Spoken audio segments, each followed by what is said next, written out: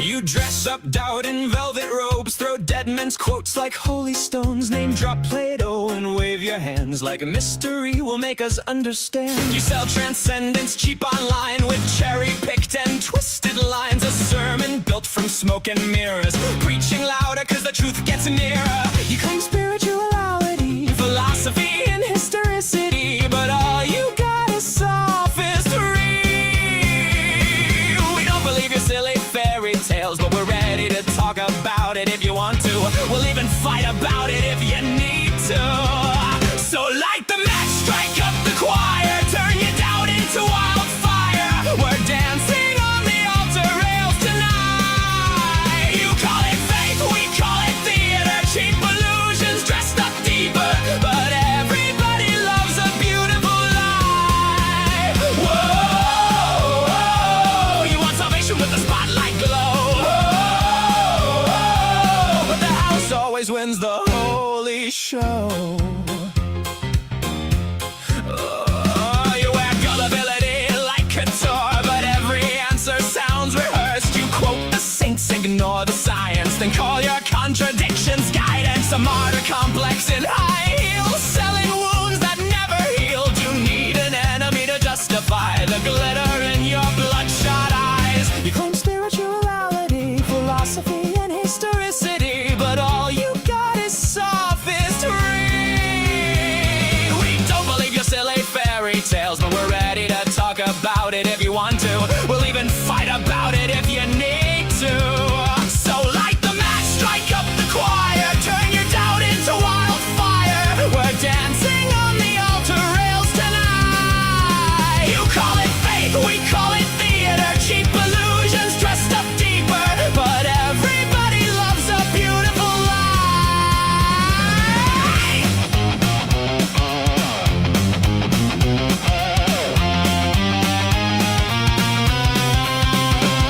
And if heaven's just a green room backstage, then who's been writing all your lines? You pray in public for the applause, then curse the crowd when they don't buy. By the way, darling, not sure if you know this, but we absolutely noticed that your family values venom has infected your whole system now. It's dripping on your ballots, making every vote a weapon. Your blind faith inspired prayers are now our Christo-fascist nightmares.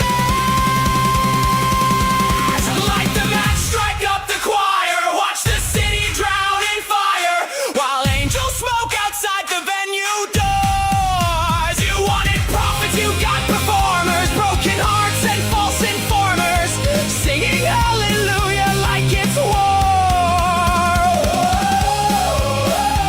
Well, now welcome to Async, where we just wanna know all the fears, ideas, dreams, and doubts that you sow. Saints burn up in orange and purple glow. Whoa, and the sinners steal the whole damn show.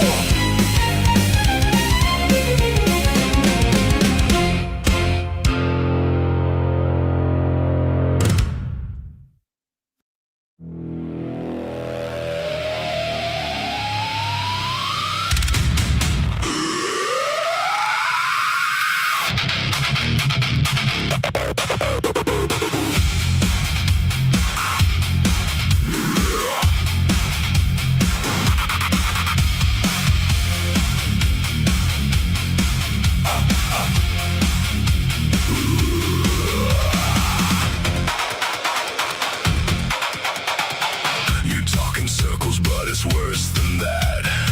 You spin around and never find your way back, round and round while you twist and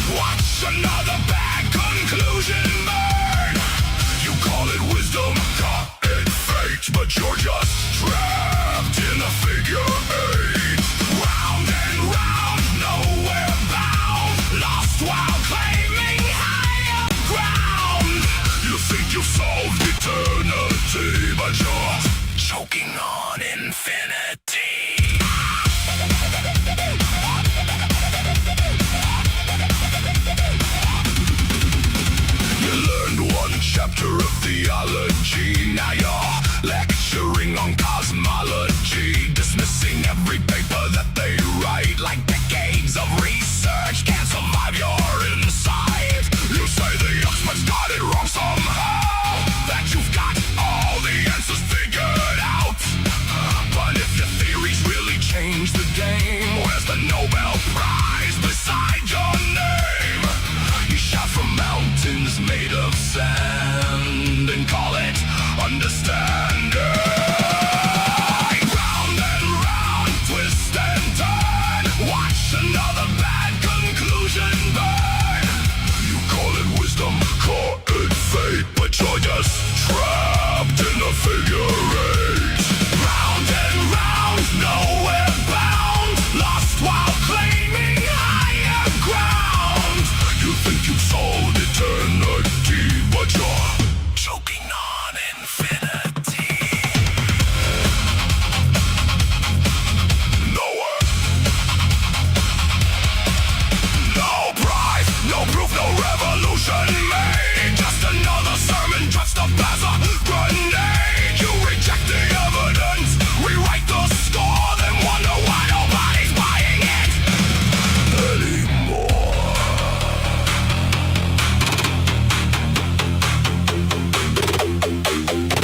You cry about evolution every day, 'cause you need to feel you're built a special way. A soul that lasts forever after death, a cosmic guarantee with every breath. You'd rather trust a tale that's centuries old, a man from dirt and a rib turned whole, than scream, why are there still monkeys from the crowd, while screeching like one twice as loud.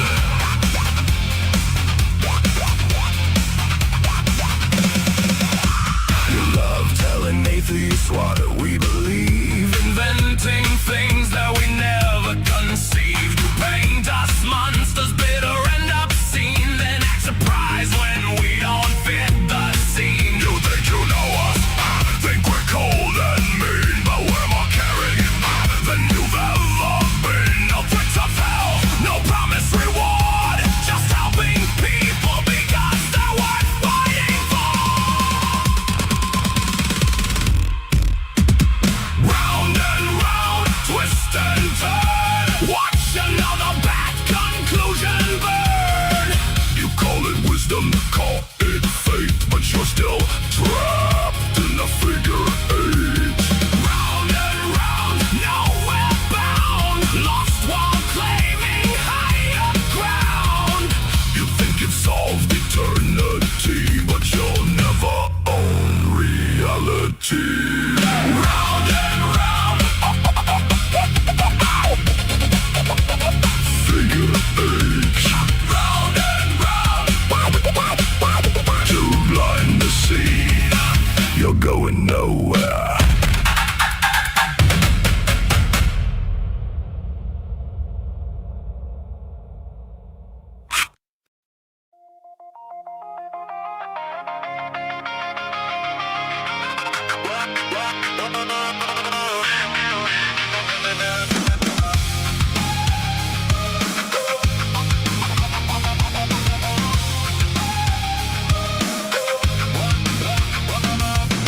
You walked in with your paperback scars, talking like you travel worlds beyond the stars. You don't understand, I've seen both sides, but your dark years were sneaking beers and teenage fights. Now you're preaching from a pedestal online. You think to send us some rebellious crime. You say you know exactly how we think, but your whole testimony's hanging by a string. You say doubt was just a phase, but curiosity's a craze. Now you weaponize your past to make every question sound so bad. You can't disagree with me because of what I used to be. I claim to dismiss your whole worldview just to take your agency away from you. I used to be an atheist, even though I don't know what it means. I used to be an atheist, but really I was just a rebellious teen. Really, really, really, really, really.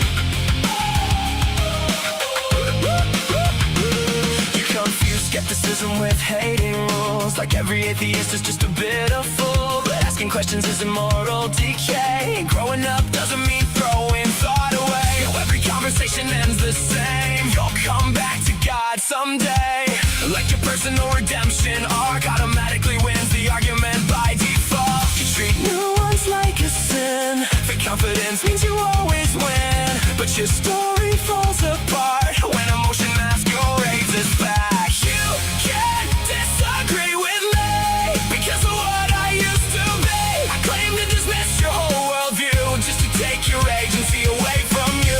I used to be an atheist, even though I don't know what it means. I used to be an atheist, but really I was just a rebellious teen.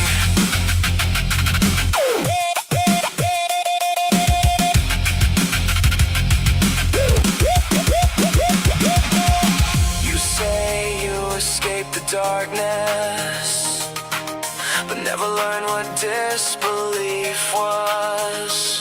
Shadow boxing paper tigers in your head, then declare the whole debate dead. Every conversation's a battle in the war, turning into the same old score. Trust me, bro, I've been there too. No, bro, you just hated curfews. You can't disagree with me because of what I used to be.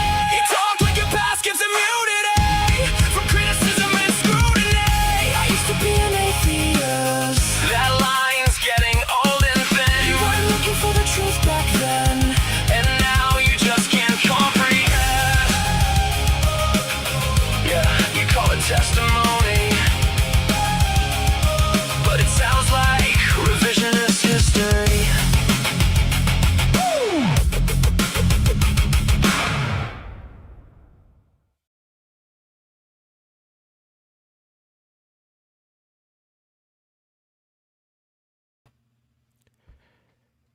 Good evening, folks. Welcome to Async. I hope everyone has had a wonderful Saturday. I know I had a very eventful Saturday, but I'm glad to, finally be sitting down, able to relax, and hang out with everyone tonight. So first things first, let's say hey to all of our friends that are already hanging out in chat. Looks like we got Joker coming in first tonight. Congrats, Joker. Then we got Nave, Slug Racer, Professor Hizzle.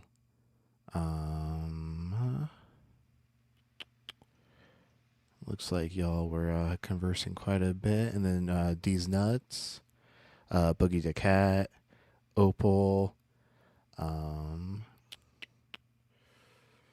more conversation, JR, Silvafet.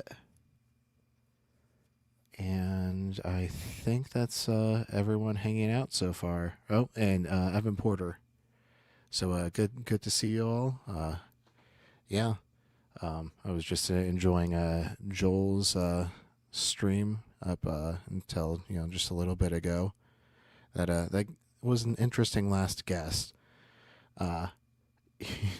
Joel was able to track that. He wasn't really a Christian, which was it led to a very interesting conversation, and you can tell that this guy is struggling with his family dynamic, and I really hope he's able to figure out a dynamic that works for everyone. It's tough when you have conflicting beliefs going on in your family, but that's just the nature of the human mind. We're not all going to believe in the same thing. All of our interests aren't always going to align, so we got to figure out, the best way to navigate that and coexist. But yeah, tonight I've got a couple videos lined up that we can jump in and start reacting to while we wait for people to come on stage. Let me double check, make sure we got that invite link posted.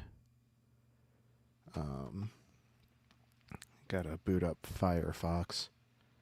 I always have Firefox closed when we're streaming because I am a digital hoarder. I have like 100 tabs saved up on Firefox right now that I keep telling myself, oh, I'm going to eventually go back to this and read this article, or, check out this plugin, or anything. I might just need to, like, take an afternoon and go through everything and get it all closed out.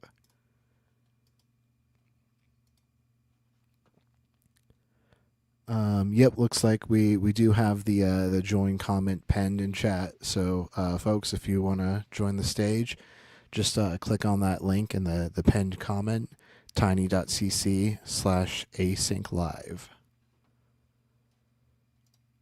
Let me get Firefox closed so it's not eating up a bunch of RAM. All right, so tonight, looks like we've got. Oh, it's weird. It didn't load the video. Loaded the channel. Okay, so we've got a Planet Peterson clip titled "Zesty Little Twerp Won't Shut Up." John Cohen clip titled "Ultimate Proof of God Gets Absolutely Dismantled." Looks like it's about tag. A Dr. Blitz video, "Flat Earther Hates Evidence." Blitz always does well with the flat Earth. And then a Ian clip that I had pulled up for last night, but we had so many discussions going on last night that I think we only got through the Professor Dave video. We started a Dr. Blitz video, but more discussions popped up, which is always a good thing. I prefer having actual discussions instead of just reacting to videos all night. So if any of those suggestions jumps out to anyone, Ian, Dr. Blitz, John Cohen, or Planet Peterson, let it be known in the comments. Otherwise, I'm just going to pick a random one, and we'll start with there. Start from there, not with there. Ugh. Guess that's a sign I need to open this up. Get some energy drink going.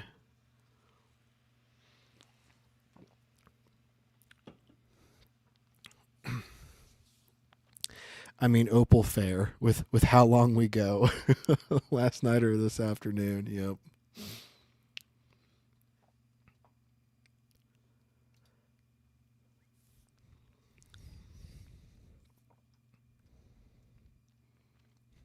Oh, I'm sorry, Evan P. I didn't see you pop in there. Good to have you too. I I have to play the unbiased parent. I love all my children equally. But if you two want to fight it out and have your Homelander moment, go right ahead. Or not Homelander. God, I got the boys on the mind. Highlander. Hey Gretchen, how's it going? It's going pretty good. So far, so good. So, at least I'm awake. Yep. That's a good thing. Did you hear the videos I have suggested for reaction tonight? No, I did not. What are we fucking with tonight? We got Planet Peterson, John Cohen, Dr. Blitz, and Ian. The Ian clip is the one I had pulled up yesterday that we didn't get to because we had plenty of good conversations going. But the Ian clip is titled Christianity or Christian claims slavery is quote unquote rehabilitation. The Dr. Blitz clip is about a flurf titled "Flat Earther Hates Evidence." The John Cohen clip is about someone using tag titled "Ultimate Proof of God Gets Absolutely Dismantled." And then I'm not sure the topic of Planet Peterson's video, but it's titled "Zesty Little Twerp Won't Shut Up." Cool.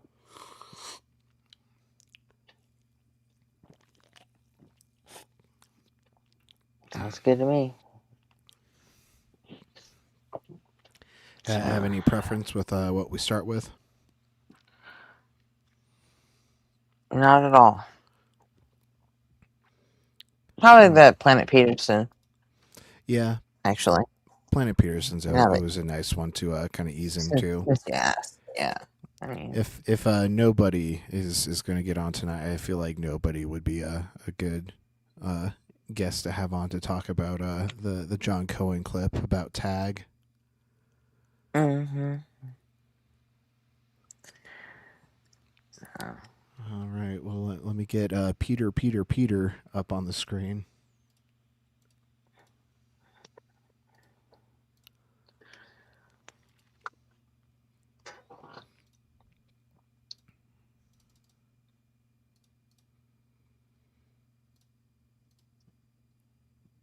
I'm going to college. It's real. Oh. YouTube's autoplay shenanigans. Yeah, I hate autoplay. Oh, looks like my my little Highlander Homelander slip up got everyone talking about the boys in chat now. Oi, Huey, we gotta do Homelander in it.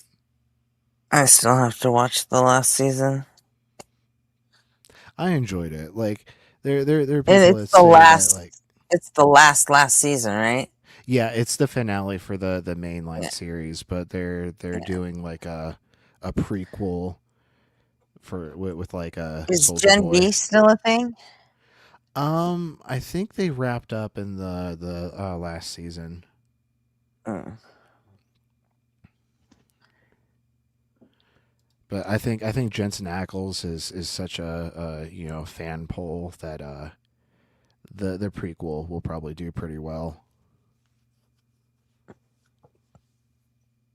Yeah. They're also working on a new Supernatural. No way. Oh, that makes me so happy. Like Supernatural was one of like the first like long series that I ever like actually dedicated like a good sit down to get through all of it. And it's like what, 15 seasons? Yeah, 15. Yeah. Great show. I actually cried when that ended. I can understand that. You know, I felt like such an asshole, but I'm like, I spent 15 years of my life with these guys, you know? Yeah, that's fair. When you're in it for that long, like you become emotionally invested. Oh, yeah. Like even though It's Always Sunny isn't as serious as Supernatural, like I feel like I'll have a good cry when that finally ends. Yeah. And I don't think they'll be going on for too much longer because Danny DeVito, he's getting up there in age, and like it just won't be the same show without him. Like even though like they had the first 2 seasons without Danny DeVito, like he's now like a pivotal part of the show, and so to lose him would be like losing like an entire limb. Yeah.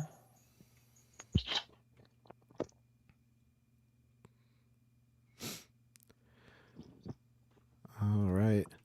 Well, folks, looks like we're ready to jump in. Let's get ready for this zesty little twerp who won't shut up. Really expensive. I'm having a baby. They're really expensive. I sell books though. Oh my gosh, I didn't know that about Eric. That's great. That's so exciting. Oh, yeah, he announced it on the Professor Dave bingo card video they did. Okay. Well, W's for baby Peter. They're really good. You should also subscribe. Oh, got a couple more friends filtering into chat. Looks like we got Charles Oliver and Darth Gently joining us. Good to see you guys. Hey, guys. Evolution definitely contradicts the Bible unless you're just going to end this. Because the Bible says all of the creatures were specially created in a garden a few thousand years ago. I think Redeemed Zoomer thinks otherwise. It's a person on who basically is Protestant and knows a lot of things about Catholicism, Protestantism, Christianity, blah blah blah. I have other question. Who proposed the Big Bang? Protestant. So Like, I is he fucking for real? that must be the zestiness, but he just brought up something that, like, pisses me off to no end. Like, who proposed the Big Bang? Yeah, it was some Catholic priest, and this is what is known as a genetic fallacy. No, I'll pull up the exact definition. So, a genetic fallacy, also known as fallacy of origins or fallacy of virtue, is a fallacy of irrelevance in which arguments or information are dismissed or validated based solely on their source or origin rather than their content. So I predict that, Guest is getting ready to say, oh, well, Christians own the Big Bang. It's a Christian-made concept because a Catholic came up with it. Georges Lemaitre. All right. And why are you using his theory exactly? Well, He I was don't a Catholic priest to explain God. That whole theory was to explain God. No, it wasn't. He was. Yes, it was. You can look it up. Sorry to say, but I have looked it up, and Yeah. that's not true. Do you know? Yeah. Okay. All right, buddy. What did he do for a If you look it living? up, buddy, you can hear him literally say, word for word. I don't Guess care. what? Oh my God, I already hate the Guests so much. I do Holy too. shit. I I do don't too. usually get rage baited this easily, but just something about it has spiked my cortisol for sure. Buddy, guess what, bud? Want to know something? That you had. Do you want to know something, buddy? You want to know something? It's a simple question. Do you want to know? You could do so. All right, I guess you don't want to know. But basically, I'm going to still tell you anyways. The reason why. What did Georges Lemaitre do for a living? Was to explain God. What did Georges Lemaitre do for a living? Yeah, he was a Catholic priest. As well, buddy. I could. Sorry, folks. I gotta skip that so we don't get a copyright Jeopardy theme. Likes to ding ya. Share my screen, but I'm not going to. Georges Henry Joseph Edouard Lemaitre. You read that? Catholic priest. Was a Shut Belgian. the fuck up, bitch. That's a Catholic priest. You're dumb. You're dumb. That's a Catholic priest.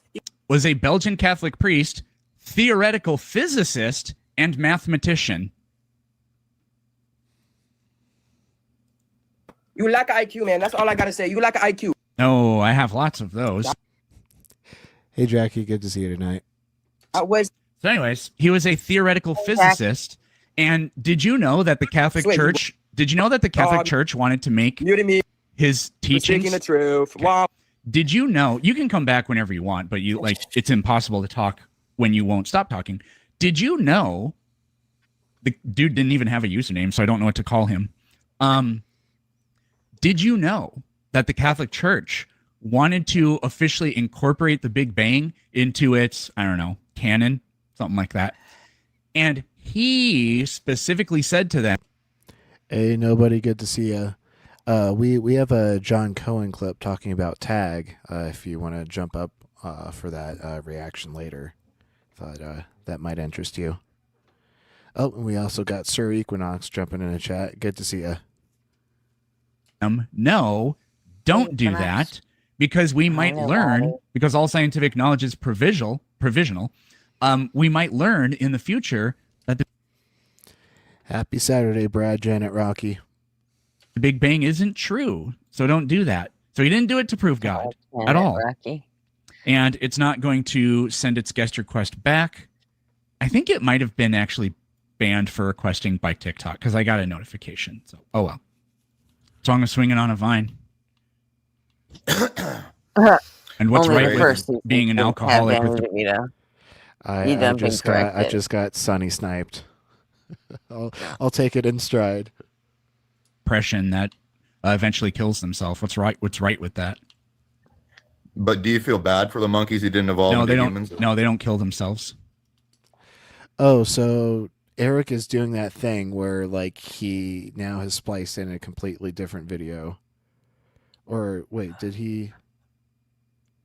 Okay, yeah, this is later. Probably same stream, but later in a different color. So unfortunately, I don't think we're going to get that zesty color back. Unfortunately or fortunately, I can already feel my cortisol levels starting to drop. So maybe it's for the best. I feel bad for humans that do all that stuff because of the plagues of modernity. That was really stupid of us to do that to ourselves. So do you want to be a monkey? No, because I'm a pretty successful human. Oh, The number of interesting. monkeys I feel bad for is, for the most part, just the ones in the zoos. Hey, WV and Isa, good to see you guys. The number of people, how much of humanity do I feel sorry for? And Maple. And hello, Maple. Yep.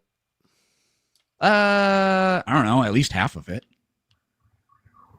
Yeah, but wouldn't it be fun if the monkeys evolved a little bit so where they could at least talk and tell us what they wanted? They didn't, it didn't happen. Remember when you were a kid? Oh, I'm getting old now. Those memories are long gone. Do you kind of remember the general idea and sentiment of being a younger person? Oh, A younger yeah. I fixed it in the shorts, in the vert stream. I didn't fix it in the. Hang on. What needs to be fixed? The call-in link. Oh, darn. Yeah, I copied I and only looked pasted at weird. I only looked at the vertical link when I was confirming Yeah. that. It's my bad. Copied and pasted it weird.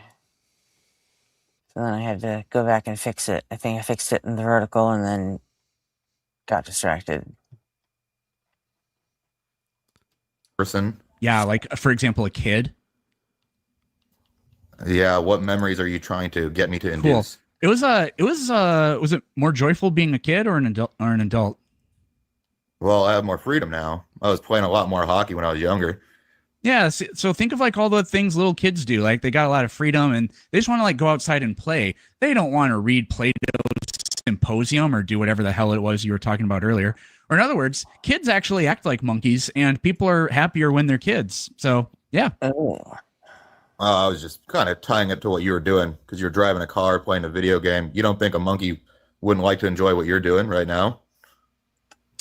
Maybe you could probably train a monkey to play a video game, a really simple one, and maybe they would like it. They haven't evolved. They can play with Rubik's cubes and stuff like that, but Now, let me know for a when you're video done. game console, There's a difference between like sliding the edges of a Rubik's cube and actually solving it. So like I don't know like what definition of play Caller is trying to use, but like yeah, a monkey could manipulate a Rubik's cube.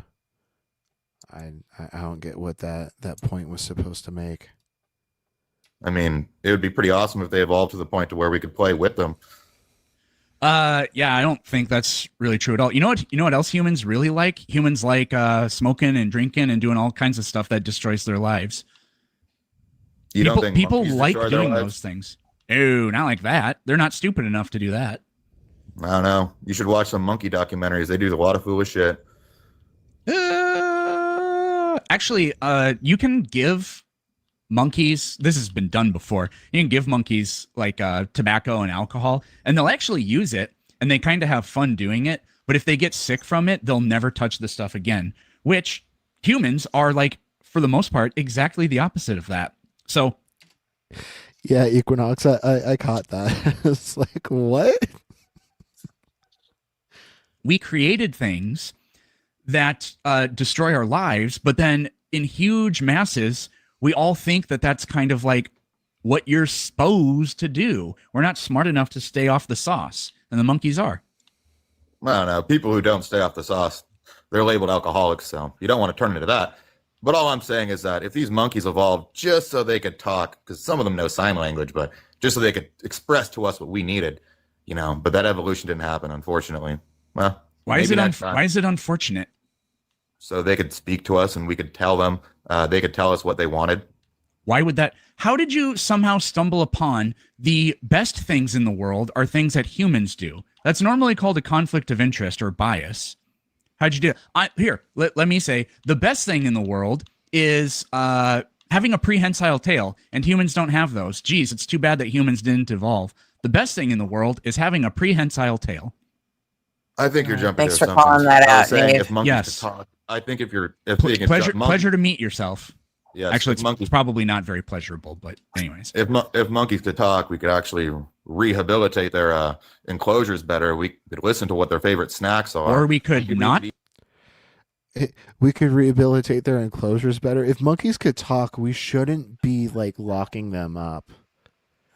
Like we probably shouldn't be locking up monkeys like period to begin with.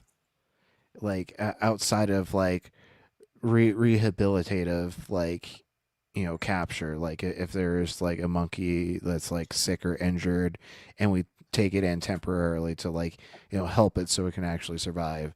But like zoos are kind of like ethically questionable.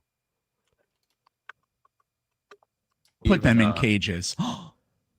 but they're already in cages. Right. And who did that? We did that. So apparently human evolution is bad once again.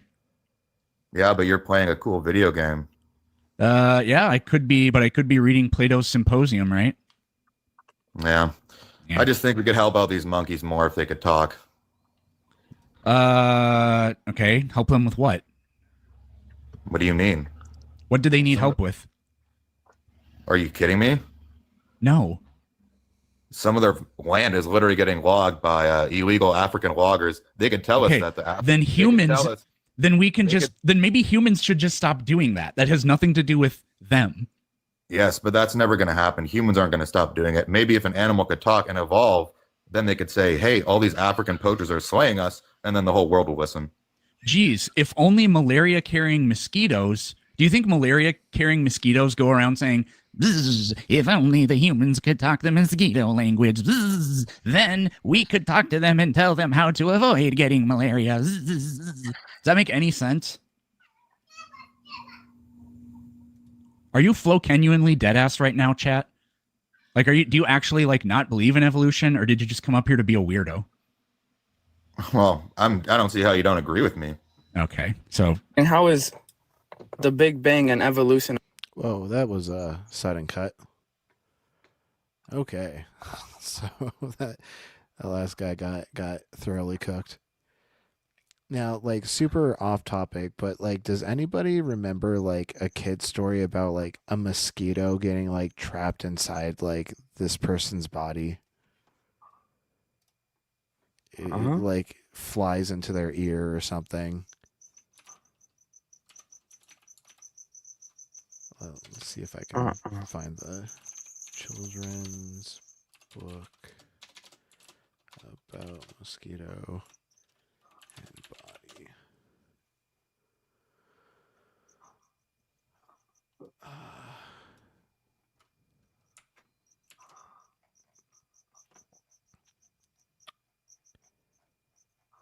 Yeah, no, I can't find it. I just got randomly reminded of that when Eric was doing his little mosquito impression. Because they're like growing up, I had this book and it also came with a cassette tape, and like someone narrated it and did like a voice very similar to what Eric was doing. And so that just like fired off all my like childhood neurons about that book. Uh-huh. All right, let's listen to this next caller. That last caller wasn't really a zesty little twerp, so I don't think that like the title necessarily applies to all these callers now. It's just kind of a compilation. A fact. because they're known to be true. Don't challenge me like this, because then I will rabbit hole until I find it. I swear to the non-existent God. Well, that's the same thing. I'm asking like what proved that, like The evidence. And what evidence is that? Genetics, the fossil record, comparative anatomy, embryology, common sense when it comes to evolution.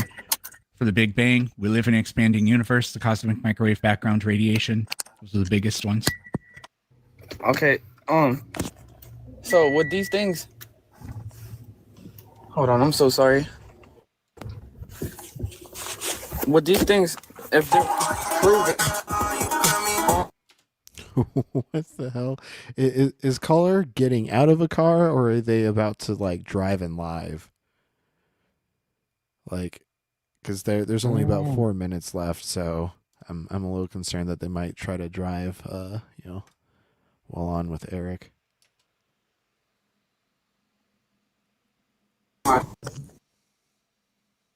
Why do people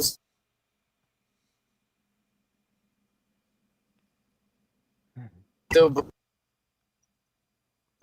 Buddy, I haven't heard anything you've said for the last 20 seconds after you turned on your car. The radio started blasting, and now I don't hear anything at all. So,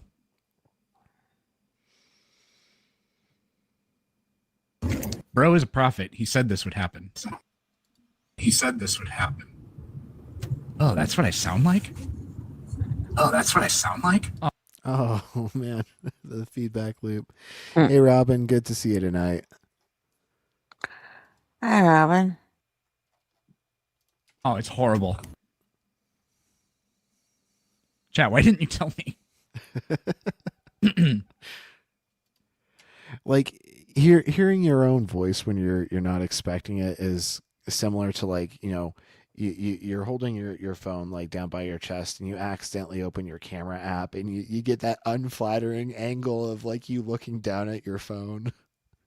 Very similar experiences. Okay, can you hear me now? Yep. All right, I'm sorry. I was just saying, wouldn't all that? Why do people still believe in religion and stuff if all that is proven? I don't know. People, it's a pretty well observed phenomena that when you form beliefs not using evidence, evidence is extremely Phenomenon. feckless at being able to erode those Singular. beliefs. So that would be one reason, maybe the reason. But you know, for a lot of people, it doesn't matter if evolution is true because that doesn't mean God doesn't exist, which is pretty much true. It might depend on the God, but it's pretty much true. Well, I think if evolution is true, it would low-key disprove it, because if we Oh, and hi Victoria. Sorry, I missed your message in chat. came from, you know, molecules learning how to replicate themselves and stuff like that, then Okay, molecules didn't learn how to replicate themselves. That's not, like, you know, how chemistry works. There's no intentionality behind it. It's just, you know, the system working as the system does. And hi Evian. Hope you're having a good Saturday. Adam and Eve wouldn't be real. You know what I'm saying? Well, that would just disprove the Christian God. But you know, a lot of Christians have figured out ways to harmonize those two ideas. But as I said, it might disprove some sort of God, but not just the idea that God exists. Well, I'm also like agnostic or whatever and grew up. You're also driving, so goodbye. Get a free book, 2 free. Yeah, I called that. Uh-huh. Huh. I kind of wish, you know, Eric's clips were like longer of the same guest, because, like, you know, I like to be able to like bite into a conversation a little more than, like, you know, 5 minutes at a time, but it's still entertaining. Oh, looks like we got Bacon and Bush in chat. Good to see ya. Hey, Bacon. I'll probably be having some Bacon and Bush on the 4th.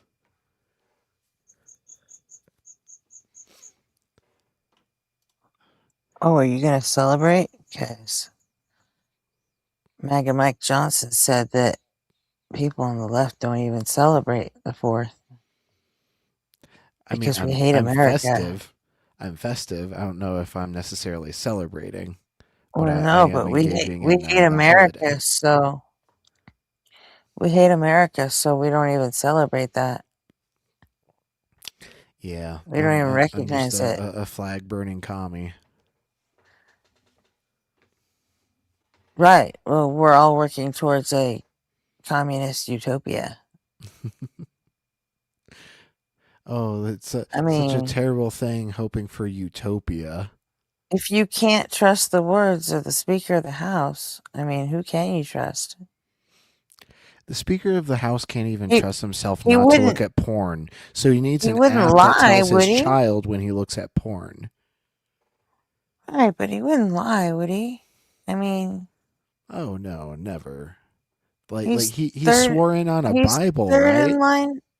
Yeah, he's actually second in the line of succession for president. So, I mean, he couldn't lie. That would be wrong, wouldn't it? Oh, so wrong. Yeah, that's what I thought. You know, you would expect if like, you know, the Christian God was actually real and like, you know, people were swearing in on the Bible, like, taking their oath of office, that like God would Mhm. actually like punish people for you know, using his word to you know, further their lies.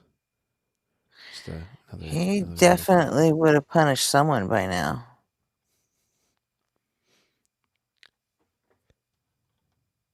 I feel like I saw another name in chat. Oh yeah, Hayden Walton.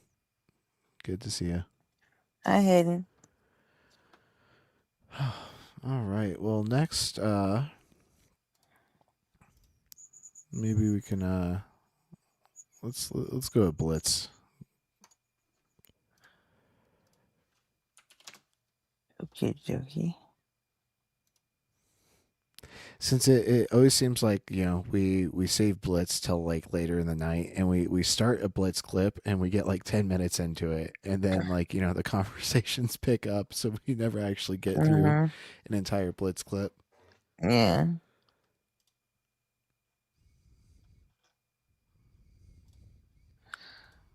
But that's okay too, because you know, if we get to that point, then it's done its job, you know. I gave you an example of the It's a good problem to have. Mm-hmm. This one sounds a little quieter. kind of experiment that you could conduct yourself. Well, I'm sorry, do you just not like evidence? Are you just not an evidence fan? Like, I get it. I get it. If you're not a fan of evidence, if you would just rather believe whatever some TikToker or YouTuber told you, then like, I get it. Like, maybe the globe Earth just isn't for you because like you're just not into that kind of thing. I'm an evidence guy. Like, I like to believe the true thing about the world. So if I'm not sure, I just go out and look at the experimental data, and then I come to the conclusions based on that experimental data. But if that's not for you, that's not for you. I get it. Morpheus, how's it going? Hey, good. I want to see if we can finish up this last conversation we had. Did we speak? Have we spoken before? It was about 2 months ago, and live just shut down on us because I had you in a corner, unfortunately.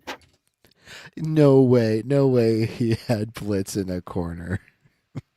Like starting out with like the cope and straight up lying is wild. And it obviously like made no impression on Blitz because Blitz doesn't recognize their voice or their name or anything. It's like, you know, you go to enough parties and you like meet the same people, but only at those parties, like you're eventually going to like, you know, meet someone that like you don't realize that you're not meeting for the first time, and you're like, Yeah. you're like, oh hey, nice to meet you, and they hit you with oh, we've actually met before. Yeah. I'm trying to see. Oh, we spoke on January 22nd. Does that sound right? Yeah, it could have been. Like 5 months ago. I don't actually remember talking to you, but yeah, we can. Actually, you went up on the YouTube channel. Okay. Did you know that? Oh, nice. Jam Nick, my dude, good to see you. Happy Saturday.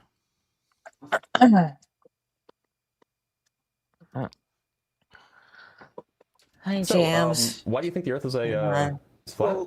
Well, here's the problem: is that when you accept the gravity model, it doesn't make sense. You have two different models. You have a model apparently for space, and you have a model apparently for Earth. And Yeah, what can you I mean, elaborate on that? What do you mean? well, when we All right, accept hang gravity, on. Where's we're that? There it is. Hey, Jams. Rock on, Gretchen. Hey, anything for Jams. supposed to expect mutual attraction. So when we're told about planets, we're told that planets are attracted to each other, right?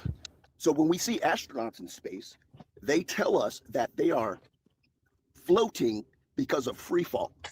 So what I'm trying to explain here, how do you have the effect of free fall for astronauts, but yet on Earth we have stable ground, and we don't see any of that. We don't see any free fall effects on Earth. But we Sure you know do. If you're falling, you are experiencing free fall. I understand that, but where I'm okay, so I'm in a chair. I'm in a chair right now. How do I expect to see free fall if I can drop sitting in a something. chair? I understand, but If you are not experiencing free fall, if you're sitting in a chair. okay, so let me ask you this question. Please. If you are in an airplane and it drops straight to the ground, are you in free fall inside that airplane? At least until you hit terminal velocity. Initially, you would be at free fall, but there are other forces involved, so you're not going to be exactly in free fall. Okay, but what I'm saying is that when we look at linear motion, we know, or you tell us that we don't know that we're in linear motion. We know that, but in free fall, What do you mean by linear motion? When you say that we're in a plane and we go 500 miles an hour, sure, you tell us that we don't notice it, right? Yeah, I mean, like, you know, I can sleep on a Does he just mean a constant velocity? As in, like, we're not accelerating? Is that what he means by linear motion? Wish I could sleep up I there. don't I know can't if sleep even he knows because I can't what it means. Right. while sitting up, but people can sleep on planes. We can have a cup of water sitting on a table, and so like the cup of water is going to behave exactly as if the cup of water was sitting on the ground. It's just going to sit there. It's not going to be rippling. It's not going to be pushed back or anything. It's just going to be sitting there. So yeah, I mean, like, you know, barring turbulence, of course, it is going to be indistinguishable from just sitting on the ground. But that's the whole point.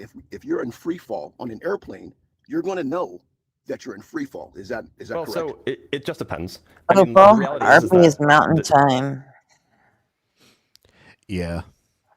Good old Colorado.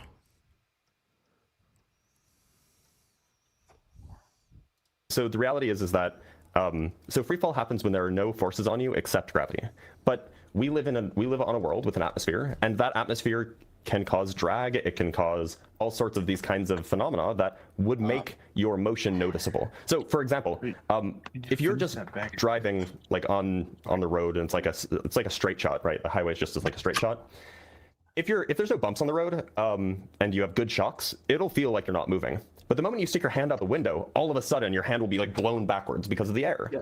And so the effects of the atmosphere can absolutely make your motion appear or make your motion feel like it's not, you know, at rest, or make it seem like you'll actually notice the motion, if you will. But that's because of the air. It's not because of the motion, right? It's because the air is there. If you were in a vacuum, you wouldn't see that happen. Yeah, but that's my whole point. Everything that you're describing has a effect that has nothing to do with the rotation of the Earth or gravity. You're giving me air excuses. You're giving me putting my hand out the window, but that doesn't correlate to any of these mechanics that you're telling me that I'm dealing with, right? I'm sorry. What's the objection? When you're saying that I'm putting my hand out the window, you're saying it's because of the air. Is that correct? Yeah, of course, and that makes sense, right? You can feel the wind on your hand. We all understand that, but if I'm sitting in a chair and there's no wind and it's just a day where it's just really light outside, where does that correlate to gravity or rotation or anything with that? Because we can just look at the weather and to be clear, gravity and rotation are different things. So I'm not. I understood that we were talking about gravity. You're bringing up rotation. I don't really understand the correlation here. Well, the problem is that here's what I'm going to say. Back to gravity. They tell us that astronauts are floating because of the apparent free fall motion that they're in. Right. Yep. That's what they tell us. Yep. What I am saying is that we're on stable ground. So there's nothing that tells us that we are in free fall on Earth. Right. We're not in free fall. There you go. We're on stable ground, sir. So when we're not in free fall because there's forces acting on us. But that's besides gravity. Free fall only happens when the only force acting on you is gravity. If there are other forces involved, then you're not going to be in free fall. You could say whatever you want, but ultimately, if you're going into a building designer, if they're building a skyscraper, they're going to have to take the assumption that the ground is stable and not moving. Would you not agree with that?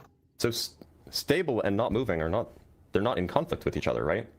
For example, that's what the ground is doing, though, sir. It's not moving and it's stable. That's how they're building a skyscraper. It's not moving relative to what? It's just not moving.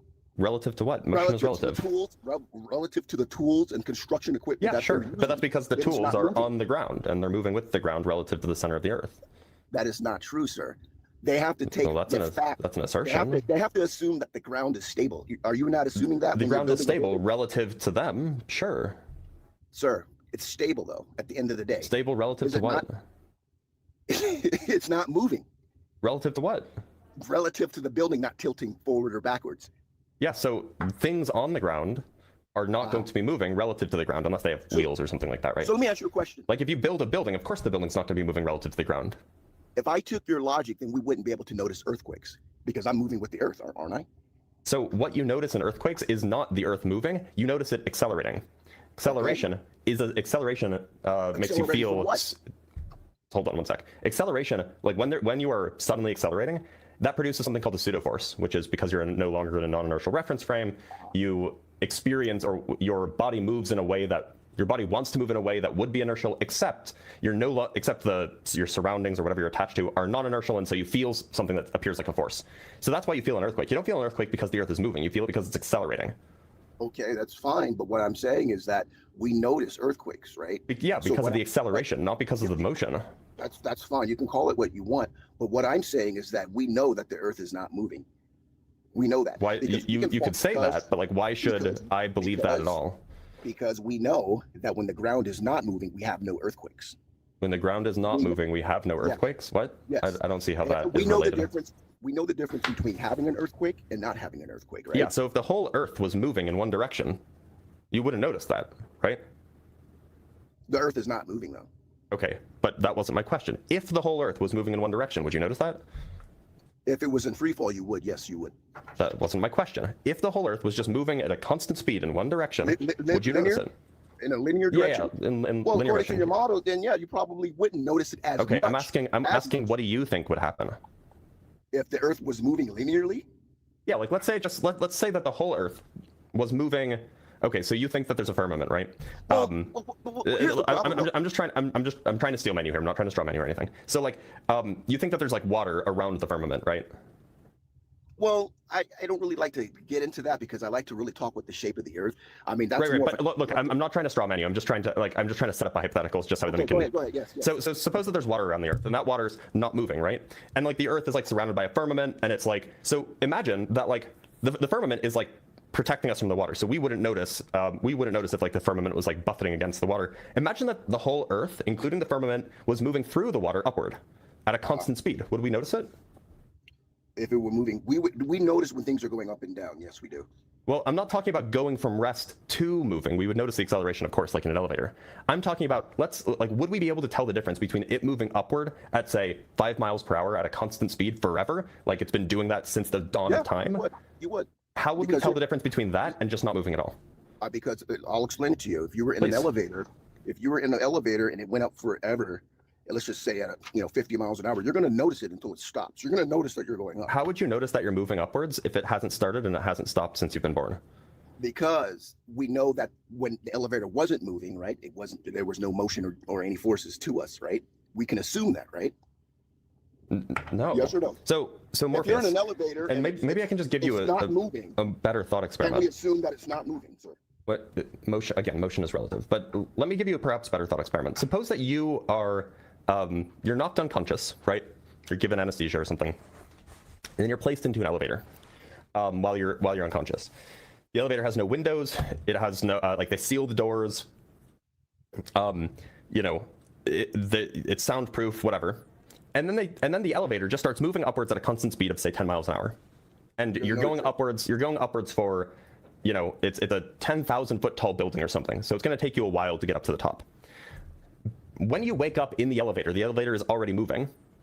Are you able to figure out whether or not you're moving from inside the elevator?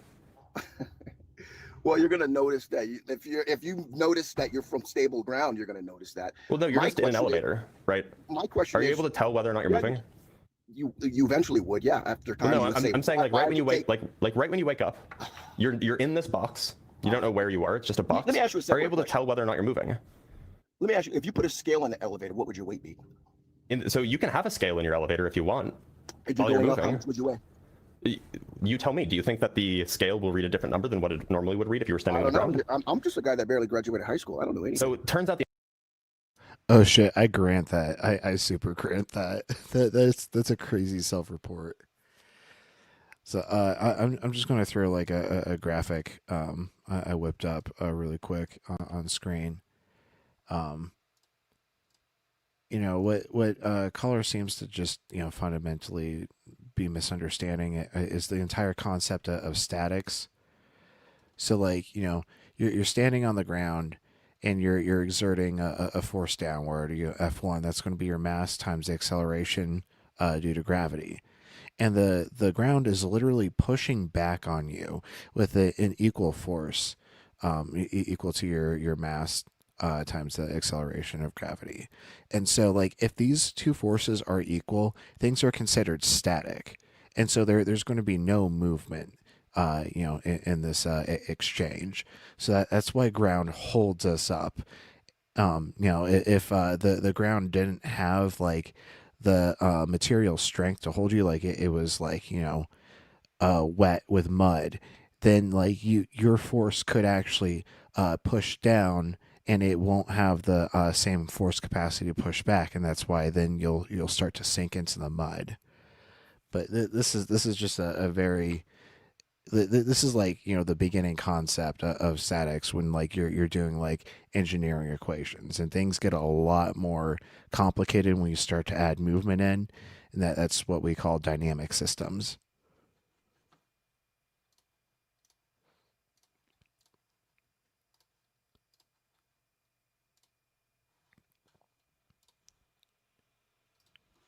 answer is it, and you can actually test this on an elevator. It will read the exact same number. Okay, so what happens when you're in free fall? When you're in free fall, it'll read 0. The scale. Okay. But So I really need an answer to this. This is really important to make sure that we're like talking about the if same you're thing. saying the ground, if you're While saying you're that in this elevator, which again, you don't know, like you just woke up in here, you don't know if it's moving or not. What could you do to figure out if it's moving? well, you would basically know that. I mean, you're basically saying that if you're in an elevator, if I can know if you're in free fall and you're dropping, You're not in free fall. You're in an elevator. But here's the thing. That's the problem. The elevator is moving upwards at 10 miles per hour. I get what you're saying. But So what how I'm would you saying- figure out that you're that's moving? fine. What would you do? That's fine. But how do you tell us that the astronauts are floating in space? Can you please answer my question? I don't know why you're like avoiding it so much. Okay. Like, Well, you so would have- in you would this have to know- you would have to scenario, know- how would you figure out that you're moving? You would have to know what stable ground feels like. You would have to have the right. I mean, you look like you're Yeah, a normal if he- person. if he You're a brought- normal if he brought person. the You right lived on the ground for most of your life, and now you now wake if up you're in this elevator. How do you tell if the elevator's moving? Now, if you're saying that he can bring the right instrumentation, and Yeah, what instrumentation would he bring? Then he would be able to figure that out at some Like point, what? right? Like what? What would he There's use? altitude readers. He would be able to figure that out, how high his altitude is. How do altitude readers work? How do altitude Just use an accelerometer. Jesus Christ, this fucking guest. readers work? I'm not going to get into that. He can figure out his G forces. He can figure out a lot of different Well, things. there's no right? G forces. Now, You're moving if at a you're just gonna constant say there's speed. no windows and I have no head, or I'm just walking. No, there's no windows. You can have whatever instrument you want in there, but you can't like use any instrument that communicates with the outside world. That's the only rule. But that's the problem. You're isolating the system for this test, but we know. Yeah. we So have I'm asking, given that you're isolated, is there given anything that that you I'm can do blind, from deaf, inside the elevator? and I don't know what's going on, and I'm handicapped. Like, look, you just woke up in here. Like, you know who you are. You have all of your past memories, but you just woke up in here. You just don't know if it's moving or not. This is how we do experiments. We isolate variables, right? So I'm asking you, is there an experiment that you can do to figure out that you're moving? Which experiment could you do? We have technical Like what? measurement systems. Like what? Like what? I just told you. I just gave you one example. I just gave you one. A G-force meter will not show you whether or not you're moving or not. In fact, it'll read 0. Sir, I said you could figure out your altitude. How would your altitude tell you? Wait, how would you figure out? Hey, nobody, how you doing? What up? Hey, nobody. Yeah, I'm just enjoying Blitz and this guy who admittedly almost didn't graduate high school. I don't think that high school would have helped him understand relative motion. Nobody probably had to struggle to graduate kindergarten. I did kindergarten twice. It's because I moved schools though, but that is That's funny. fair. That's fair. Yeah, you typically don't get into relative motion until like you're evaluating like different reference frames, and so yeah, that's a little later in most programs. Or I guess what I meant was any type of schooling wouldn't have helped him understand. Yeah, it might just be a capacity issue. Your altitude, because the air pressure is the same in your elevator. It's completely sealed. What I'm the air saying pressure is is not changing as your altitude changes. You could put it on the outside of the elevator if you like. You can't go outside the elevator. The elevator's sealed. What? I understand that. I get your cat box experiment. So it sounds like from the inside of the elevator, you can't figure out that you're moving. You can. Wait, he just called it a cat box experiment. Does he think this has anything to do with Schrodinger's cat?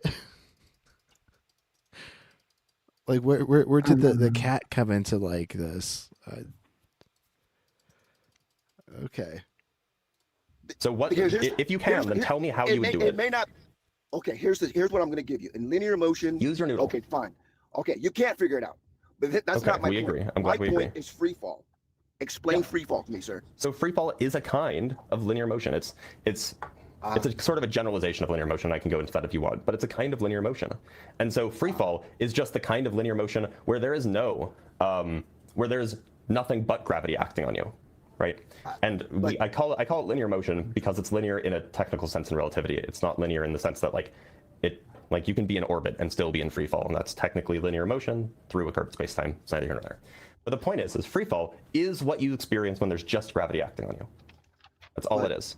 But all I'm trying to just explain is when it comes to free fall, we notice that it's not something that you just become a part of. We notice that we're in free fall. What do you mean? Well, like our stomach rises or something, or yeah, in all practical purposes, yes, we notice what free fall is. Yeah, we do, and that's just because we can distinguish it from being on the ground. Being on the ground is not free fall. Being in free fall is free fall. But my whole point is if we're being told that astronauts are floating because of free fall, then we have to assume that the Earth is also in free fall. The Earth is in free fall. Yeah, that's true. Exactly. And so we're in free fall with the Earth, but the Earth's own gravity.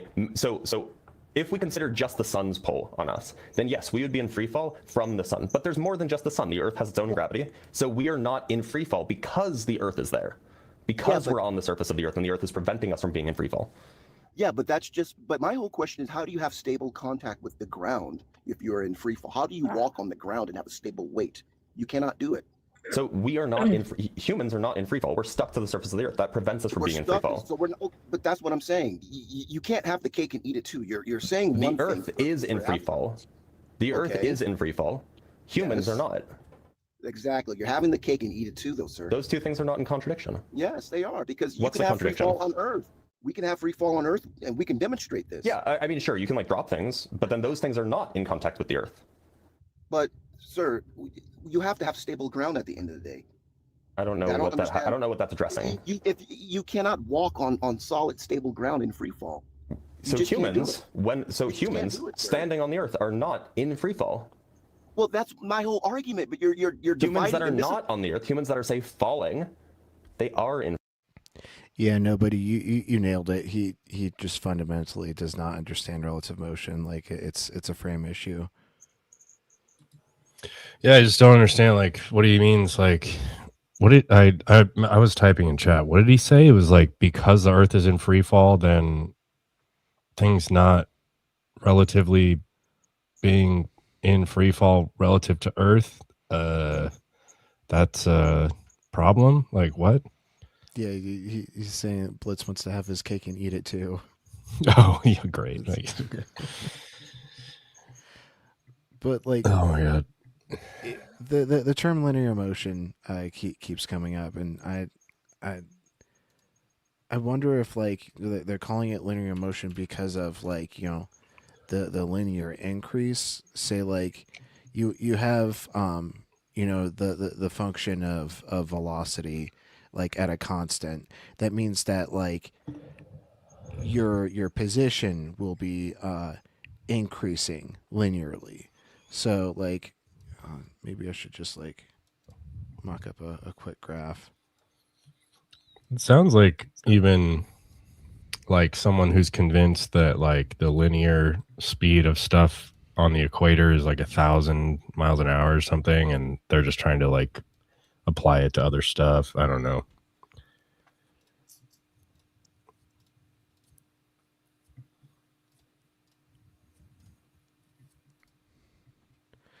Okay, so the first graph will be like your change of position. The second is velocity, and the last is acceleration.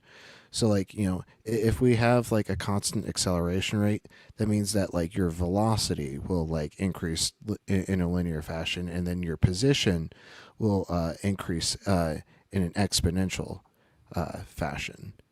Because as you get faster, the amount of ground that you cover will increase quicker. Right.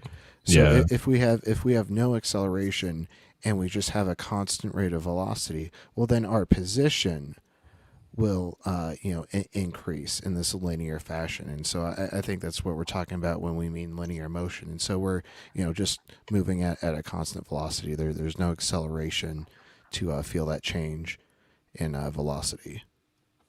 Yeah.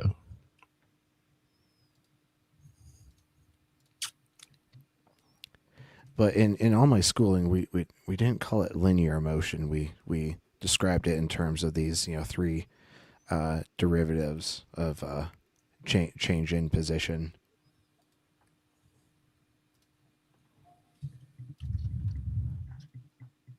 Free fall. Let me It ask you this stopped being question. in free fall when they hit the ground.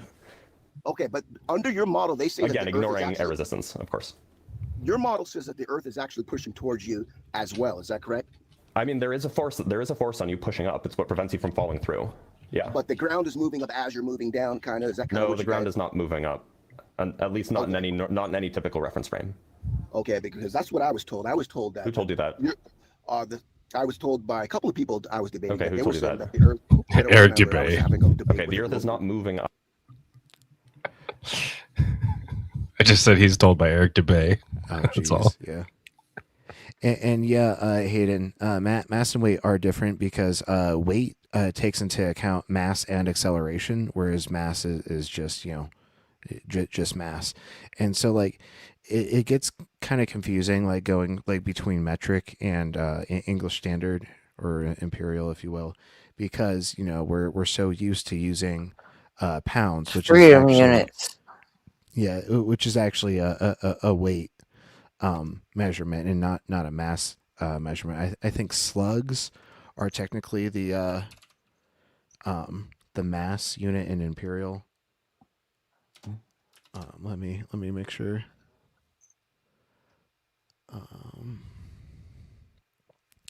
One slug is a mass equal to, yeah, okay, yeah. So slugs are the mass in imperial units or freedom units, if you will. And so then you would have to add in the acceleration of gravity to get pounds. Up. Okay, so the Earth is stable. I mean, relative to the center of the Earth is obviously not moving. I don't know what you mean by It's not- stable. okay, You it's not keep using moving. that word. Obviously not moving. Yeah, relative to the center of the Earth. I mean, like it's rotating, but like it's not like moving. Obviously relative to the center of the Earth. So Now, where of course, relative to the sun, the Earth is moving. It's like going around it, but that's relative to the sun, not relative to the center of the Earth. So like the reason why we feel so you know how like you ever go to the gym and like you do a really intense workout and then like you wake up the next day and like you struggle to like lift your arms or you struggle to lift your legs? yeah. Okay, so that feeling, that is the failure to be in free fall, right? Free fall wants your legs to be down wants your legs to be going down. If you want to get out of bed, you have to lift them. You have to fight against being in free fall. Okay. And you ever get that feeling like when you stand up and you just feel like you're sagging because you've been standing for so long, like your body feels heavy, like you can feel it in your knees? Yes. To hand in, so weight is technically a vector, a force vector when you take into account mass times the acceleration of all forces. And so like acceleration due to gravity, acceleration due to movement, So all of that. So it's not just in a gravity field. It's just like period, because like there are going to be multiple potential accelerations that you have to take into account. That's because the ground is applying an upward force on you. So it applies an upward force on your feet apply an upward force on your tibia applies an upward force on your knee, and your knee then is holding, like, it has to apply a huge upward force to keep the rest of your body up. And so you'll feel it in your knees, you'll feel it in your joints, because that's the weak points, right? It's because of the ground pushing up on your feet. Your ground pushes up on your feet push up on your legs push up on your torso. So you're saying the ground is pushing up on my feet then? Yeah, there's an upward force from the ground. The ground isn't moving, the ground is pushing up on you. The ground isn't moving. I love how they're just now touching on this, and like that was the entire point of my first graphic. God, fucking love to see it. Moving, but the ground is pushing up on me. Is this what you're saying? Yeah, I can explain it if that's not if you don't understand that. Let me just make sure. Let me say this one more time. The ground is not moving. The ground is not moving, but it's pushing up. Not moving. Hey Eric, good to see you tonight. Hope you had a good Saturday. Moving relative to you if you're standing on it, sure. Yeah. Not moving relative to me. Yep. But I'm feeling. Oh.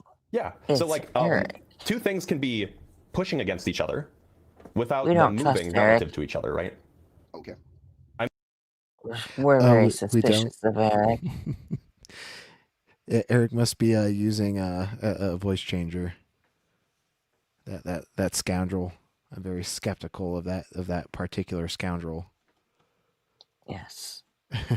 Of him and all Erics, in fact.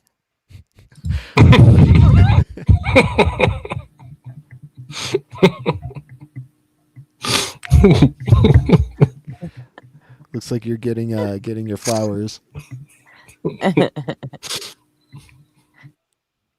Because I'm smart enough to know that you don't trust Erics. Ever.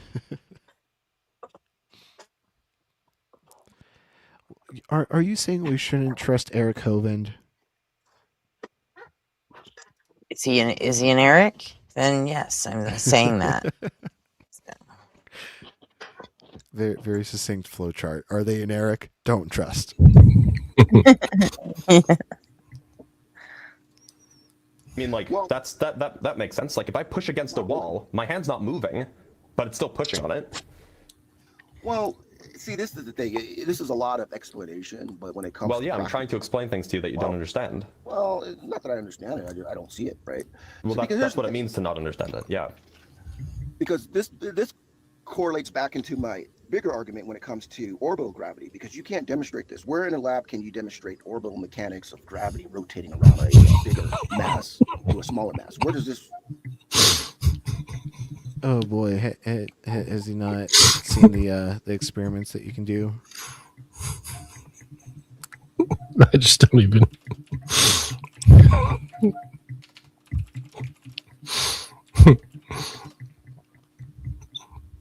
Like my first thought is that people like this are saying like, well, how do we set up a lab experiment that's as big as the solar system, bro?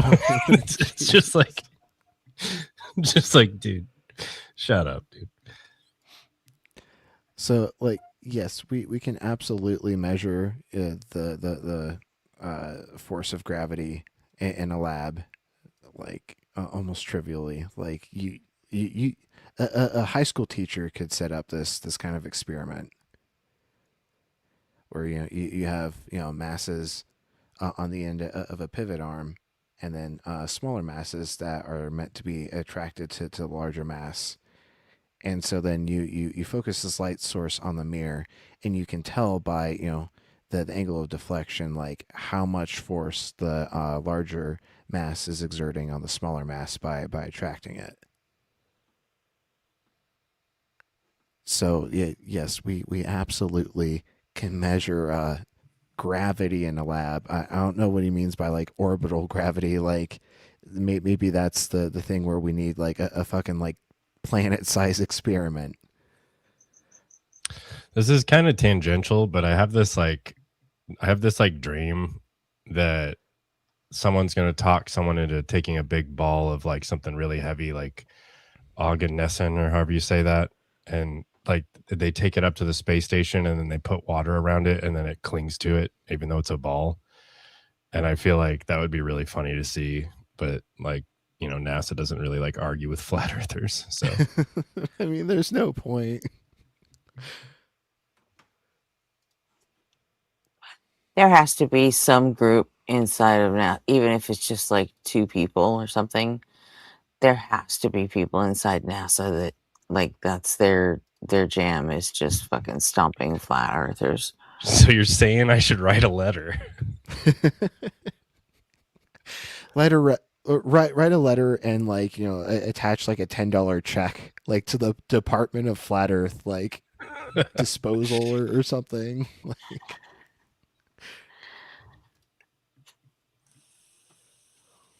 because you can't demonstrate this. Where in a lab can you demonstrate orbital mechanics of gravity rotating around a bigger mass to a smaller mass? Where does this happen? Well, we could demonstrate the attractive force, and once you have an attractive force, it's pretty easy to understand why there would be an orbital motion.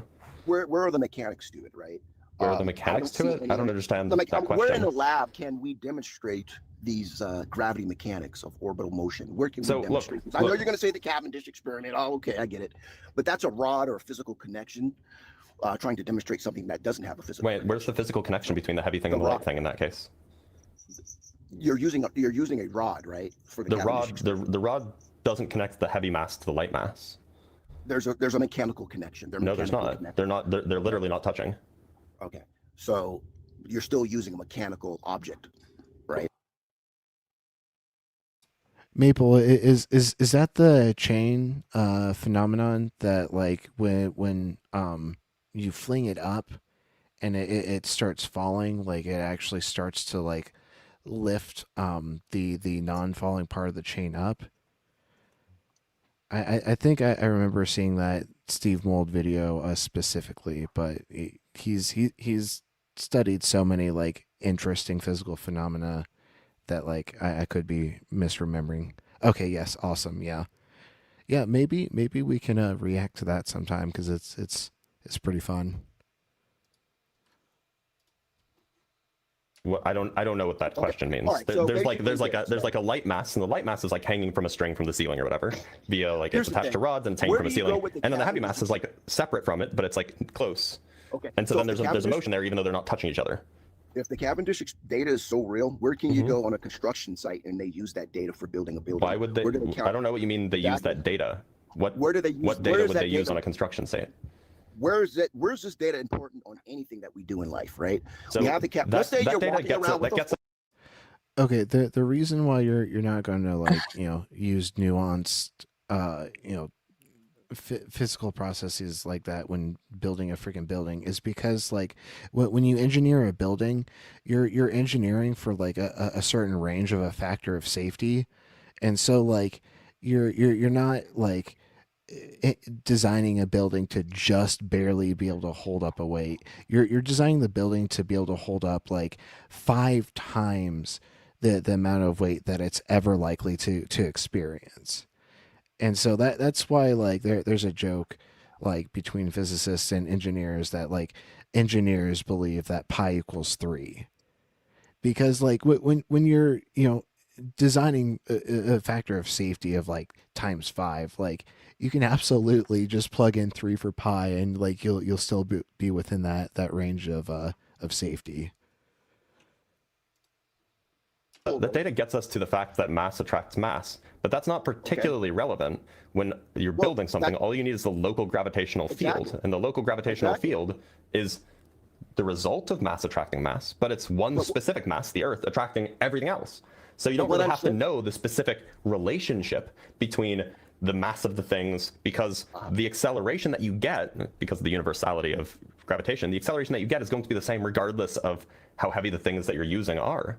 So you don't need the Cavendish effect or the Cavendish experiment to build anything. The Earth would but you need the... Now that's a great point to hand in, and that's largely because crane operators are dealing with live loads instead of dead loads, and so these are not static loads, and so you've got to be more careful when you're actually like moving things rather than, you know, building something that's going to stand still for basically the rest of its existence. Loads. You said loads. That was awesome. Oh, that kicks ass. Oh. But the Cavendish experiment still demonstrates the existence of mass attracting mass. Okay, but what I'm saying is that if we didn't have the Cavendish experiment, we would still be building skyscrapers. Sure, you don't need. Well, I mean, I don't know if that's true. I feel like the Cavendish experiment is the kind of they thing. built the pyramids before it. Well, the pyramids aren't skyscrapers, right? Salamander, mainly like structural and civil engineers. Because, like, you know, civil engineers deal with those huge factors of safety. But, like, yeah, like chemical engineers, mechanical engineers, they're going to be a little more accurate with their designs. But, like, I could also see it applying to mechanical engineers if they're, like, you know, designing something that's going to be taking, like, a lot of torque in a system, and so you're going to want to over-engineer that so that, like, you know, all your moving parts aren't breaking all the fucking time. Yeah. Over engineering to, you know, hit that FOS. Well, the pyramids aren't they're skyscrapers. advanced, aren't they? The pyramids, not really. Building like a pyramid is basically a pile of stone. Okay, but what I'm saying is, when it comes to the actual mechanical demonstration of orbital gravity, we just don't see it. I mean, even Look, when the we talk Cavendish about experiment doesn't. That should be sufficient for anybody who's able to use their noodle. one thing is look, even when we look at It's a the thing that vacuum you're and things asking falling for. to the ground, even when we look at a vacuum, right? You guys say that the heavier object falls at the same speed as a feather in a vacuum, right? Mm-hmm. If we're supposed to assume mutual attraction with gravity, why do we not see any difference between the heavier object hitting the ground faster than the lighter object? Yeah, so the strength of gravity on a heavier thing is greater, but the amount of force required to accelerate a heavier thing is proportionally greater as well. Like, and you know this is obviously true, Morpheus. If you try to push a small rock, it's easier than trying to push a heavy rock, even if you're Exactly, on ice, right? but why does it hit the ground at the same so it speed as takes a feather? more effort, takes more force to get something moving if it's heavier. And yet, because the gravitational pull gets bigger for heavy, or is bigger for heavier things than it is for lighter things, those two effects exactly cancel out, and so they fall at the same rate. But you can't. I mean, you're canceling out what? They're hitting the ground at the mass, same the speed. effects of mass. But The it effects of the doesn't mass of the matter. thing falling. There's no falsification of any of this stuff. Sure, You're there is. saying You could run an experiment where you try to measure mass attracting mass, and if it came back giving you like, oh, the relationship doesn't go as the inverse of the distance squared, or the relationship is not proportional to the product of their masses, that would be a great falsification of this. But if they're hitting ultimately the ground at the same speed, right? And you're saying in fact, if they didn't hit the ground at the same speed in a vacuum, that would be a falsification of the Newtonian gravity. No. What do you it would mean be the no? opposite, because I'm saying we're told that planets are attracted to each other in space because of their gravity. Mm-hmm. So why am I being told that a heavier object on Earth hits the ground as a feather or something lighter? That's not supposed to happen. Why isn't that supposed to happen? Because mass, we're supposed to have mutual attraction for mass. Yeah, mass so the is heavy, supposed to be, you're right. So the heavier ground. thing, yeah. So wait, are you saying that the heavier thing is supposed to pull the Earth up? No, the Is that heavier your thing should complaint? hit the ground faster than the lighter thing. So it has the heavier thing. The heavier thing has more gravitational force acting on it. I see we're starting to have a soda supremacy discussion in chat. And I just like to throw my 2 cents in. I'm super excited because we just got some cactus cooler, and I get to share that with my partner. She's never had a cactus cooler before, but I'm going to That's argue pretty that good cactus for an cooler. every once in a while kind of thing. Yeah, I like But cactus the cooler. only real answer is Dr. Pepper. My favorite soda is Squirt. Ooh, Squirt's really good too. No, but really, that's my real answer too. Yeah, Squirt's pretty. Is Squirt the one where they use orange juice? It's grapefruit. Grapefruit. Oh, grapefruit juice. Yeah. It's a super yellow looking label. Yeah. You know, I like my sodas to be more citrusy than cola. But I also like a good citrus cola, like when they had lemon Pepsi back when they were competing with Coke with lime.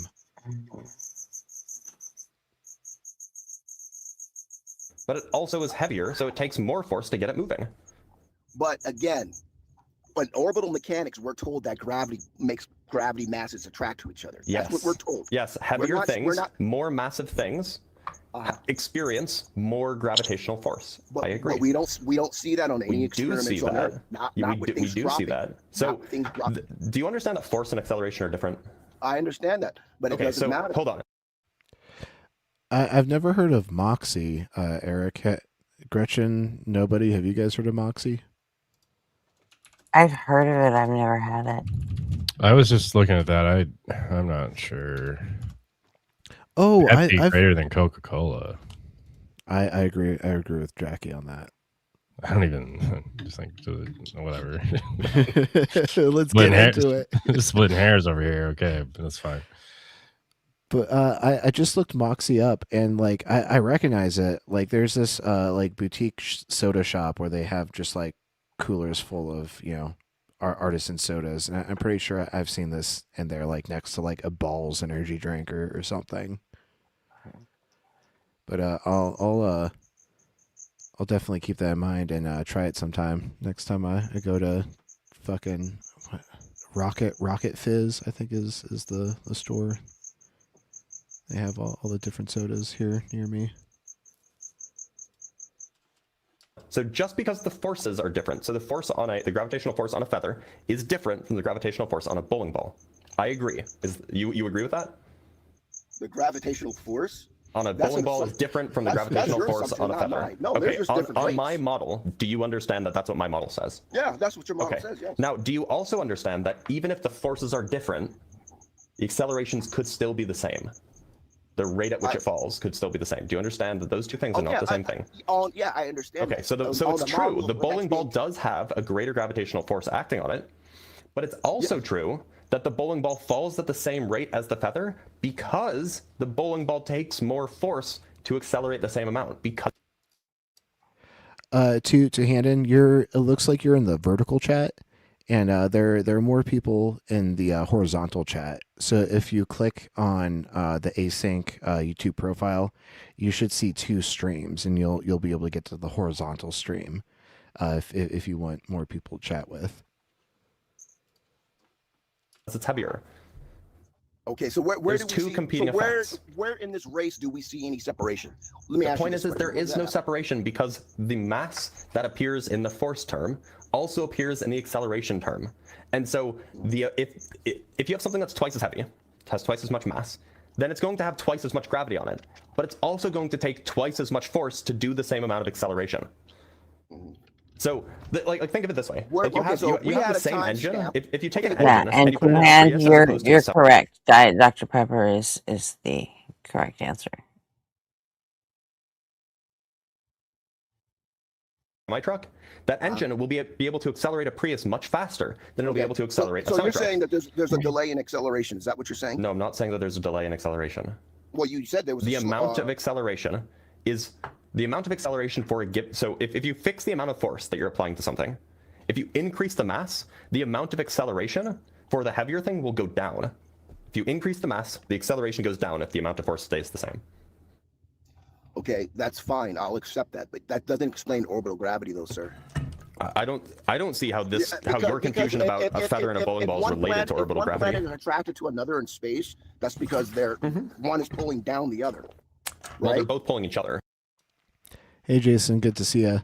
If you want us to react to that clip you sent a couple days ago tonight, go ahead and jump up Kelly. on the panel. And yep, hey Kelly Shear. Yeah, but there's a mutual attraction, so one should be closer than the other. Would you not agree? One should be closer than the other compared to what? If the mass is bigger than the other mass, there should be an attraction. Yeah, they attract each other, so the distance between them will get smaller with time. Or if they're moving, they might orbit each other or whatever. But what I'm saying ultimately is it's going to be closer to the object at the end of the day. However, what's going to be closer to the object? The heavier object and the lighter object are going to attract closer to each other at the end of the day. Yeah, right? unless they're moving relative to each other, then they could be orbiting rather than just falling. But we know there's a difference because of the weight. That's what I'm saying. They're attracted because of the weight. We don't look. So orbiting attraction. Is the weight. Orbital motion is the same kind. Well, it's not the same kind, but orbital motion arises for the same reason that falling motion happens. They're the same. They're governed by the same phenomenon. It's the same math. Okay. Well, like I said, I'm just saying that when you do basic common sense experiments, mechanically none of this adds up. It just doesn't. I mean, ultimately, basic common sense experiments involve isolating variables, involves taking precision measurements. These are the kinds of experiments the scientists do. Now, if you want to be, if you want to remain ignorant and do loosey-goosey experiments and not actually control for variables and not actually account for systematic error and not actually take precision data. If you want to do that, that's fine, but you'll never come to a true understanding of the way the world works. So what would one? Okay, so let me ask you this: let's say you walked into a construction team and they were building the next tallest building in the world. According to your gravity models, what would they take seriously from you right now?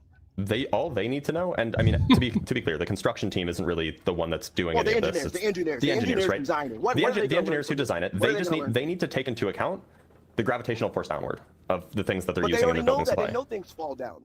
Well, no, they need to take into account the specific magnitude of the gravitational force, not just that things fall. They need to know how strong gravity is. Okay, and how would that affect the building? Well, so for example, if gravity were stronger, then they would need stronger building materials. If gravity is weaker, they wouldn't need as strong building materials. So, for example, like if you have a, in a skyscraper, do you know what what a counterbalance does? In a skyscraper. No, counterbalance. Go ahead and explain. Okay, so you know how like the higher up you go, the winds get faster. So a counterbalance, like if you didn't have a counterbalance, it's a force dampener. If you didn't have a Yeah, I was about to say, does Dr. Blitz mean like a harmonic dampener? Because like dampeners are fascinating. There's this giant harmonic dampener in Taipei 101, and like I really want to travel there someday just to see it in person. I'll pull it up.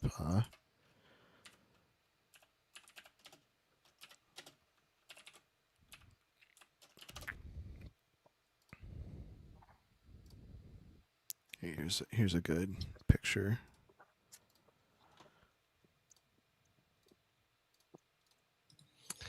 Drinking milk is what is this? Drinking milk isn't weird. It's fun and cool. I mean, I drink more milk than anything else. Really, I don't drink any at all. I just thought that was I don't either. I thought that was a funny chat. It's fun and cool. I drink milk mainly because it helps with my acid reflux. But anyways, this is a picture of the giant harmonic dampener in the middle of the skyscraper known as Taipei 101. And basically, milk can also like aggravate acid reflux, right? It doesn't for me. It alleviates it.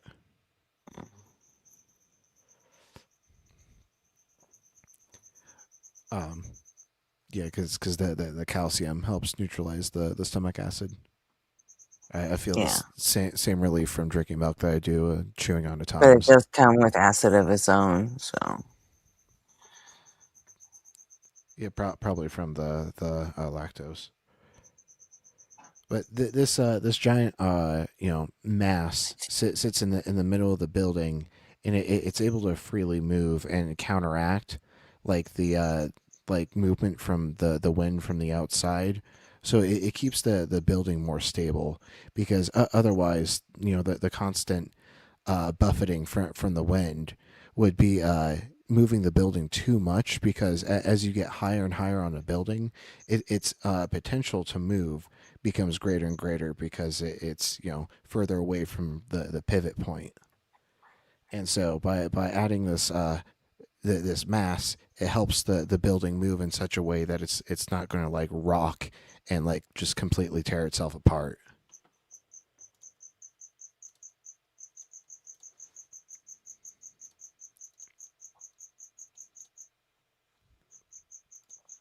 one of these things in a skyscraper, the skyscraper would just wobble because of the wind, basically. And it would also be a lot more susceptible to earthquakes. So what they do is they hang basically a really huge heavy thing from the top, and it basically just, it is something that basically swings in the opposite direction as the wind would be blowing to basically prevent the building from destabilizing. Now, the important point is that you have a heavy thing. You need to know the strength of gravity to know how strong your, your wire or your cable or whatever it is that's holding the thing up. You need to know how strong gravity is to know how thick your cable needs to be. If your gravity is weak, then you would need a less thick cable. If your gravity is really strong, then you need a really thick cable. And so they need to know the specific strength of gravity.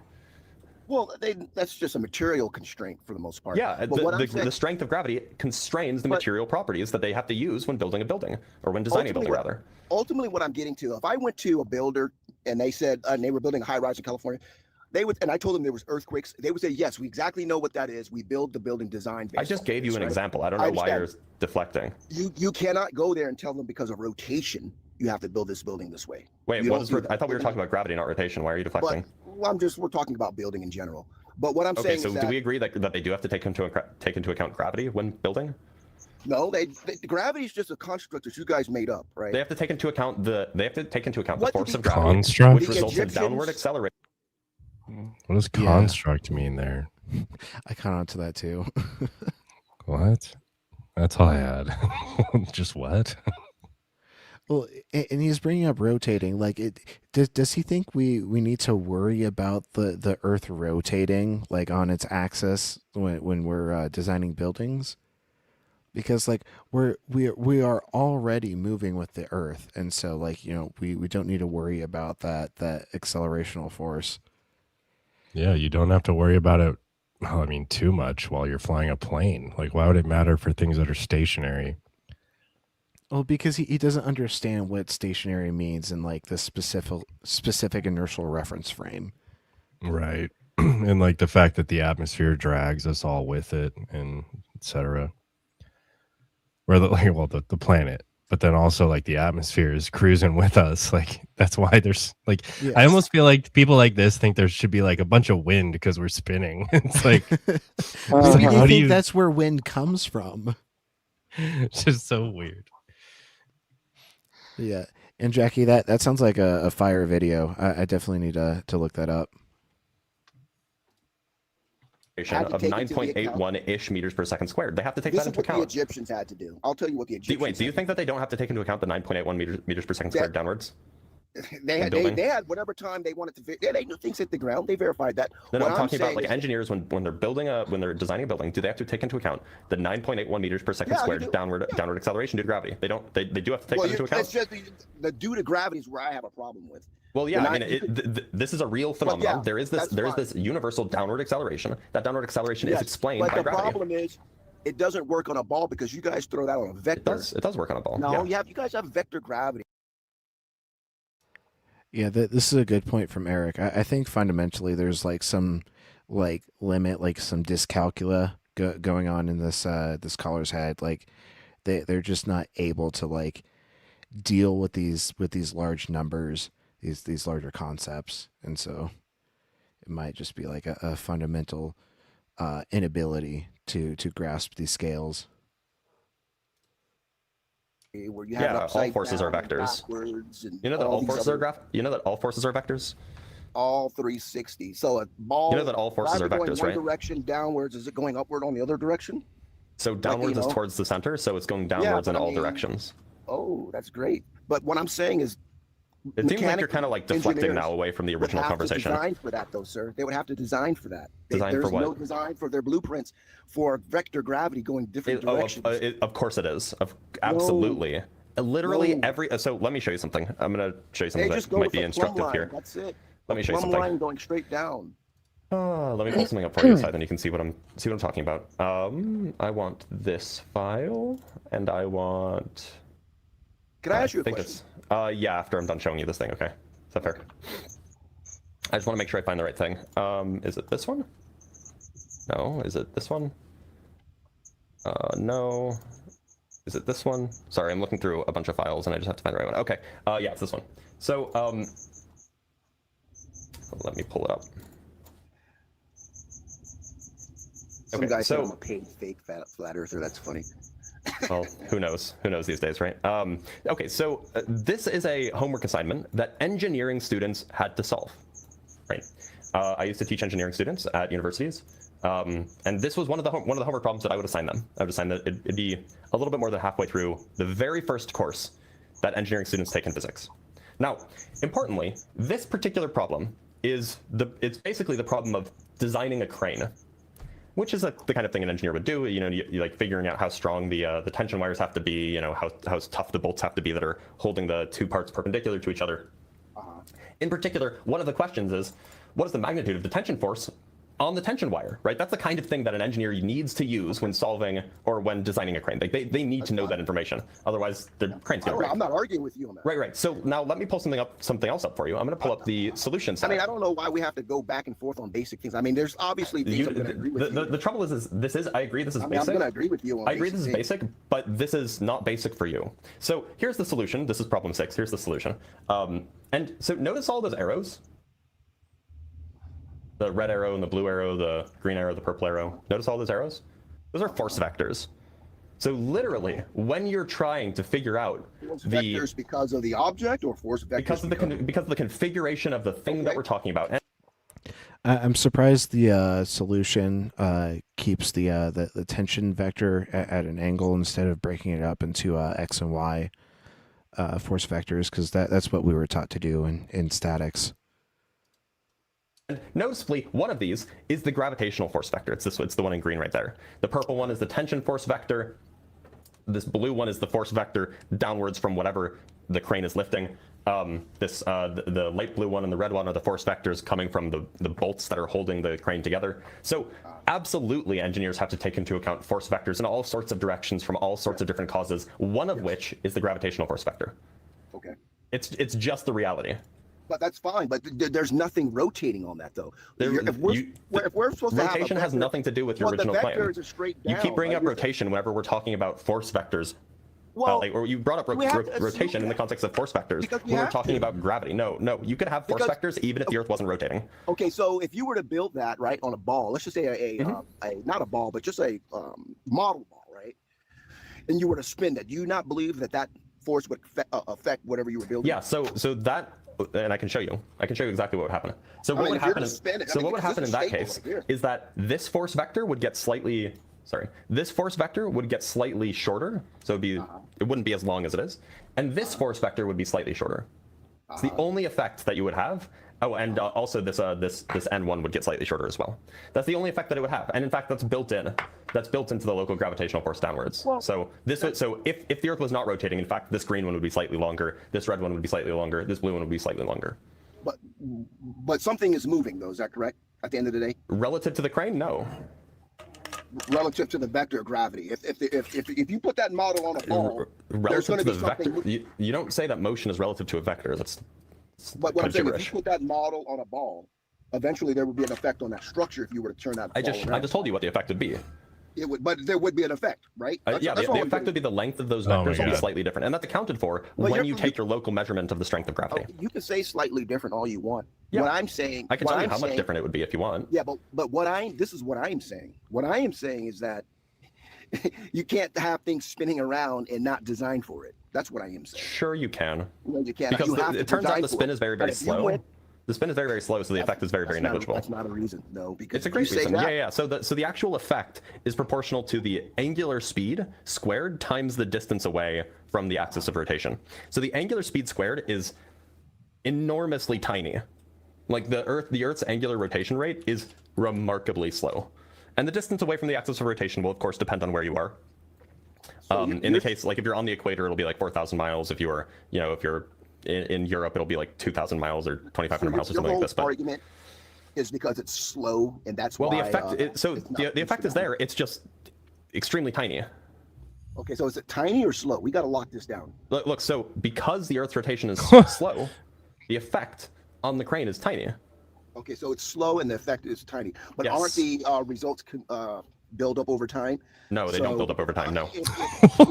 What I'm saying is this: if you're in a house, right, and it was turning upside down, very, very, very, very slow, do you not think we would see effects that would be building up over time, even though it was being? What did he say? What was that?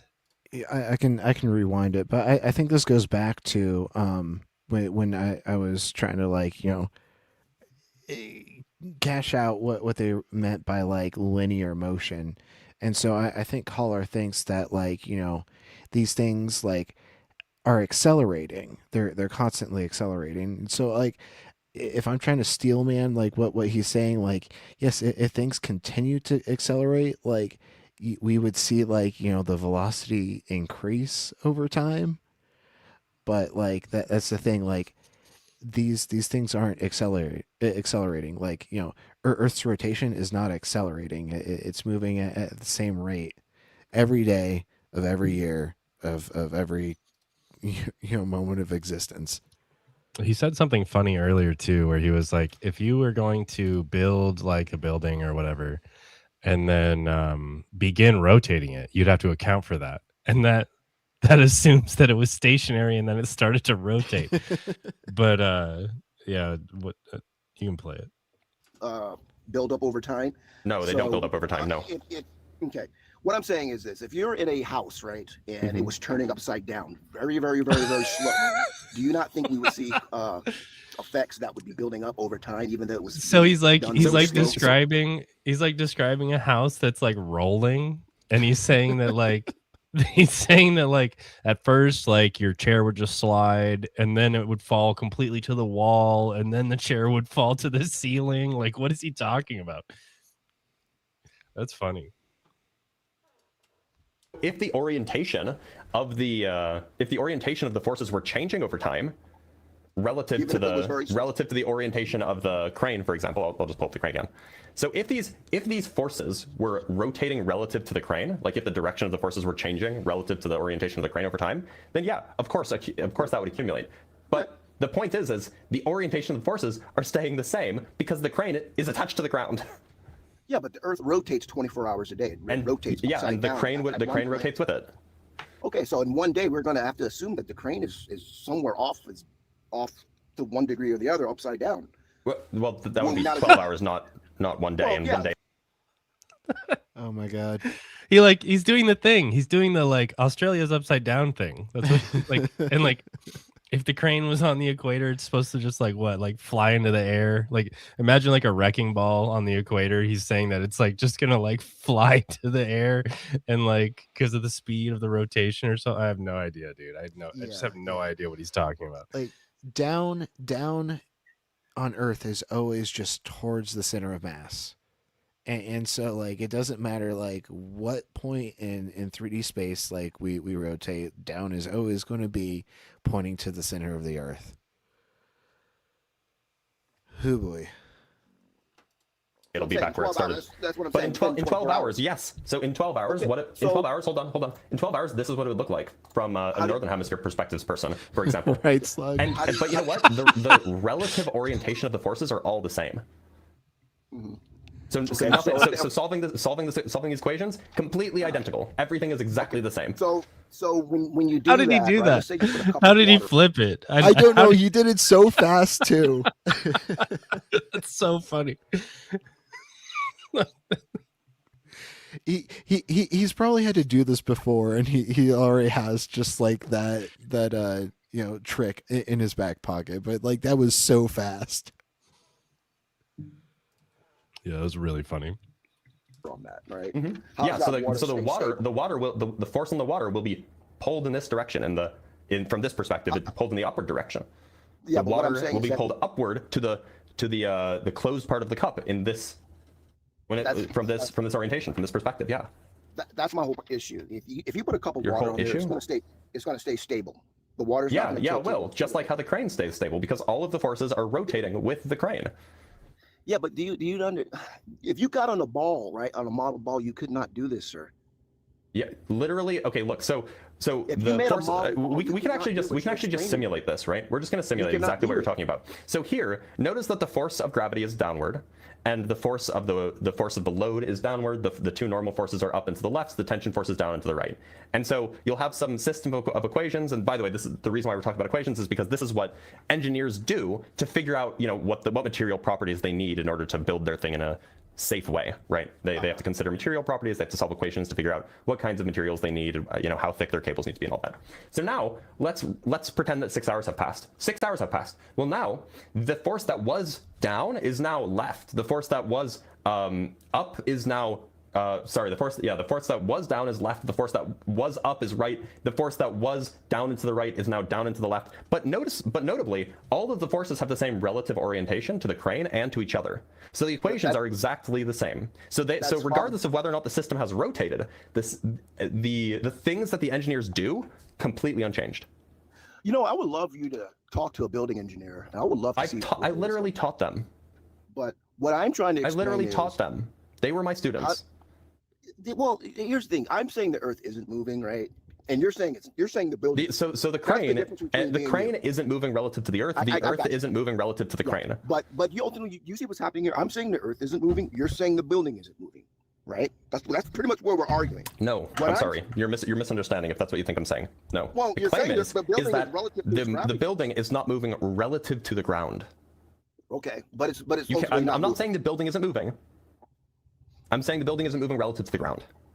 Okay, but those are different statements. You still have one is a category error, the other is an explicit, an exact statement. Okay, so how do you mechanically demonstrate this on a model? Let's forget about. I just showed you how you can demonstrate it on a model. This is a model. You're showing me a drawing. I get. That's what a model is. I mean, a model is some sort of. A model is a, you know, it's a depiction of the way the world actually is. I'm talking about a physical model, right? Okay, you want me to like? Look, you can.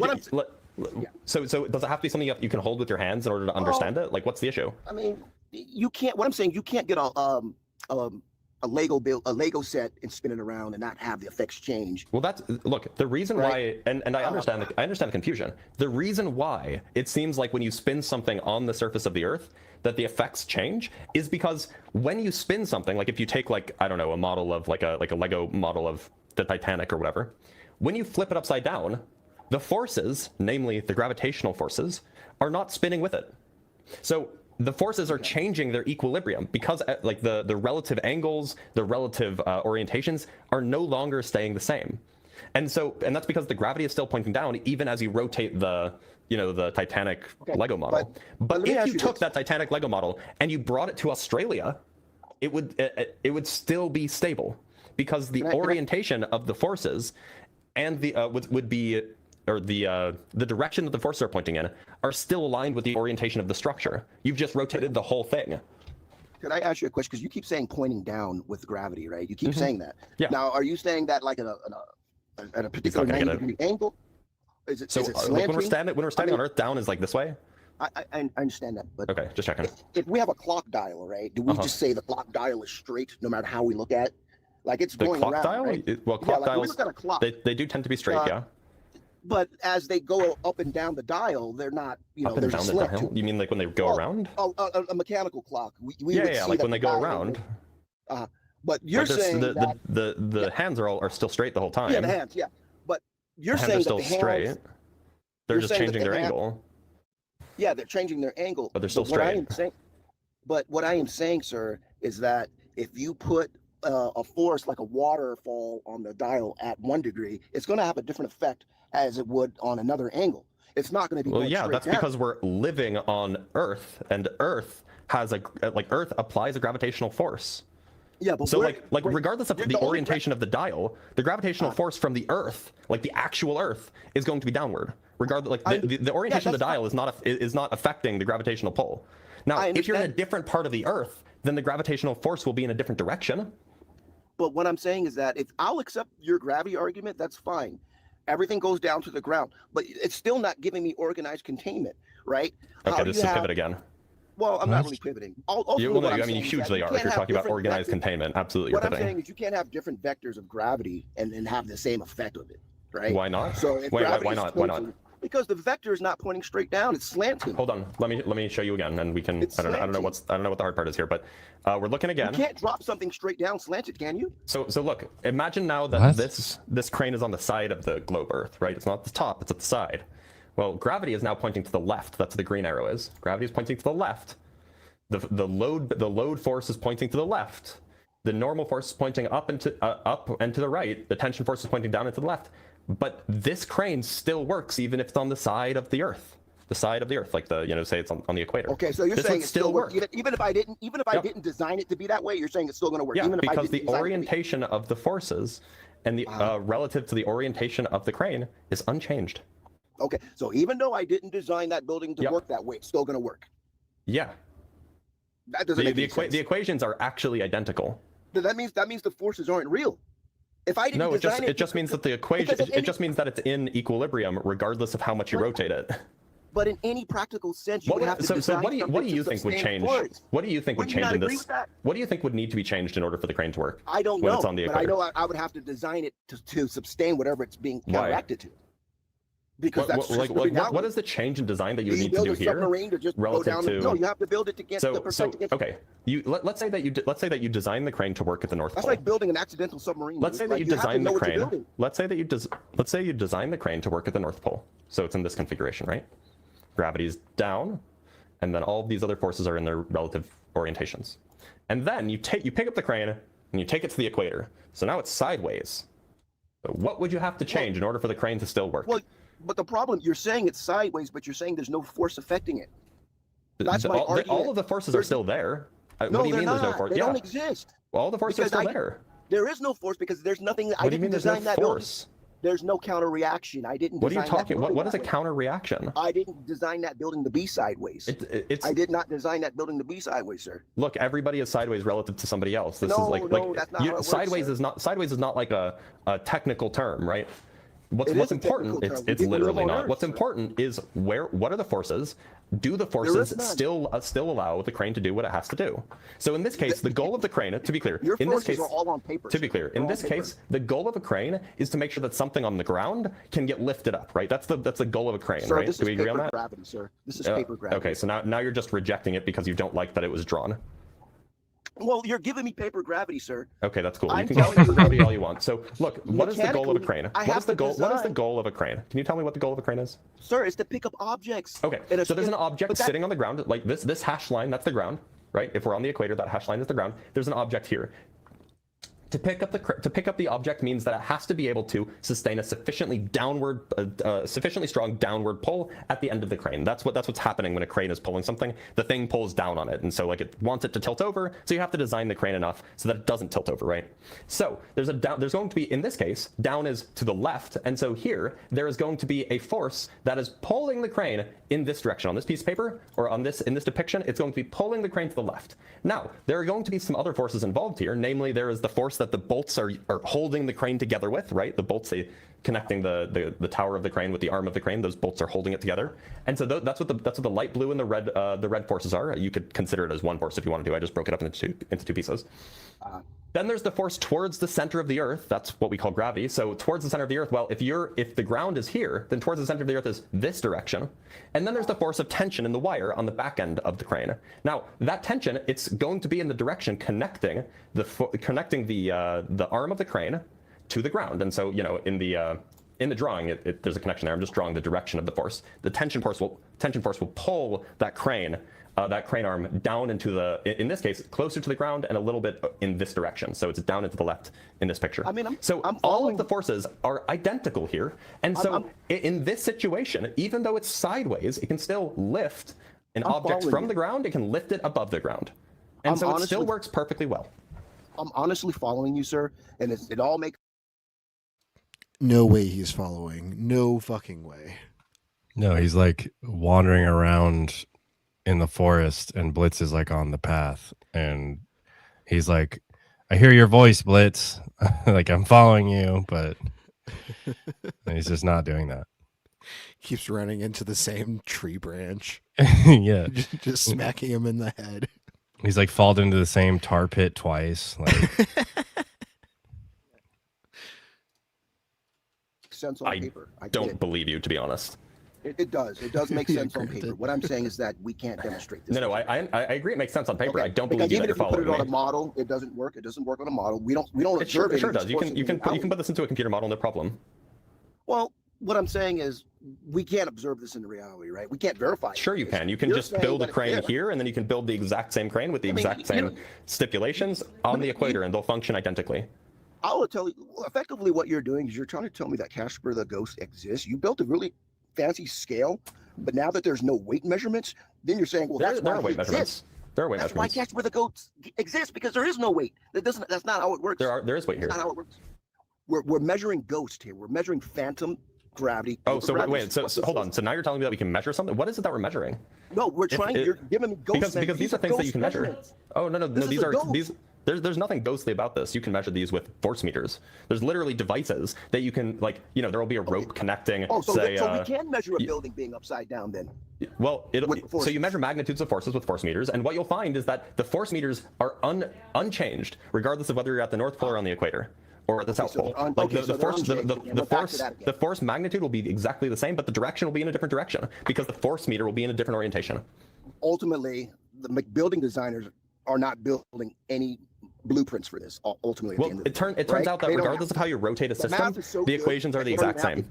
The math is so good and gravity's so good that the mechanics don't even have to build for it. Well, yeah, I mean, if you rotate the whole thing, then nothing's going to be different about it. Of course. The math works. Okay, well, there you go. Well, there you go. Yeah, of course. It works so well. I mean, the equations are invariant under rotation, right? So, man, we know how this. That's just part of, like, because you're in a spherically symmetric system, the equations are invariant under rotation. So, man, you have to design for forces, man. You would be a bad roller coaster designer. I would tell you that. Do not design roller coasters. The people who design roller coasters are the people who took my class. Oh my God! Please tell me. Yeah, I taught hundreds of them. Okay, because apparently to you, you're not supposed to take into account your phantom forces. So no phantom forces to be found. I mean, you can keep strawmanning the position if you want, but it just makes you look worse. It's not. I'm just trying to be real with you, man. I mean, ultimately, I mean, look, I understand you're trying to be real. You just don't understand what's going on here, and I get that. Like, if you wanted to, I could send you my lecture notes so that you could learn it too, because it's pretty clear that, like, these are just things that you don't have the. I mean, like, you seem like a normal guy, so I think that you could probably learn this stuff. You just don't know it, so, like, of course it's gonna seem like magic to you, right? Yeah, well, you can say like, that. I can send you the lecture notes if you want. But the problem is that the logic just doesn't pan out. You just the logic, the of course you would say that because of course you would say that because you don't understand it. Well, I understand most of what I need to know. I mean, even look, apparently even with your moon and sun, that doesn't even make any sense. The sun has a stronger orbit around the moon. Of course, that's what you would say. But I don't want to go off track. What I'm saying is this, guys. So, like, by the way, this is like the first set of lecture notes, and in fact, actually, just so you guys know, I can actually show you. There's a YouTube series where you can go watch my lectures for an entire college quarter on these topics. So let me show you the account, and you could go watch too, Morpheus, if you want. So here, here's the account. It's not like I haven't broadcast it because I'm not sure if I'm legally allowed to, because even though they're my lectures, they were done while I was an employee at the university. But like the account is just, if you search physics lectures 9A, the account is physics lectures 4649. There are lectures for literally an entire year's worth of physics courses at a college level. You can go watch them if you want. Start with 9A, that's the first quarter. Then you go to 9B, and then 9C. Like, if you want to watch this, here's the first lecture. There's the second. Goes all the way up through lecture, what? 24, that's my whole thing. 25? No, it goes to lecture 27, in fact. So you can go watch these, and then you might understand what we're talking about. But at this point, it's fairly evident to me that, like, these are just things that you don't know. And so it seems weird that you're trying to, like, say that they're, like, fake when it, like, just from, look, imagine telling a heart surgeon, like, you're just talking about phantom valves and phantom pumps. Those aren't real. Those are just made up phantom mechanisms in the heart. They're not real. And, like, obviously they are real, but you wouldn't know that because you're not a heart surgeon. I'm not a heart surgeon, but I do know that they have to examine that with the physical reality that which they're in. Yeah, all of these things that I'm talking about have been examined in physical reality, yeah. Well, again, all I would say is that if I were to study blueprints of buildings, there's not going to be any verification on gravity forces or rotation or anything. You will absolutely see forces due to gravity on there. You absolutely will. There's none. There's none. Oh, okay. So to be clear, when you see statics diagrams like the one I showed you, there's no gravity. Because those diagrams are the kinds of things that go into designing buildings. If I go to a building firm, they're going to laugh me out of the building if I start talking about rotation, and we have to design for that. They're going to laugh me out of the building. You don't have to design for it. That's the lovely part. Because the rotation is negligible, so you don't have to design for it. They're going to. But that's a cool straw man of my position. My position was never you have to design for rotation. You don't have to because it's negligible. Exactly. It's not moving. Negligible. No, it is moving. It's just negligible. If you wanted to detect, If you want to detect the rotation, you can. You just have to design experiments specifically to see whether or not it is. On an everyday basis, you're just not sensitive enough to those small effects. If we both walked in there trying to convince these people of rotation, they're going to laugh us both out of the room. So I can guarantee you that 99% of engineers think the Earth is rotating.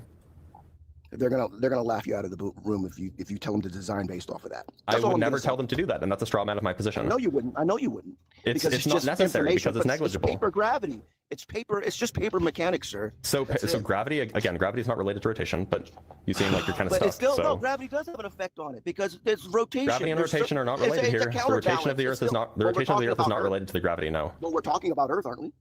Are you sure we're talking about Earth? We can't separate one to the other. Yeah, you they're can. all interconnected, aren't they? No, they're not interconnected. Oh, okay. So we got to separate them. Okay. Well, you can separate them. Yeah, but in reality, they work all at once, don't they? Yeah, but they're separate effects. Okay. They're separate effects, but they all okay. All right. They're separate phenomena. Yep. Yeah, talk to some more building designers. Let's find out if they design for rotation because I'm at the end. Why are you straw manning me, Morpheus? You were being so good faith the whole time, and now you're straw manning me. If they can tell I literally never said, and I've never made this claim that building designers have to design for rotation. I literally never made that claim. So I don't know why you're bringing that up as if I said that. Well, I'm not saying you said that. I'm saying. So then why are you bringing it up? I never made the claim. In fact, I agree with you. I agree with you that building designers would not have to account for the rotation of the Earth when they're designing their buildings because it's a small effect. It's negligible. Okay. It's negligible. I'm saying there's none. You're saying it's negligible. Yeah. Okay. And now the thing is if you want to figure out which one of those is true, whether it's negligible or whether it's none, you have to design an experiment to test for it. And you can do that. And this has been done. These are called, a good example of this is called a Compton generator. Compton generator is it's an experimental test that you can design and build. It's a physical object, and it will measure either the presence of rotation or the lack of rotation. All I'm saying is this. You're not going to address anything I just said, will you? No, I just listened to you. Take that data. Okay, so take it to anybody in the real world and see if they act on it. That's all I'm saying. I'm not an expert in any of this stuff. See if they act on it. Yeah. Whether or not people act on it doesn't mean that it's not real. When they're doing construction or any kind of you don't have to act on it when you're building a building because it's negligible. It's a small effect. Okay. Well, I don't know why you're so confused on this. The claim is that the effect is small, so you don't have to account for it when you're building a building or when you're designing a building, but the effect is there and it's measurable when you design precision experiments to try to see whether or not it's present. Bottom line, we're on solid ground, sir. Of course we're on solid ground, and that solid ground is rotating with respect to the center of the Earth. It's not moving. It's not moving. It is relative to the center of the Earth. It is. No, because you could point to a star. No. And say, well, we're going 5 million miles per hour because I pointed to the star here. That don't mean SHIT, bro. I don't see what that has to do with anything that I've said. Anywhere in the sky and say we're moving. Checkmate, Glober. You can't think that the Earth is moving through the sky at 2 million miles per hour. That's absurd. Okay, that's what you're doing right now. Hey, it seems like you don't understand relative motion, so I'm not too worried. And say we're going this speed or that speed, but literally the first thing you said when you came in, nobody. He doesn't understand relative motion, and that's all the entire conversation has been. Yeah, sorry, I'm eating, but this dude's a fucking idiot. Ultimately, relative to it, sure. The ground ain't moving. Relative to what? It's not moving relative to what? I'm sitting here in a chair right now. I'm not moving. Yeah, you are. I bet you are. I'm not moving. Relative to what? Relative to what? Relative to this Earth, I'm not moving. Yeah, relative to the Earth, of course you're not moving. Now we could talk about relative to the ground. Of course you're not moving. You're sitting on the ground. Maybe your heaven is your star system. Wait, so do you understand that? Do you understand what I just said? Do you understand what I just said? What is it? Oh, you don't even have you even been listening to anything I've been saying? So of course you're not moving relative to the ground. This is the same conversation we've been having for a whole 30 minutes. This is what I'm saying. You understand that nobody's making the claim that you're moving relative to the ground when you're sitting in a chair, unless the chair is like rolling around, of course. But the problem is, your heaven or your space, we have to believe in that. That's a really cool straw man. That's an awesome straw man. I love you straw manning my position like that. It's super appreciated. I love the good faith conversation that you're doing. No, fortunately, we can provide evidence. You don't just have to believe me. I gave you an example of the kind of experiment that you could conduct yourself.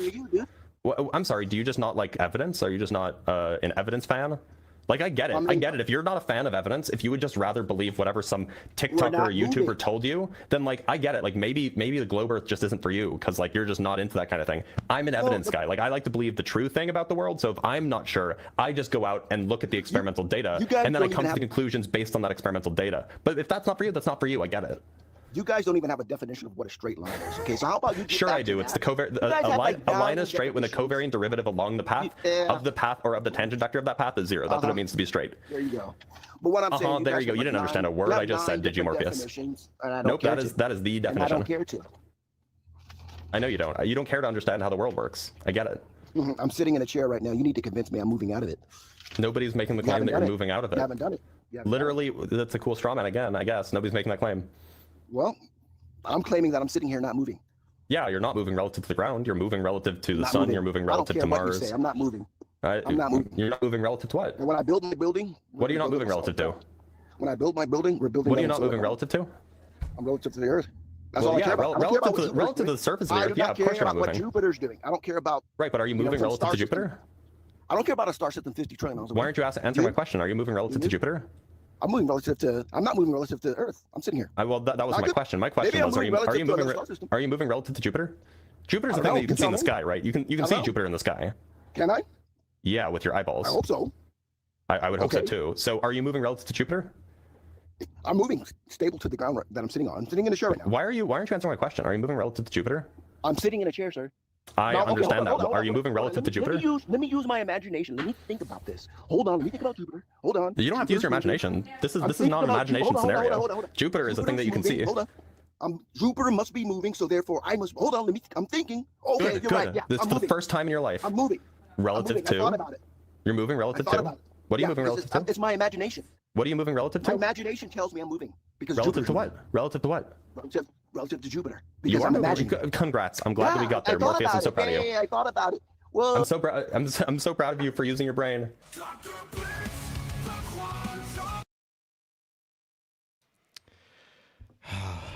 Flurfs, gotta love them.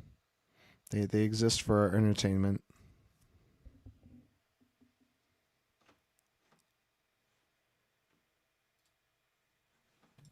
I only love one flat earther, and it's Kevin Bacon. No. Kevin can't be a flurf. Well, no, not the. Is there a famous one? And I don't mean Gretchen knows who I'm talking about. Oh, okay. Well, yeah, the famous Kevin Bacon. You know, the degrees of separation from Kevin Bacon. Have you ever heard? Yeah, not him. No, this is a guy that used to talk in tacos.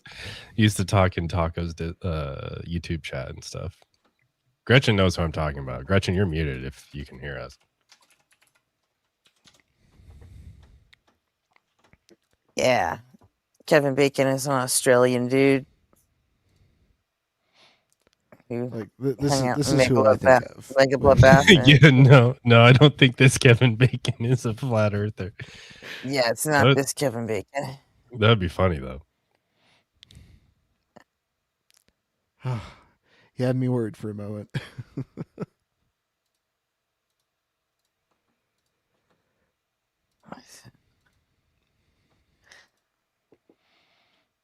Yeah, Kevin Bacon was funny. Oh, is this the tag one? Yep. Nice. It's a shorter one. And Jason said he was going to come on stage in like just over an hour so that we could react to the clip that Gretchen, did he send that to you? Or I think you also sent it to me. I just need to go into Discord and find it. Yeah, he sent it to me and I sent it. Let me see. It's probably in the producer chat. It could be. I'll find it.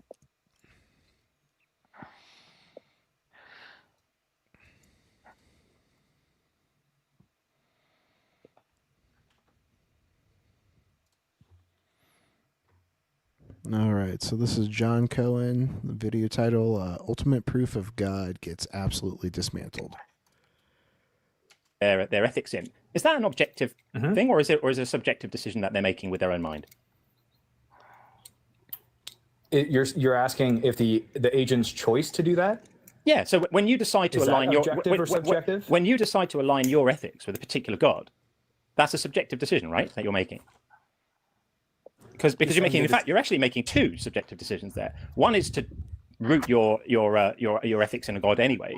That's one subjective decision. Another subjective decision you're making is which god. Another subjective decision you're making is which ethics for that god, because you can find, for example, Bible-believing Christians on both sides of pretty much every moral question you can imagine, right? So they're all taking subjective views and positions on how they subjectively choose to interpret the subjective wishes of that subjectively chosen God, right? So there's a lot of subjectivity going on there in the religious framework. So I agree with you that ethics ultimately are subjective, because essentially ethics are expressions of how we feel about behavior and how we feel about what behavior people ought to engage in with each other. That's what ethics means. And that is a value judgment, which is definitionally derived from a mind and therefore subjective. Agreed? Would you believe that that is the same for something that's different than objective, like something like truth? Hang on, we're speaking about ethics at the moment. I asked you if you agree with me. But do you agree with me that I made a statement and I asked you if you agree? It was fairly clear what I said. I would believe that there is only one worldview that actually is coherent. That's nothing to do with what I asked you. What I asked you is, do you agree with me that when somebody subjectively chooses which God they want to subjectively follow and which interpretation they want to subjectively choose, and all of the subjective things I said, all leading back to their subjective choice to root their ethics in the subjective whims of a God, there's a lot of subjectivity going on there, isn't there? Yeah, like I believe in free choice and subjectivity right. as well as objectivity, if that's right. what you mean. Yeah, so your decision to follow the subjective morals of your God subjectively, your subjective choice to follow those subjective morals, it suffers from exactly the same criticisms that you might choose to level at somebody who bases their ethics on a different principle, right? Subjectively chosen, of course. You can subjectively choose those principles, and that doesn't mean that they're right. I do believe that there is a correct, cohesive, objective way of looking at the Bible as an example. Well, we're not looking at the Bible yet. We're just talking about meta-ethics right now, right? We're talking about whether somebody's view of ethics, whether somebody's subjective preferences about how people ought to behave to each other are reflective of something that exists as a fact in nature. And if you can demonstrate that it does, I'll be quite impressed. So a fact in nature, meaning like it's just a brute truth? Yeah. The true is true because it's true? No, like essentially, if I'm reading you right and you're deciding to base your ideas of right and wrong on what a Middle Eastern Bronze Age war god thinks, then that's a subjective choice that you're making, and you're just declaring by fiat that anything that deity says is good is good. That's a very subjective choice you're making to do that. You won't be able to demonstrate you won't be able to demonstrate you won't be able to demonstrate that it's a moral good to follow that god. You're just going to declare that the whims of that god are good as a label rather than a description, and then pretend you've done the work of demonstrating it, which you won't have done. Well, it's necessary, like I said, for there to be a omniscient mind, for there to be objective things like truth, like the laws of logic, like these metaphysical categories itself, ethics, morals, right? What you've done now is you've now abandoned the moral argument and you're trying to run tag. Is that your chosen? Oh no, I've been trying to run tag the whole time. Well, you started in God. Yeah, but that would be something you would have to demonstrate rather than just tell us you believe, because we know what you believe. Oh, I would. Well, that's where tag comes in. You're right. It's the reductio argument for God's existence. Right, but you're not going to be able to demonstrate that those transcendental things exist. That I'm not going to be able to demonstrate that logic exists? Is that what you're trying to say? Yeah, you're not going to be able to demonstrate that those things exist have an independent ontology. You're just going to point at them and pretend that your God made them. So, could your God do you think that logic is necessary, like for inference rules to work? Right? Are they necessary? Do they exist as just a brute fact, or are they dependent on God? Yeah. So, sorry, say that one more time. So, like the laws of logic, right? Are they necessary? Are they just necessarily true? I would say that they're grounded in God. Yeah, God is logical, therefore logic exists. That's not the question I asked you. I asked you if they're necessarily true, meaning could they have been different? I guess I don't know the answer to that question. Do you? Well, here's the thing. You're in a slightly sticky situation, because if they are necessarily true, then you don't require God to have made them. And if they're not necessarily true, then you are committed to the position that God could have made them differently. And that puts you in the unenviable position of saying that if God had wanted to, he could have made the statement God exists and God doesn't exist both true at the same time, which is ludicrous. Well, God is logical. He wouldn't do something illogical such as that. Right. So when you say he wouldn't... So wait, isn't that just kind of like the Euthyphro dilemma, but like with logic? Like, God is logical, so he wouldn't do something like that. Is God logical because like being logical is like necessary, or like are things logical because like God commands them to be logical? Oh, Euthyphro is the moral one, usually, right? And Yeah, like it does God choose good things because like they're good, or like are things good because God chooses them? well, he also said something really interesting or strange.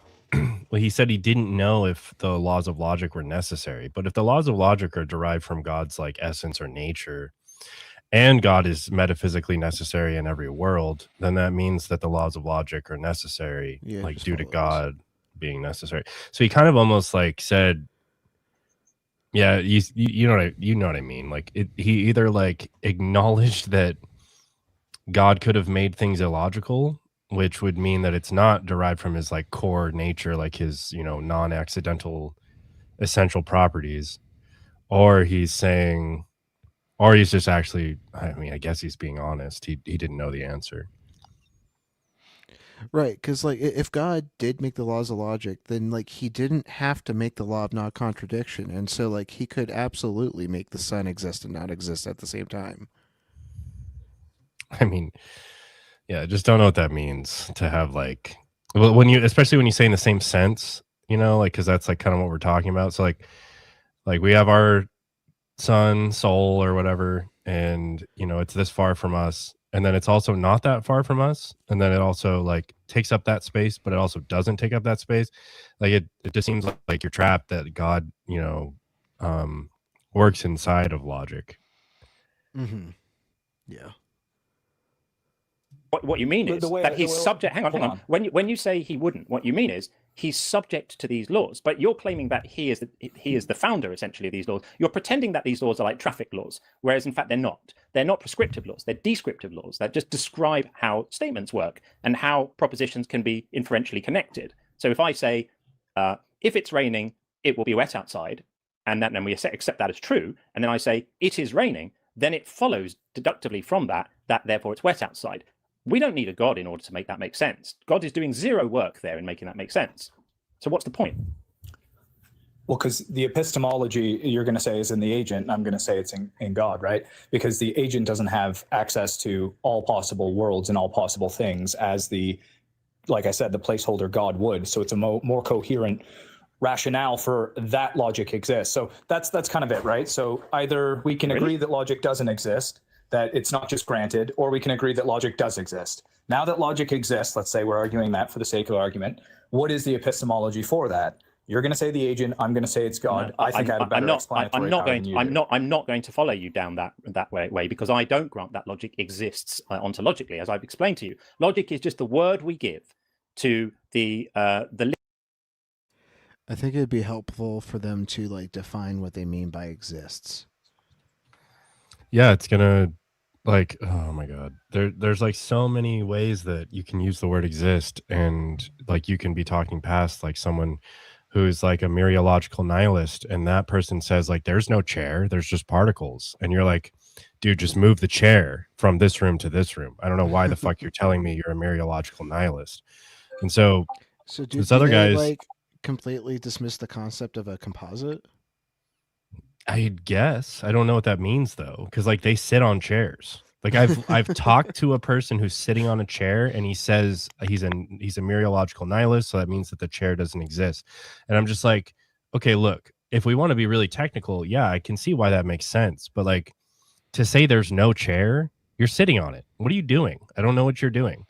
And then like the opposite side is this guy, and he's saying, well, things can behave a way, and or that's not even like the right way to put it. They're just like, if I think of something, it exists. And you're like, well, wait, what are you thinking about? I need to know what you're thinking about. I need to know what you mean by exist now. And like it exists as a state of mind, like a picture you have in your mind. Because like I'm not going to use the same thing for the image of a chair in your mind as the like actual chair, without us talking about whether or not those two terms of exist or those two senses of exist mean the same thing. They don't. Right, like I'd say like the experience of you like picturing that exists, but I wouldn't like say like if you're thinking of a box in your head that that box actually exists. Right. And so like that's the weird thing about this logic thing is like I would even like say sure logic exists, but it's like we're describing features of reality. We're not describing like this thing that's doing stuff. Like no, it's almost like there's so many versions or different ways we can use like these ontological like claims, I guess. And like when we use the word exist, we need to like specify what we're actually like doing with that word, because obviously I don't think that like logic is this thing that like commands stuff. Like that's just weird. Yeah, like I like to think of logic as like just the behavior of reality, and so like saying logic exists is like saying like RP drinking milk exists. Like yeah, like I exhibit this behavior sometimes, but like you can't really like put the experience of me drinking milk like into a box and then like sell it to multiple people. You could take a video of me drinking milk, but like that's not the same as like the actual like experience of me pouring a glass, putting the glass up to my lips, and letting the liquid slide down my throat. Right. Like there are existent like states of affairs where RP is drinking milk or whatever. But it's not like one of the ways I've thought about this, and it's funny because like I feel like you can slide like kind of gradually in either direction, but like I think about like there are bipedal animals and they can run. Like does running exist now? I'm like really like I find that language to be really awkward. I don't think running exists. Like maybe while in some type of relative to space and to like a sense of the word, sure, maybe running exists in a certain state of affairs where something is running, but that's like really weird to me. Like, and to try and like maybe say that like because people run, therefore God or something like that, like, or therefore there are animals, like that just sounds weird. Like, so you're saying if running exists, there are animals. Running exists, therefore there are animals. So then like premise two, I'm like, what does running exist mean? That doesn't, what do you mean? Like you're presupposing there are animals that run, and I don't know. It's really weird how everyone slides with the word exist, like back and forth. Yeah, I think that there'll be a main problem in this conversation. We'll see if they actually try to define that. Linguistic conventions that we use to make sure our statements make sense, and to understand what naturally follows from something else. You're claiming that these things require a grounding, and the question I asked you is, if we assume that grounding isn't there, does logic stop working? You're making the claim here, right? You're making a very big claim that in order for logic to work, you can use logic without having an epistemology for it. Follow me, because you're not following me at the moment. You're making a very big claim, which is that for logic to work requires some sort of grounding, which is a word that people in the pre-sup community like throwing around, and whilst all pretending they know what it means. None of them do, right? So you're saying that logic requires this grounding thing. I'm asking you, if we assume for a moment that this grounding wasn't there, would logic not work? Yeah, just using logic as a brute fact is what you're saying. It just is because it is. I'm saying you can use that, but it's a circular argument at that axiom. No, it's not. So let me give you a specific example along the lines of the one I used before. Are you familiar with inference laws? Inference laws. Please define it for me. So inference laws are just the names that we give, the various structures that we can use in logic to infer outcomes and conclusions from premises. So, and one inference law is called modus ponens. It means that if P then Q, P therefore Q. Yes, okay, that's the form, right? So I'm going to ask you that. So the example I gave you before was a modus ponens. It was if it's raining, it will be wet outside. Is the P, right? And then we say it is raining, and then we can infer from that, therefore, by modus ponens, it will be wet outside, right? Now, if we assume that statement, that logic doesn't have any grounding, I'm trying to figure out what work this grounding is doing. If we don't have the grounding, does that stop working? If we don't have the grounding, does it stop working? Yeah. If we don't have the right grounding, can we still use logic? Yeah, It's yes, but you can't ground it. But I'm saying define for me what this grounding is doing. It's adding zero value. This grounding is like a magic ingredient that everybody tells us we need, but no one can explain what it's for. I'm saying assume the grounding isn't there. Does my logic stop working? Is it no longer the case reliably that if I say if it's raining, it's wet outside, and then I say it's raining, can we no longer be sure whether it's going to be wet outside just because we've abandoned the grounding? Is that a claim that you would make seriously? Well, so what I'm saying is that the best explanation among competing hypotheses would be God, right? We don't. That's but the best explanation for what? You haven't demonstrated that anything in the God's scenario I've given you. Condition for the possibility of reasoning itself. No, but that's just a claim that you're making without doing any work. I'm trying to help you to see how vacuous this is. You haven't even demonstrated that there's a problem here to be solved. You've just asserted that there is, and then declared you're God the solution. I'm demonstrating for you that we don't need an explanation here. Inference rules can be applied to statements because statements have implications. Statements have things which follow naturally from them, right? So if I tell you, you're going to say that logic is descriptive rather than prescriptive. Oh, right? we said that ages ago. We're past that now. We're now at the point where I'm demonstrating that the grounding that you're cleaving to, like a baby on a teat, is not required. It doesn't do any work. It doesn't enhance our understanding in any way. It's merely a claim that religious people make in order to demonstrate a requirement for the God that they believe in, without doing any of the work required to demonstrate that requirement actually exists. The requirement is merely asserted, which is what you're doing now. You're saying, but unless you ground the logic in and a mind and a God and I'm asking you, what work does that grounding do? Like physical brain states, right? That's just a change of subject. Stay with me on the discussion we're having. I'm not talking about thoughts and. This is all he does is pivot, but this is why I always bring up like logically possible worlds, because when we're talking about what a logically possible world is, what we're talking about is a world where there's no contradictory states of affairs, and like in however we describe it in the same sense, in the same location in that world or whatever. And so when they say stuff like this this feels like the bottom of this precept barrel, but what I typically see is that they say like, well, why do you even think that there's uniformity in nature? And then you say, well, what? That's what a logically possible world would be. If it was completely unpredictable and contradictory, we would call that a logically impossible world. And so this is where precept kind of turns into almost just like another design argument, because they're saying, oh, for you to even have any logically possible world, it must have been designed. Well, now you're an idiot. Like, you're not even running tag anymore. Like, I don't even know.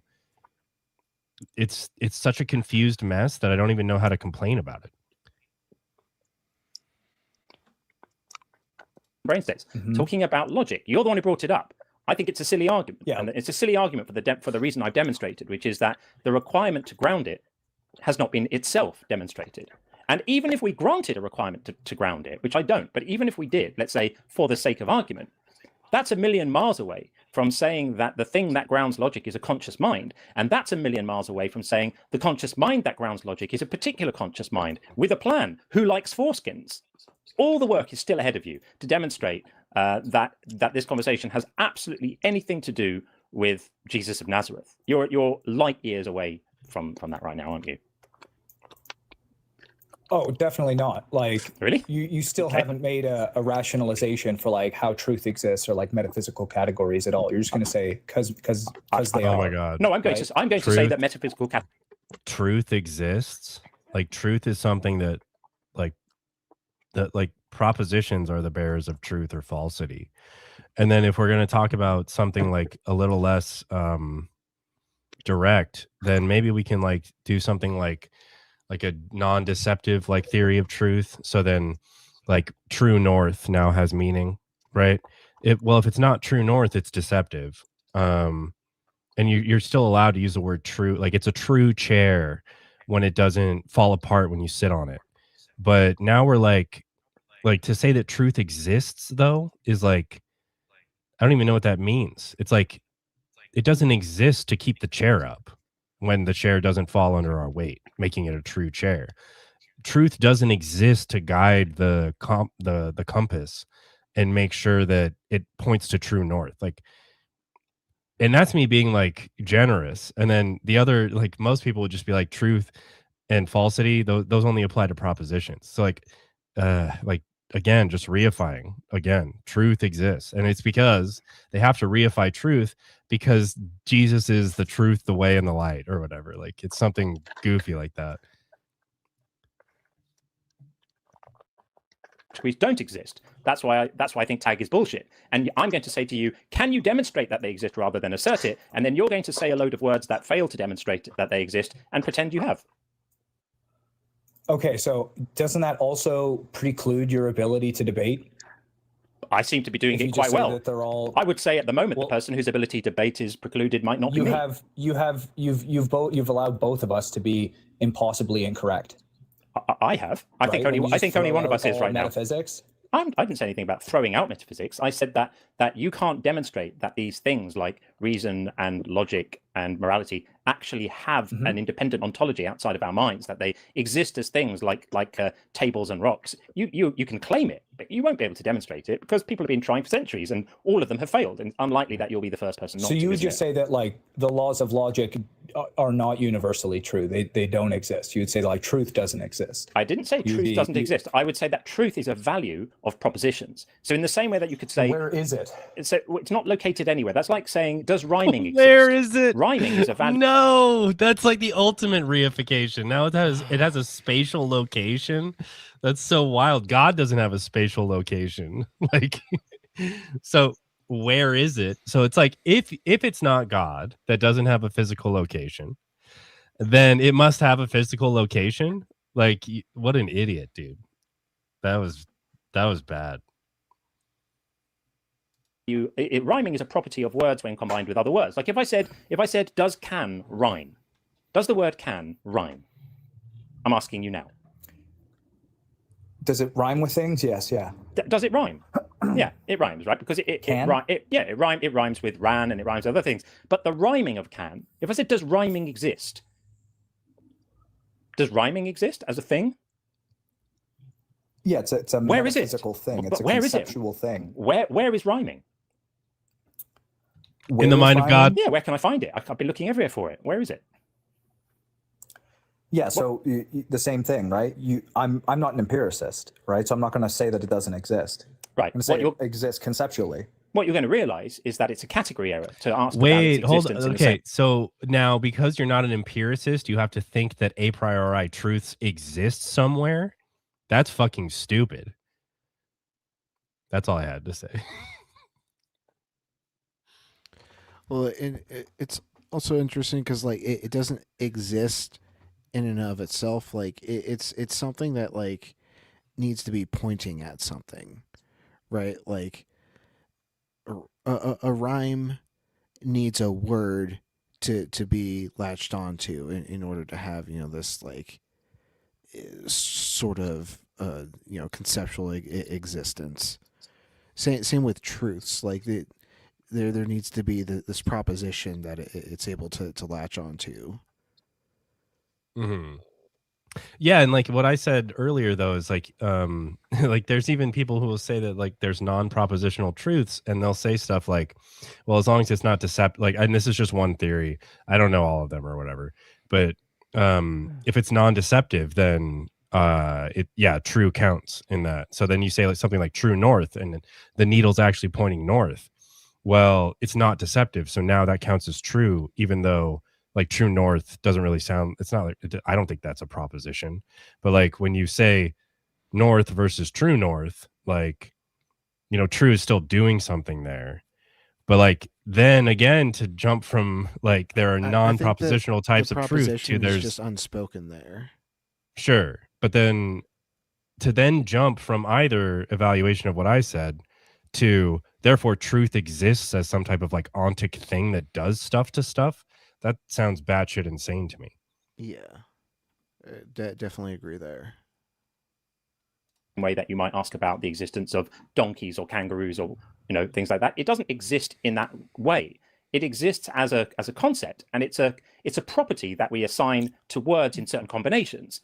In the same way that truth is a property that we assign to propositions in certain circumstances. So we might say that a particular statement has the property of being true if it correctly describes reality. But that doesn't mean that truth exists in the same way that, smelly sneakers exist. It's a different type of thing. It's a different type of existence. And so the equivocation fallacy here is to say, we know there are things in the world that exist, like rocks and badgers, and then say, we have this thing called logic that we can talk about, or truth, and then pretend that that exists in the same way. And therefore they're transcendental categories, right? Yeah, transcendental, like sort of magic, like a sort of platonic form. But you won't be able to demonstrate that the existence of those things is something that requires an originator, because we can just say that these are just words that we use to describe the way we think about concepts. They essentially exist in our minds. Yeah, you would say, like I said before, they're brain states, they're physical brain states. That's what thoughts are.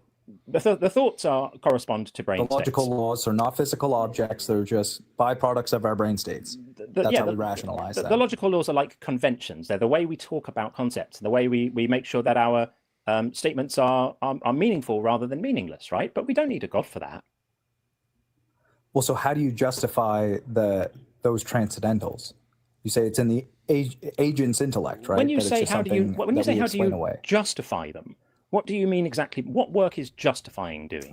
At the risk of getting back into exactly the same circle we were in before, I don't think they require justifying. Is he going to run? Okay, well, I suppose we agree to disagree. Thank you so much, sir. Take care. Okay, thanks for coming up. So, I'm oh shit, I'm probably gonna forget some of the stuff they said, but like I think that like there's real dispositions in reality. And like I think that they're core to what makes like a world possible to be non-contradictory, like have states of affairs that work together like alongside each other, or like don't contradict each other, don't make the world impossible. And so like it's funny because like I think that's true, but then to say that therefore, like again, I feel like it bottoms out at a design argument. Like, well, if this world's logically possible, you're presupposing God because he's the one who would have made anything logically possible. I kind of lost my train of thought there, but it kind of sums up what I was going for. Yeah, I think I thought of another like example for like like a concept needing to like actually map onto something. Like does tallness exist just by itself? Right, like you need like not just one thing, but like one thing to be compared to another thing in order for it to be even considered tall. So like imagine a universe with just like a single human. Well, no matter what their size is, like we don't know if they're tall because like they're the only like there's nothing else to compare the human to. So if you have a human and a rock, yeah, it's tall compared to the rock, maybe. Yeah. Well, there's probably no platonic form called tall, But then yeah, that's the difference between like tallness and like numbers, because like numbers don't necessarily need to map onto something. Like they have this like platonic value that like doesn't need some sort of second concept in order to like actually like actualize. Right, but then like this person is like presupposing that things like that like are reified, and they're saying like that's what's weird about like all these EO people, particularly like Eastern Orthodox, is they kind of like do this thing where they're like, well, they have to be platonic forms, but then they say, well, the platonic forms have to be in someone's mind because they're abstract. Like that's not what Plato said. That's not what Neoplatonists say. They don't think that there needs to be a mind for there to be platonic forms. And so to use platonic forms to justify a mind is just begging the question again, because you're just saying you can't have abstract platonic forms unless you have a mind to abstract them. That's just begging the question. Did we lose Robin? I guess so. Okay. I'm sure she'll come back.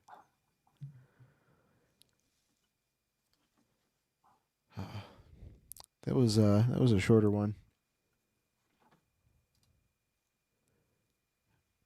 Could have been longer if he didn't fucking run when he was asked like what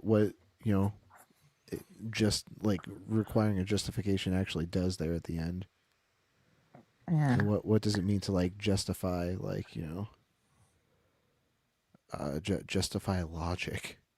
Well, then you're saying justify justification, but like at that, like prior to that point, there was something said that was like, how do you give an account for something? And an account is just a story. It's just, how did we get here? And so obviously an atheist and like a staunch physicalist can give an account for why we have logic now. It's that there were no contradictory states of affairs. We emerged from the non-contradictory states of affairs. Therefore, our brains don't have contradictory states of affairs, and we have developed as a species, let alone agent by agent, seeing and then knowing that there are no contradictory states of affairs. So it's clearly a grounding. It's clearly an explanation. It's clearly an account for it. But they'll just say, well, no. Like someone like Eli Gretchen would say, he would say, oh, it's just the case because it's the case. And that's just like, yeah, dude, Yeah. that's what a logically possible world is. You're an idiot. He is an idiot. Hi, Robin. Yeah, hi, Robin. Can you hear me? We can hear you. I don't know if it's. I may have to. I'll go get my earbuds. I guess like my speakers make a lot of noise in here. And I forgot RP about the vaping thing. So like I hit it. I was like, oh shit. I'm trying to remember. I appreciate it. It may take me a while. You may have to get on to me a couple of times. Are y'all still watching John? We just finished. Oh, okay. I love him. I love John. He's so funny. RP, I put Jason's clip in the producer chat again. Yeah, I grabbed it. It's the Simon Dan one. But I haven't seen Jason in chat for a minute, so I'm thinking maybe he fell asleep or something. I seen where Issa put in there that Jill got banned from the channel after I left this morning. I went to bed. Issa, yeah, I figured he was probably going to get banned. Who got banned? Jill. He went on Phil Sober's channel this morning, and got banned and told Phil that I told him to come over there. I was like, don't blame this shit on me. What? And yeah. And then he said that Phantom, he said he was banned out of chat because Phantom had banned him. Phantom said, I've never banned him. So he's banned now, though, I guess. I figured he looked like he was on his way out the door. Yeah. I was actually just talking about him yesterday because I only spoke to Jill once. And I was like, no, dude, I don't care about the Bible. Why should I think God exists? And he was like, I'm not going to convince you God exists. That was your dad's job. That was so funny. Yes. That was so funny. I started calling him Daddy Jill.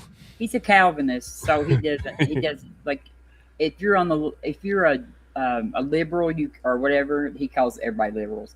If you're liberal, you can't be part of the elect anyway, is what he told me. So we're liberals are just, made to go to hell, I guess. In his world. We're vessels of wrath.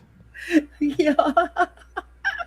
That's one of the dumbest. You would think they would be nicer to us on Earth then, if they thought we were going to be going to hell after we died. They at least leave us alone here, but no.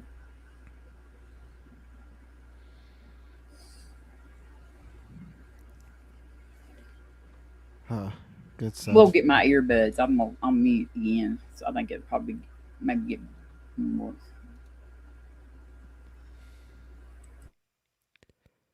We haven't seen Jill in a while since that was your dad's job night. He's been in chat several times. It's just so wild to me that I don't care that you don't believe there should be or is a God for some kind of reason. That was your dad's job. I refuse to engage.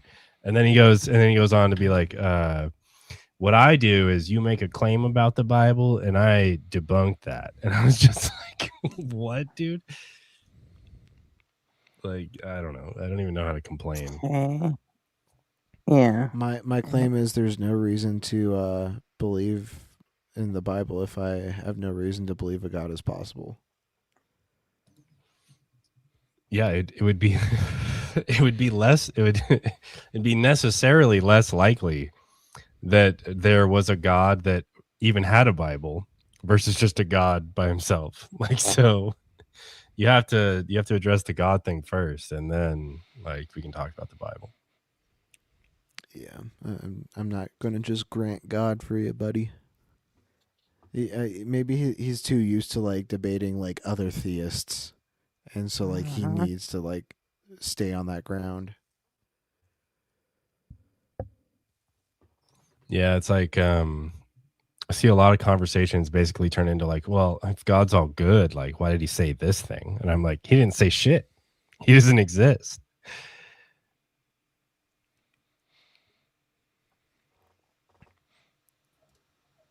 Hey Eric, how you doing? Hey, how's it going? Going good. What up? Disavow. Disavow what? He labeled Disavow himself Eric. untrustworthy. Oh, I mean, if I call myself untrustworthy, that's just going to build trust in me because people are going to look at that and go, "Hey, you know what? That guy's being pretty straightforward about himself." You know, doesn't that make you trustworthy? That's pretty trustworthy, yeah. Now you don't know what to think. This seems self. We'll see if that works. Yeah, it's nice to see that my portrait is actually showing tonight. Last night was weird because like in StreamYard, my avatar, my PFP was showing, but in the YouTube live stream, it was showing a generic like thing, which was kind of odd. just like a white like Yeah. silhouette. Yeah, it's weird. It does that sometimes. Yeah, that was I really haven't strange. figured out. And like this is the like I haven't logged into StreamYard in a long time, and that was my first time on your guys' channel. So I'm imagining something was like not quite synced up there, but it looks fine now. Yeah. Yeah, it does that to M Carp sometimes when he comes up. Yeah. Yeah. I saw you guys put Ian up on the screen. And I was like, "Ooh, I gotta join this. This looks fun." Awesome. Yeah. Yeah, this is the one they posted I think yesterday or 2 days ago. Yeah. It's about biblical slavery. Fun. So, yeah. All right, let's. I'm sure this conversation will go very smoothly, and the Christian will absolutely display good morals here. Yes. Let's all place our bets. And, let's not get out our bingo cards of rationalizations and all that. No, chattel slavery is different. Yeah, we'll hit all the typical Christian mottos. Yeah. Like, oh yeah, I'm sorry. Like, our bad. Like, let's just adopt all of your Christian Western ethics and like life will be good. I mean, I don't think that would be a realistic thing that would actually happen if you have thousands of years of them just like unaliving homosexuals and handicapped people and like Jews. Like, wait, but you don't have any problem with them killing gay people. Like, what would be your problem with that? It literally says to do that in Leviticus. Well, that was for a specific time. But was it absolutely morally? Okay, so we're already at like morals are like relative, like temporally relative. Yeah, pretty much. It's like you need to understand that God was bound by the humans at the time. Like God couldn't figure out any way around this. God said, "Hey, you know what? Unaliving babies, having slaves, that's all bad. But man, these humans are just so backwards that I can't find a way to convey this message in a way that they'll accept it. So I guess I'll have to just allow it because I mean, I can't. Like the humans are too dumb. Like you can tell them absolutely no shellfish, but slavery is fine. Hey, chop off the tips of your penises. But slavery, I mean, sure, okay, why not? You won't understand my reasoning why you shouldn't have slaves, so I will tell you how you can have slaves. But hey, chop off your penises. Now, I can actually kind of understand the circumcision in terms of like um, confirming kills in battle, because like it was a tradition when you go. No, seriously, like it was a tradition yeah. when you're warring with other tribes to Yeah. remove the member of your Yeah. enemy combatants and count those. So if your tribe has been circumcised, you're not able to go to your own bodies and remove those members and count them, because those were obviously your people. Yeah. And so you can't fudge the numbers. I mean, What? it makes sense. Like it makes sense. Like, okay, Star Trek Deep Space Nine, they were like wearing like Ketracel white vials of every Jem'Hadar they killed. Native Americans, they had scalps, and hey, the Israelites, they just kept bits of your junk, and they like kind of probably like tied them to their belts and like walked around like, hey, wow, that guy over there, he's got 20 tips on his belt. Man, that guy's a beast. A real dick killer. Holy shit, it's Jason Bourne. Oh my god. Yeah, the just I don't man, just the Jewish fascination with the condition of a person's dick is so bizarre to me. Even up to today, like we have really bizarre like Jewish rituals when it comes to circumcision. Like I don't want to get too graphic here, but it's like we have there are rituals happening today where Jewish rabbis are transferring their herpes to infant babies. And I'll let you fill in the blanks. Like that's happening. It's because today. they use their mouth to do something. Yes. Okay. Thank you for telling it like it is. Nobody. I wasn't brave enough to do that. I was just gonna say to do. I was just gonna say to do something. That's all I was gonna say. No, I know. Yeah. Nobody was brave enough to say it, and I wasn't. But that's exactly what's happening. Like that's literally happening today, and Jewish rabbis are giving their fucking herpes to infant babies. It's fucked up, right? I thought that was wild when I read that. Yeah. Yeah, it's called a tradition of a bris, BRIS. Yeah. But anyway, like just man, Judaism is just obsessed with dicks, and that says a lot about them, or at least the founders of the religion, rather. Might say a lot about their dicks. Yeah, that too. Hey, I can't get my Bluetooth to hook up to my this desktop, so like I'm on mute whenever I'm not talking. You sound fine, Robin. Honestly. Yeah. But I'm afraid that it's gonna make some like feedback. I don't know. Thank you. Yeah, I mean, you sound fine to us, but I mean, do you? Okay. That's fine. Yeah. We appreciate you being conscientious. Yes. Yeah. The awareness is really good. I work in technology, so like for COVID, I was working remotely the whole time, even like a few years after. And some folks who don't have like awareness of how much noise they're generating, or like their kids in the background or whatever, it always annoyed me. So I do appreciate that, Robin, that you're thinking about that. Yeah, I hate to be noisy. Yeah. Correct to do it during that time period to like kill gay people. Hey, how's it going? Pretty good. How you doing? Doing well. How old are you? 35. Yep. Do you think there's something wrong with being gay? Well, I think there's something I mean, I do think there's something wrong with being gay, but I think feel I would like we go at it a should. little bit. So to clarify, what I was referring to was probably within the last like 30 years. I didn't mean to imply that like it's a standard practice like to today that like this circumcision practice exists or it's still being, partaken in. What I know is that like within the last 20 or 30 years that was a thing. But like, I would even like if someone in chat is going to say like that's not true, then I would listen to that too. I'm not sure. I mean, you can just Google it. Like I literally, like as you were saying that, I Googled it, and article from 2015. The Orthodox Jewish tradition known as oral suction circumcision reaches back to biblical times. Created a modern day health dilemma in New York City because there are 17 cases of infant herpes since 2000. 2 infants died and 2 others suffered brain damage because they got herpes so young. Jesus Christ. And that's on The Guardian. So like this is happening like in our century, in our decade. So like yeah, it's fairly it's probably niche, like it's probably not that common, but it's still there. And there's like traditional roots in it, and that's like kind of the problem here. Is that these people are practicing tradition and not thinking about it.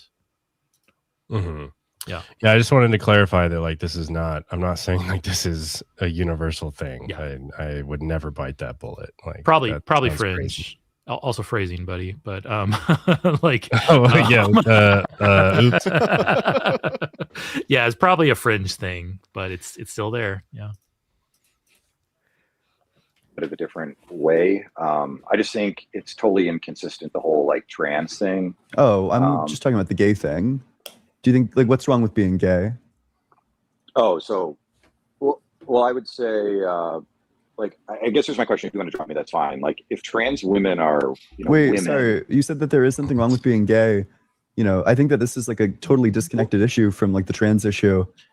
I guess, like, what's wrong with being gay? This is actually very telling of this caller, because he's immediately conflating gay people with transsexual people, and like it shows I'm going to psychoanalyze here, but a little bit, but it shows like a profound lack of understanding that these are LGBTQ are distinct groups of people coming together for a common cause, and he's just conflating them all together because he doesn't like understand probably the differences between them. He doesn't understand anything about them.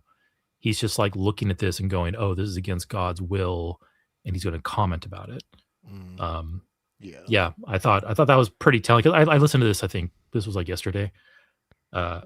I think I was listening to this in real time, and yeah, it's just it just shows just kind of a profound lack of understanding of what he's actually talking about. I thought this would be like queer, right? So queer is gay. No, it doesn't say that, right? The title says there is nothing wrong with being. No, queer is not automatically gay. Queer is an umbrella term.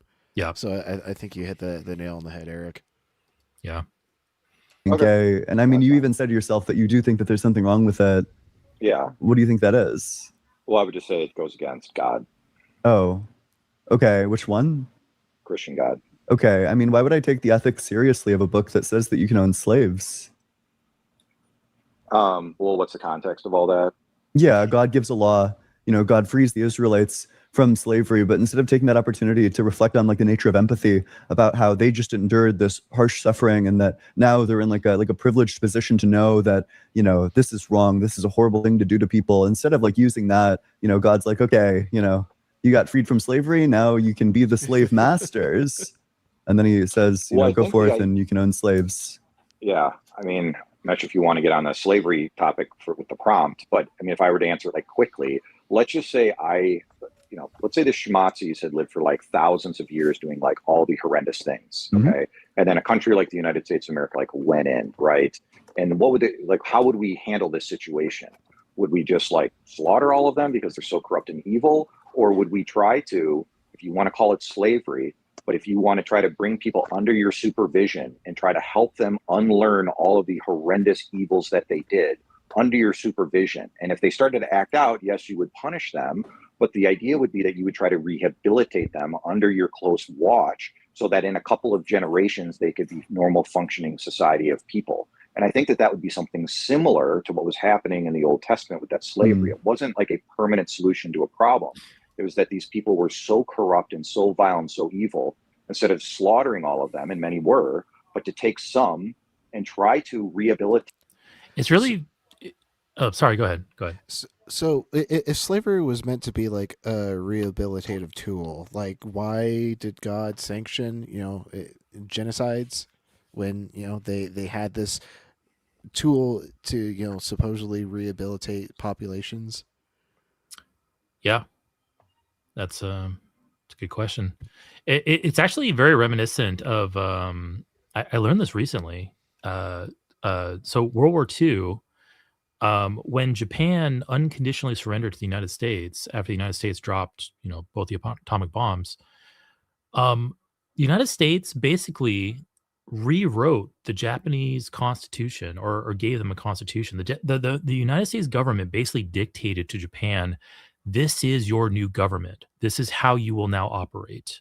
You can't have your own standing army other than like a defense force.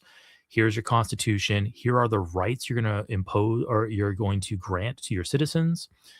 X, Y, Z. Like, United States dictated all of it. In fact, I think it was the first draft of the Constitution was like rejected by, I think, like the general, one of the generals at the time, and he and his staff like rewrote it.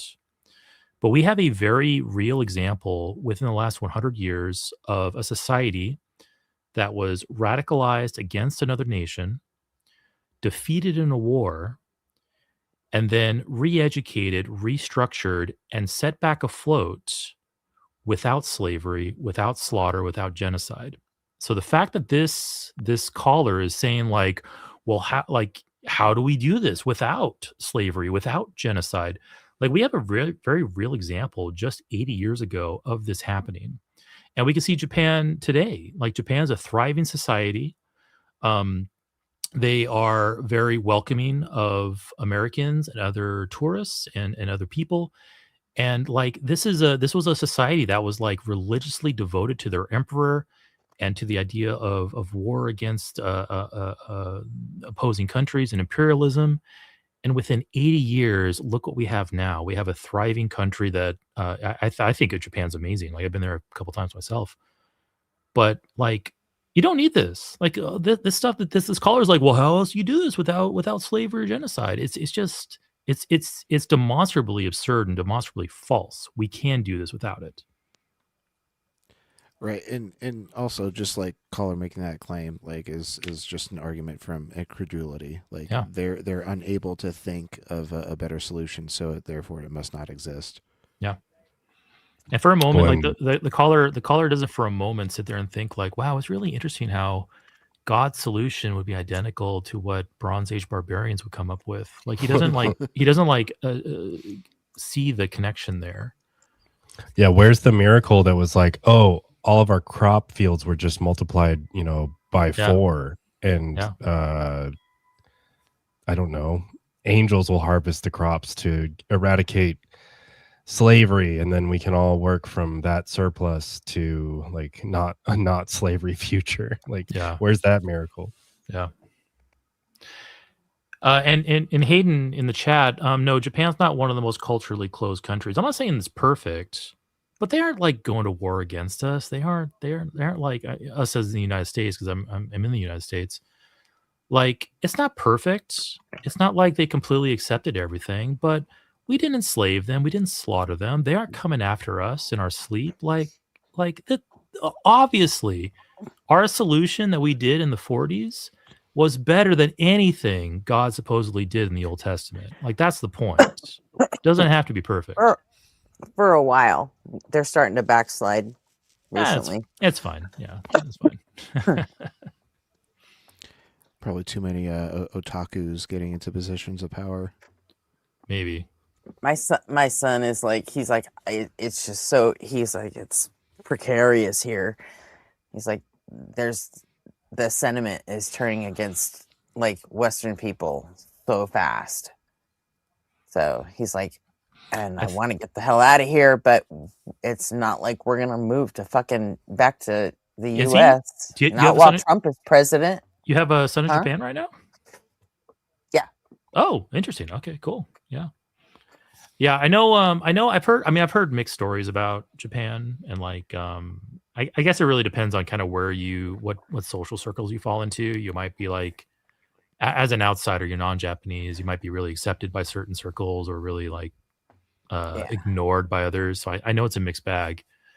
I think the main question is like, is the xenophobia experienced in Japan greater than like, any other country? Because you go to any country and like, people there, like you'll find a place that, will be harboring those xenophobic absolutely feelings. Mm-hmm.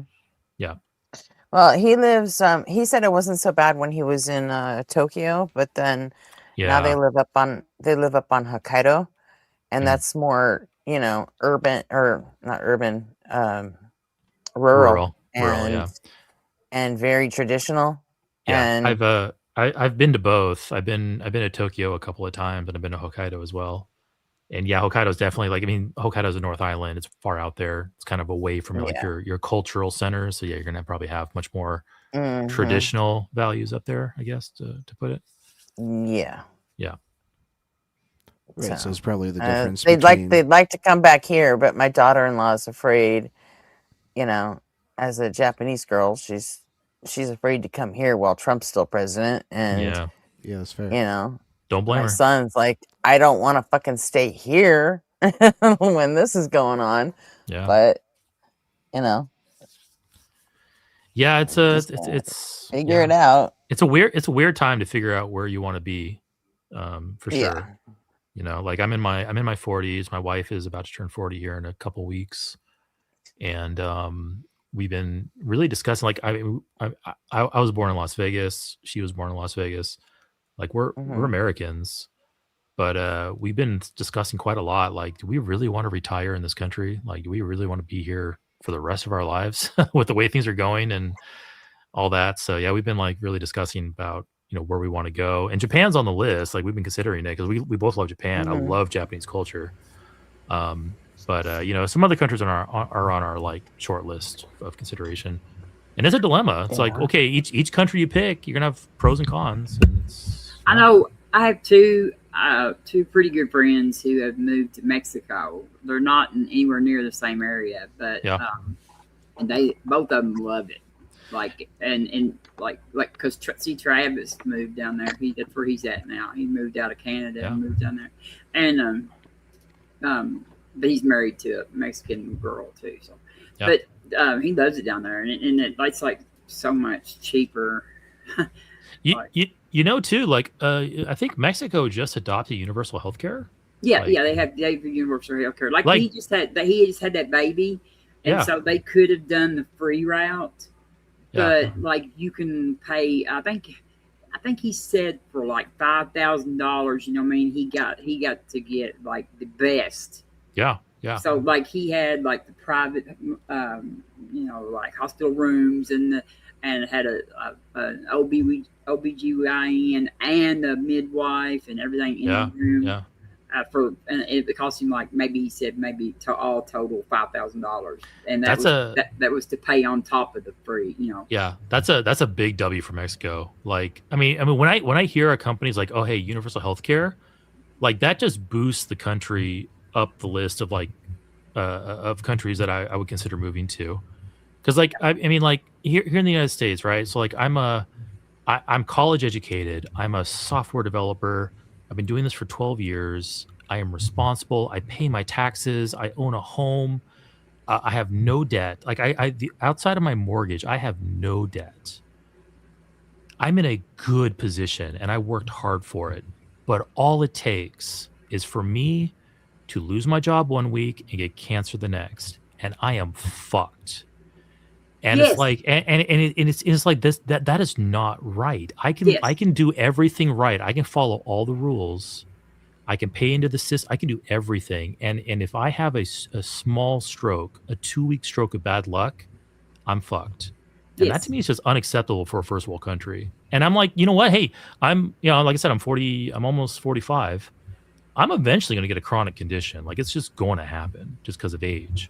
My wife's going to eventually get a chronic condition. And am I going to be saddled with a medical debt? Like I saw what happened to my mother, before she died. Am I going to be saddled with medical debt just because I had the misfortune of having the wrong disease in the wrong country at the wrong time? Like I'm not going to play that game. So I'm pretty sure we're going to move. We're just trying to figure out where. Like one major illness. Like I had a stroke last July. And I'm in a wheelchair right now.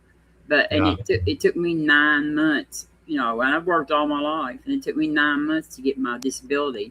Oof. If my house hadn't been paid off, I don't know what I would have done. You know what I mean? Like if I had to, because my dad had to pay like my electric and water and stuff like that for me while I was, while I was waiting on getting my disability. Yeah. because you can't even, you have to wait like 5 months before you can even file, like, and you don't get back pay on that 5 months. Yeah. So like in 5 months, you know what I mean? Like if I'd owned, if my house hadn't been paid off and I had the car payment or something like that and all that kind of stuff, I would have lost everything. So, yeah.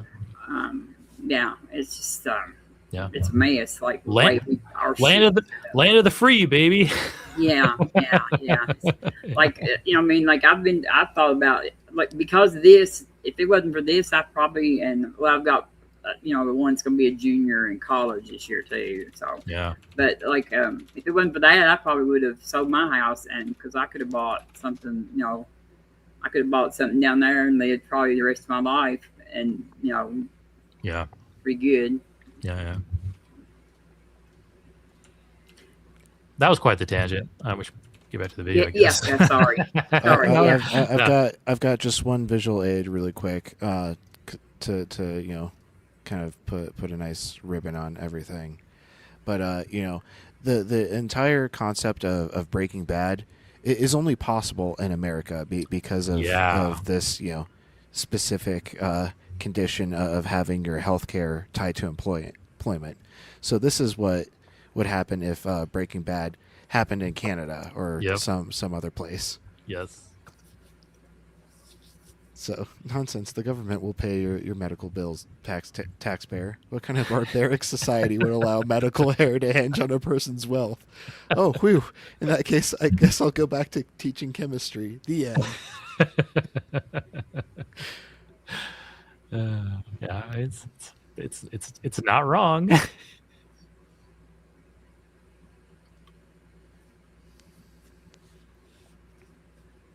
All right, back to Ian, if I can find it. Here it is. Date them, and you do that under your close eye, and that seems like a very brutal maybe thing to do, but if the idea is to try to change them after generations of so much evil, maybe you have to use a more strict tactic. I think that's probably how I would just give a quick answer to the question. Yeah, these things aren't even like remotely similar. First of all, I mean, it's not clear to me that what's happening in the situation that you laid out is that you're owning people as property as opposed to like something equivalent to like, I don't know, what is it? Like the one officer when you like let the people in jail out, like the probation officer. Like it's not even clear to me that that's like, it seems more like a probation officer than it seems like a slave owner. But additionally, the explanation that you gave can't possibly be the reason why God did it, because God says in Exodus 21:7, when a man sells his daughter as a slave, she shall not go out as the male slaves do. If the purpose of the slavery was rehabilitative, then it makes no sense that Israelites are allowed to sell their own daughters into slavery. I mean, you should just be able to raise them better. I guess, like, do you think the daughters of the Israelites needed to be rehabilitated and that's why they got sold into slavery? Well, what were the daughters doing? It doesn't give any stipulations. It just says you can sell your daughter into slavery. I love this. Okay. I love this. I love the question because it's him saying, well, it's possible the daughters are doing something right, that something made that them deserve slavery. Yeah, it's crazy. You know? Maybe the daughters were being kind of loose, and that's why they deserve to be owned by somebody else. Like that's what he's insinuating. Like what possible thing could a daughter, when, you know, we hear daughter, like, okay, I don't know how ancient Israelite culture was, but like how soon do they marry? Like 18 to 25 maybe. So like when you hear daughter, you can probably assume that it's below 18 to 25 or somewhere in there. Like what could a girl possibly do to justify her becoming somebody else's property? And it's like it's the guy's completely ignoring the fact that, you know, women back then were basically considered to be property. They had value assigned on them based on whether they were virgins or not. And it's like, and he doesn't understand that, hey, just maybe a father got into financial trouble and he literally sells his daughter because he just needs to sell an asset. He doesn't consider any of that. It's got to be like all of a sudden like, oh, what did the daughter do? It's like victim blaming. Yeah, and you better hope that daughter is not a daughter of a priest. if she does something untoward. Leviticus And 21:9, when a daughter of a priest profanes herself through prostitution, she profanes her father. She shall be burned to death. Oof. yeah, and I dare say it was they married their girls off way younger than 18 to 25. Probably, I mean, yeah. I was there were huge stretches in the Middle Ages where they were, marrying girls off at like 13. So Yeah. I was probably being very, very generous with the 18 to 25. You're correct there. I'd have to look at that specific passage, okay? And I'm not familiar with that. But I know it also talks about in Exodus, like man stealing would bring about, like death. And so like the transatlantic slave trade for sure would have been anti-biblical in every sense of the word, because that is literally man stealing. So I think when we're talking about all this slavery, we need to understand and look, like these are not like wonderful situations that we're talking about, but it's when there's extreme situations that are happening. How do we, like, we have jail. I mean, is that slavery? I mean, it kind of is. It shouldn't in a be. sense. I mean, you are confining them. You're giving them certain meals that they can eat at certain times, and if they act out, they can be put in confinement, like even solitary confinement. I can see similarities between two things. That means they're the same, right? That's very logical. Yep. Would be like but the goal would be a rehabilitation, and it'd be similar in a sense to what is being advocated for. And I'd have to look specifically at what you're referring to with the Israelite daughters, but that would be how I would interpret what's going on, because the idea isn't to have these people forever under your thumb. The idea is they are so corrupt, we need to rehabilitate them. Yeah, and just to allow here's them where to he run is free. Here's where he is completely wrong. I mean, I think Ian's going to go into it here in a little bit, but in a nutshell, Israelite slavery was structured as such. If you were a male Israelite, and you're in slavery, you are released after 7 years. Yeah, the year of Jubilee. Yeah, year of Jubilee. If you are literally anyone else, you are a slave for life. If you're even Israelite women, Israelite children, even the males born into slavery, are permanent slaves. Slaves bought from other nations, slaves taken in forms of conquest. You're a slave for life. That is true chattel slavery. And this guy is either ignorant of it or completely ignoring it. I'd also like to point out that, like, just because like it could be used as like a real rehabilitative tool, it doesn't mean that like someone who doesn't need rehabilitation can't become a slave. And so then this argument completely falls apart, because now it's not being used as this tool. It's just slavery of an innocent person. Yeah. They're probably just going to go back to what they were doing before, which was like horrendous evil. That's how I would, like, in a quick way, try to like square it, because again, man stealing is condemned. You're condemned for doing that. So whatever was happening in the transatlantic slave trade was like a totally unchristian act. Even the Christians were doing that. It's interesting because it's interesting because the Israelites were, I mean, if you want to call slavery via conquest man stealing, like, you're not like going into a land and kidnapping. I mean, that probably was going on, but I don't think we have it recorded in the Bible. But when the Bible says that you can buy your slaves among the nations, how do you think they acquired their slaves? Like, wasn't there maybe some man stealing going on there? So like at some point in the pipeline, like if the Bible's against man stealing, and the Bible does say, but I mean, I think of the man stealing in the Bible that's prohibited is basically man stealing your fellow Jew, your fellow Israelite, not members of other nations. But it's like, if you're buying from somebody who's engaging in it, that's okay, because the Bible says you can buy your slaves among nations. Like, it doesn't say your slaves must be that surround you. Yeah, you're the heathen that surround you. The Bible doesn't say that your slaves must be ethically sourced. Like, as long as you're not doing the man stealing, it's okay all of a sudden. Like, it doesn't make sense. Ethically sourced, that would be, first of all, a very strange concept to be in the Bible. But especially these are free range slaves, okay? Especially when dealing with slavery. Yeah. Like, yeah. We here at I don't know what's a Jewish word, a Jewish ranch. We ensure that all of our slaves are ethically sourced. We did not steal them amongst ourselves, and we have vetted every one of our slave vendors as being ethical in that they did not steal these people from other nations. They only got these slaves via disobedient daughters, conquest of cities, and just really desperate people who sold themselves because they were so far in debt. So we don't do that man stealing stuff. We are ethically sourced here. Yeah. They will bend themselves into a pretzel to try to defend this. Yeah. Yeah. Well, Ian has a big head, doesn't he? That was nice, gotta Greg. have some place for that big brain. That's right. Yeah. I never noticed it before, but he, with his hair cut short like that. Yeah. Well, and Kinda Ian's has a also big head. like a larger person too. I'm pretty sure they're over 6 foot tall. Like, You think Ian's over comparatively. 6 feet tall? I think so. Really? Like from what I saw in the Jubilee video, Ian seems Oh, pretty okay. big. Okay. Yeah. Hey, Ian, if you're listening, tell us how tall you are. 'Cause I'm curious. Yeah. I'll ask them next time I'm modding. But everybody asks Blitz how tall he is, and he makes up a new number every time. Yeah. Hey, we'll find out. He's either 7 foot or 7'2" or 7'4". We'll find out for sure in At October. Hagburn.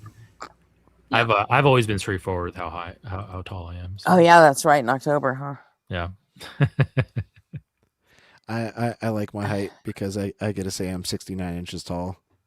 Nice. Yep. I don't mind being like exactly average height. Like, it doesn't really do anything to my ego. But we right before we paused, we heard callers starting to talk about the transatlantic slave trade, and it's not really comparable because like it's not like all slaves were like just like captured random people from Africa. Like people were selling their fellow countrymen in Africa, and so like these slave traders were going over there and purchasing people and then bringing them over here, and that's not dissimilar to what was happening in biblical times. Mm-hmm.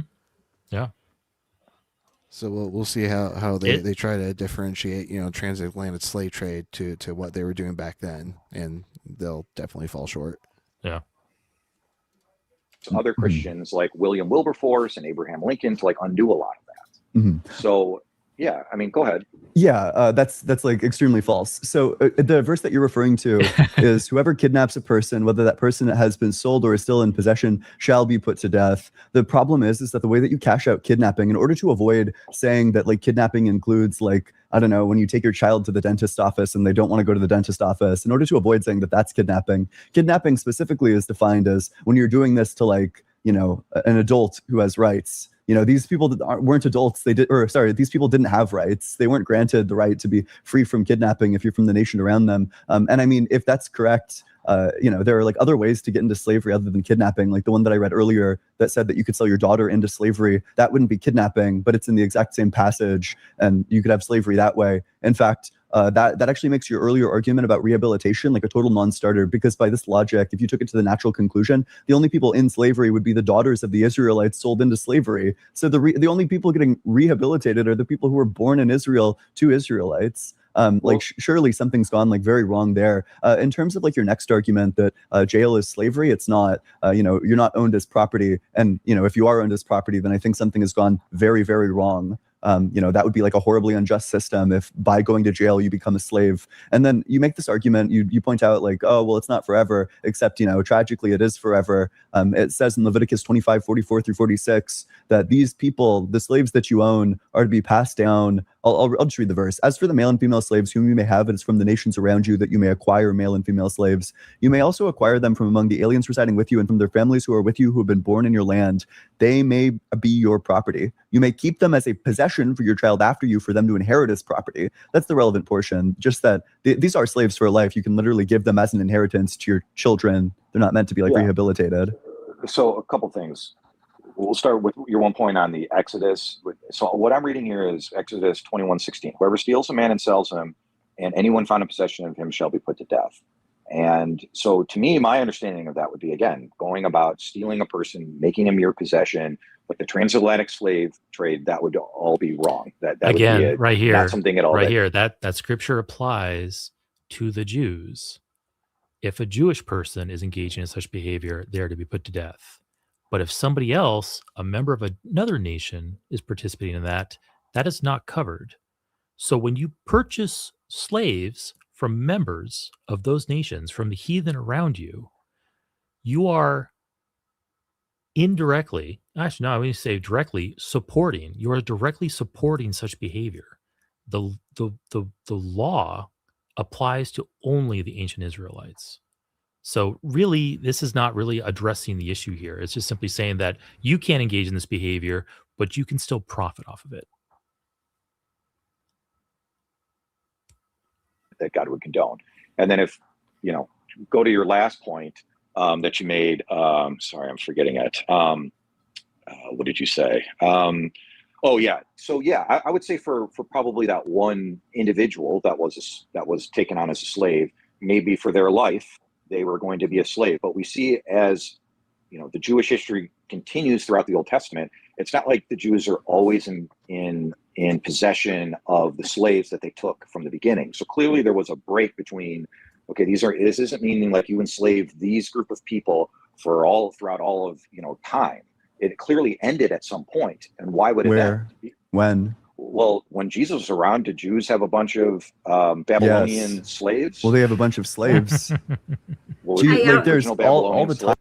I want to point out something too that Joel, a point that Joel makes that really I'd never thought about. Okay, in the Bible, after the supposed Exodus that happens, and Moses brings down the law at that time they had supposedly just came out of slavery, according to the story. Yeah. Yep. So they were not practicing slavery at that time because they had been slaves. And so Moses comes down with this law that gives them how to do the slavery, like all the slavery laws. So like when people try to argue, mere weeks after he just busted them out of slavery. Yes. Yeah, it's So when literally a prescription. Yes, exactly. When people argue that everybody was doing slavery and that God was just trying to regulate them, that is just an absolute lie, because obviously, according to the story, the Hebrews were not practicing slavery, and God told them that when you get to this new land or whatever, from now on, you can practice slavery too. So it was set up as a new system within their society, supposedly, according to the story. But It would also be very funny and also extremely human.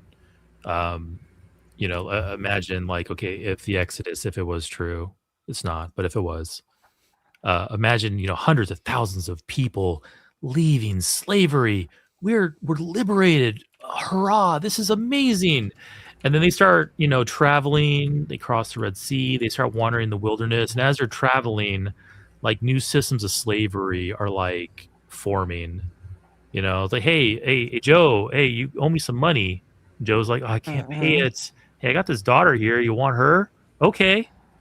I can just imagine it's a very human idea that it would be very Monty Python comical, imagining that these slave trades are forming as they're leaving Egypt. And that's, yeah.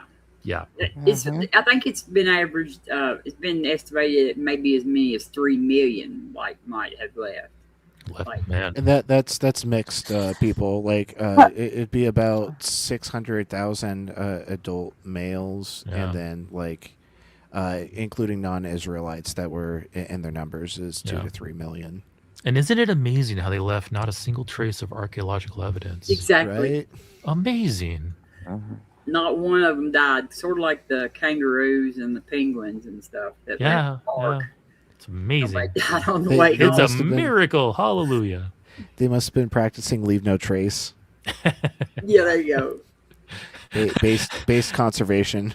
Hey, let's put it this way: when you're leaving slavery like that, resources are very limited, and if your fellow Israelite falls of like exhaustion or death, oh geez, you use the whole buffalo is all I'm saying.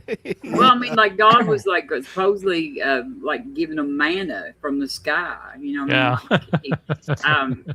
So And just in case you got a good slave and you don't want to lose them, Yeah. to teach you how to, that you can trick them into staying forever. Yeah, just give them a wife, encourage them to have Give some them kids. a wife and some kids. Hey, congratulations! It's a year jubilee. You are free. Oh wait, what? You don't want to leave your family? Okay, well I got a deal for you. Yeah. Just give me your ear, buddy. So yeah, just give me your ear. Let's go over this door here. It's gonna hurt just for a second. Boom! You just got shanghaied. Yeah. Yeah, when back when I was still a Christian, going to like Bible camp and stuff, there's this song that we'd sing around the campfire. It's pierce my ear, dear Lord, like make me something. It's been long enough that Oh my like, I God. don't remember. Wow. Yeah, like we literally sing about that verse, like wanting Dude. God to make us like His slave. Yeah. Wow. Did you know what it meant, RP? Not really back then, no. Oh, that's But- creepy, isn't it? It is. Like Mm. all of not all of the songs that we sang were creepy, but like when you really go back and like pay attention to the lyrics that you're singing for these songs, like you Ooh. realize, oh man, I'm perpetuating some really messed up shit. Oh yeah. Yeah. I go back and I look at like JW literature and look at their illustrations, and some of it is horrifying. Like, Ew. holy shit! I thought this was good at one point in my life. That is so weird. That Yeah. that's probably gonna haunt me for a day or two. Oh my gosh. Whoa, Jr. how did you know that I was in Iowa? You're not a fellow NWBCer, are you? I'm gonna lose my mind if that's the case. But while I wait for that response, I'll just That would be continue on hilarious. Ian. I'm throughout the New Testament, Rome- there are Rome had discussions about like slaves. slaves. Yeah, well, Rome had slaves, but I would be curious if the Jews at the time of Jesus, the Sanhedrin, all that, if they had slaves. I don't. Okay, it was from a past admission. Okay, I mean, I sorry, go ahead. I just thought like Jr. attended the same Bible camp, and I was about to lose my mind. So this caller is like basically saying like, oh well, by Jesus' time, slavery was abolished out of Israel and Judea, and that's not at all the case. In fact, in the book of Philemon, Paul is asking, let me see here. Paul asked that Philemon receive Onesimus as a released slave. Like Paul in the New Testament is asking another Christian, hey, release your slave. Not because slavery is wrong, but because Paul liked that guy. So we have evidence that slavery was alive and well, even among Christians in the first century. Well, the answer to that, I could be So wrong. do you think that so would it be okay if they had slaves, but just not like Babylonian slaves? Would that be fine? Well, I would just say, what is the context of all this? If these are people that are like warring, like I said, You don't think slavery is absolutely wrong? You think sometimes it's fine? I think slavery oftentimes is absolutely wrong. But no do you think question it's about like it. always wrong, or I don't. I think in the context, like I said, dude, if you and I and the entire United States of America were to go to Schmatzy, Germany, and they for I wouldn't want to enslave the 2,000 Nazis. years, I think it's kind of weird that you do. Well, I would just say then if they are doing nothing but trying to do world domination and to like wipe everybody off the face of the earth, the answer would be to like drop a bomb and just destroy all of them, or to try to rehabilitate them. And if they've got thousands of years of just trying to just slaughter everybody, you might have to keep a close eye on them. And if that It's funny means how that- he's prescribing that these people like these people that the Israelites enslaved wanted to wipe everyone off the earth. They were like murderous and just genocidal. We don't. That's not in the Bible. Context. It's not in the Bible. This guy is crafting a straw man because he's trying to soften the idea of genocide and slavery. And in the Bible, like I think in the worst stuff in the Bible was like, hey, this group, what was it, the Midianites? Like, hey, these guys attacked us 400 years ago, so now go back and slaughter them. Like that's kind that of was like the Amalekites. Amalekites. Yes, thank you. Nowhere in the Bible does it say, hey, this tribe is seeking to slaughter everyone, or this tribe is seeking to defeat everybody. At least none of my recollection. Well, Like this guy is crafting a straw man because it's easier for him to attack. Yeah, and they always try to say that those other people were like sacrificing their babies to to the Moloch or whatever. But the thing about it is it was just because it wasn't to Yahweh. There wasn't the fact like sacrificing babies was not anti-Yahweh. Just don't sacrifice your babies to anybody but Yahweh. Yeah, I think the three main reasons, and Christians in the audience, you're not going to like to hear this, but this is true. I think this is true. The three main reasons that the Israelites attacked, genocided, and enslaved other lands, here's the three reasons. One was their religion offends us. Two is they offended us in the past. And three, we need their land. Those are the three reasons. There wasn't anything like this guy in Ian's call is describing. This guy is lying. I'd go so far as to say that number 3 was actually the number 1 reason. Yeah. I saved the best for last, Gretchen. And what's super fucked up is the settlers in Israel are still doing that shit. Yeah. I wonder what's influencing them that direction. Maybe some ancient decrepit holy book, maybe. You know, the Bronze probably. Age sex manual. Yeah. Mm-hmm. You need to What justifies keep the them selling in the the- daughters into slavery? You keep Well, on I'd have to avoiding look- that point. Well, dude, I'd have to look that up. Okay, but as I'm things looking that up. stand, you have no response to the fact that it says you can sell your daughter into slavery. Well, So then, as things stand, yeah, but the I've tried Bible to- has absurd ethics, unless you have like a rebuttal to that. Well, dude, I've tried to answer, I think, 5 different things. I mean, Yeah. I think that you're hanging on It's throughout like the slavery. entire Yeah, Bible. I think slavery is Well, that's- bad. Yeah. Well, so what would you do in that instance, honestly? If I you were came to to try Nazi to, Germany, yeah, and they had thousands of years. Literally, what would you do? yeah, I think the Nuremberg trials make sense. You hold the people Okay. responsible who are responsible, and then for the rest of them, you could give maybe some punishment. But ultimately, I don't think you want. I don't think that you should be eradicating the people group. I certainly don't think they should be your slaves.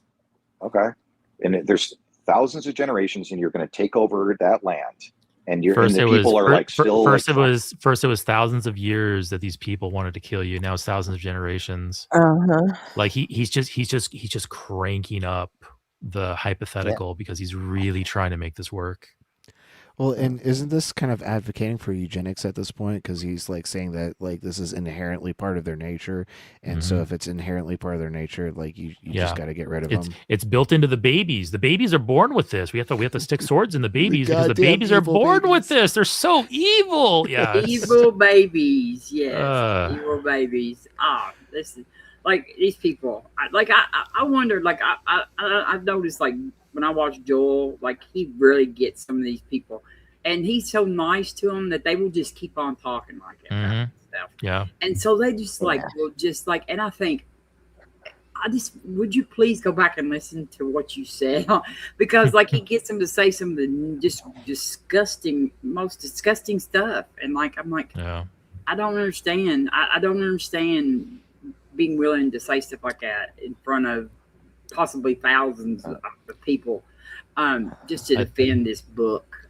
I think a lot of these callers are not they're not capable of things like self-awareness. So they're going to listen back and go, "Wow, I did a good job defending my Bible."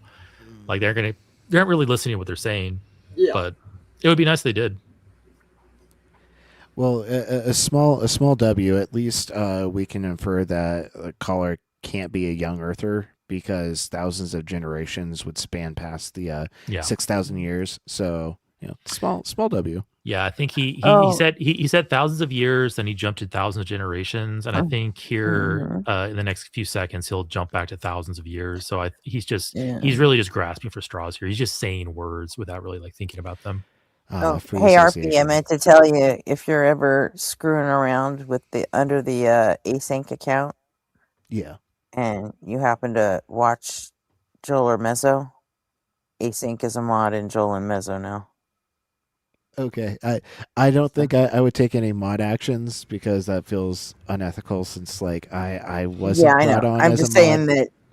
I'm just saying if you ever happen to be, cruising around under the Yeah, async account, I'll make sure I'm not if you accidentally. if you happen to cruise into Mezzo and Joel, then I saw you. I saw them read at your thing today, Gretchen, on that. Yeah, I heard him read your hey Bill, I'm having Yeah. issues with my Gretchen. Can you make async I a mod? I can't figure out what the hell I did. Like But that. it's like my chat window in my on my Gretchen account. It's so fucking small. I can't possibly mod anything with it. It's Oh, so that's tiny. weird. That game they played tonight was fun too. That Oh, questions for quick Christians. questions for Christians. We just call it QQ for Q. For $1,000, he said. So Now that little game console that he's using for the rounds and point accumulation, is that the same thing that like we get the little let's go gambling meme, like dig it, ah dang it, dig it, ah dang it. yeah, you don't know Jack. Yeah. Yeah. Okay. So Yeah, it's it's the fun same knowing thing the that source the of that meme. Jackbox game. Yeah, it's the same thing that the Jackbox games are built on. I'll pull up the sound bit. Oh Jesus, that is super loud. I'm gonna make sure I don't blow out the audience's ears.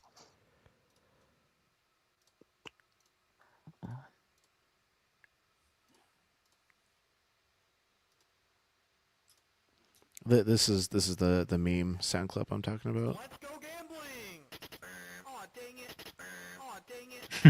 Oh dang it. I came across that meme when Erica was using it in a Casey Luskins takedown video. Nice. I have Hey, this. as a Las Vegas native, that really speaks to me. I mean, What's that? It's the big book of Bible trivia. Bible It has like trivia. 40. oh, that's cool. GE made a Uh-oh. game kind of like the quick questions for Christians, and only he does more of a Bible trivia thing. Yeah. Robin, I think your camera might have froze. Yeah. Just letting you know. I think so. Or she might not even be able to hear us right now. But yeah, let's get back to Ian.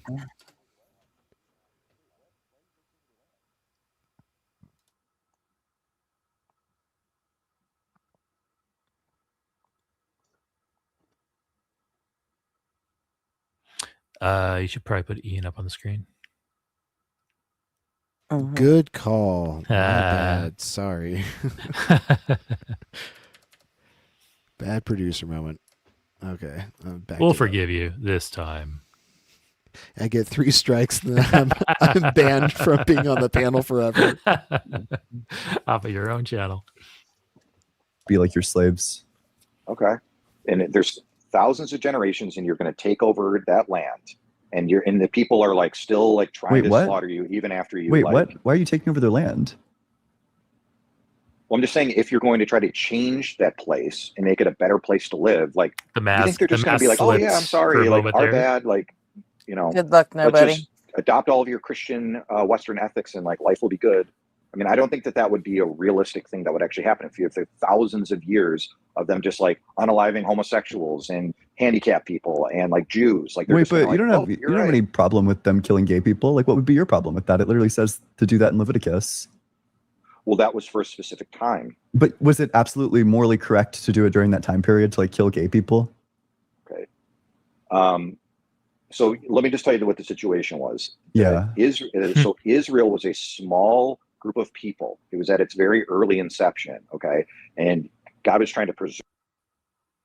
It wasn't that small of a group of people. Like, coming out of Egypt, like the men ranged in the 600,000s. That's not small. Yeah. serve the people, and knew that if homosexuality ran rampant throughout the entire Israeli people, the entire population would just die off. It would die off completely. Like it's contagious. Like the gay contagion. You get 2 homosexual guys, and before you know it, you got 2,000. It's like just it's like the cold. Yeah. I'm having internet trouble too. That's why it's like twice it's kicked me off.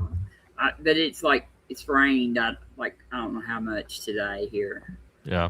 Like we got floods all over the county, so I don't know what's going on. But I guess I turned that camera on for a minute and it just kicked me out. So. The same way. Sure. So to prevent the population from dying off, they needed to kill a bunch of them. Yeah. They needed to stone them to death to prevent them from dying off. Is that correct? Well, the idea is that all sin, not just homosexuality, all of it ultimately is deserving of death. All of it. That's not true. All of it. You don't believe that. Yeah. Okay. Ultimately, the wages of sin is death. We all will one day die. Oh, that's like Because of our obviously sin. false. I don't even know why you would say that. I'll give you a scenario. That's the biblical explanation for it. Yeah, let me give you a scenario. So, okay, let's say that let's say I have sex with my girlfriend. It's premarital. It's unrepentant, and then there's like a person who like rapes 20 people but repents for it. Who did a worse thing there? And pause it there really quick. I remember listening to this, and this caller is not going to be able to wrap his head around Ian's question. And when I was listening to it, I was thinking to myself, I was like, I can't remember if Ian was like very clear with the question or not. But now that I just listened to it for a second time, Ian was super clear and super direct with the question. But now watch the caller completely fail to grasp it because the caller's not listening to Ian. Right. And this will just completely dismantle the idea that Yes. Yahweh is just because, justice is treating like cases alike. Yeah. Literally dishing out death for any and all offenses, no matter how minor, because it's sin. The person who raped 20 people. Oh, sure, but I mean, who's going to get punished worse? The person who rapes 20 people. Really? Even though he repents, you don't think that repentance? Oh, I didn't hear the repentance. Yeah. He repents. I'm sorry, I didn't hear the repent part. They're still gonna be put to trial, and they're gonna.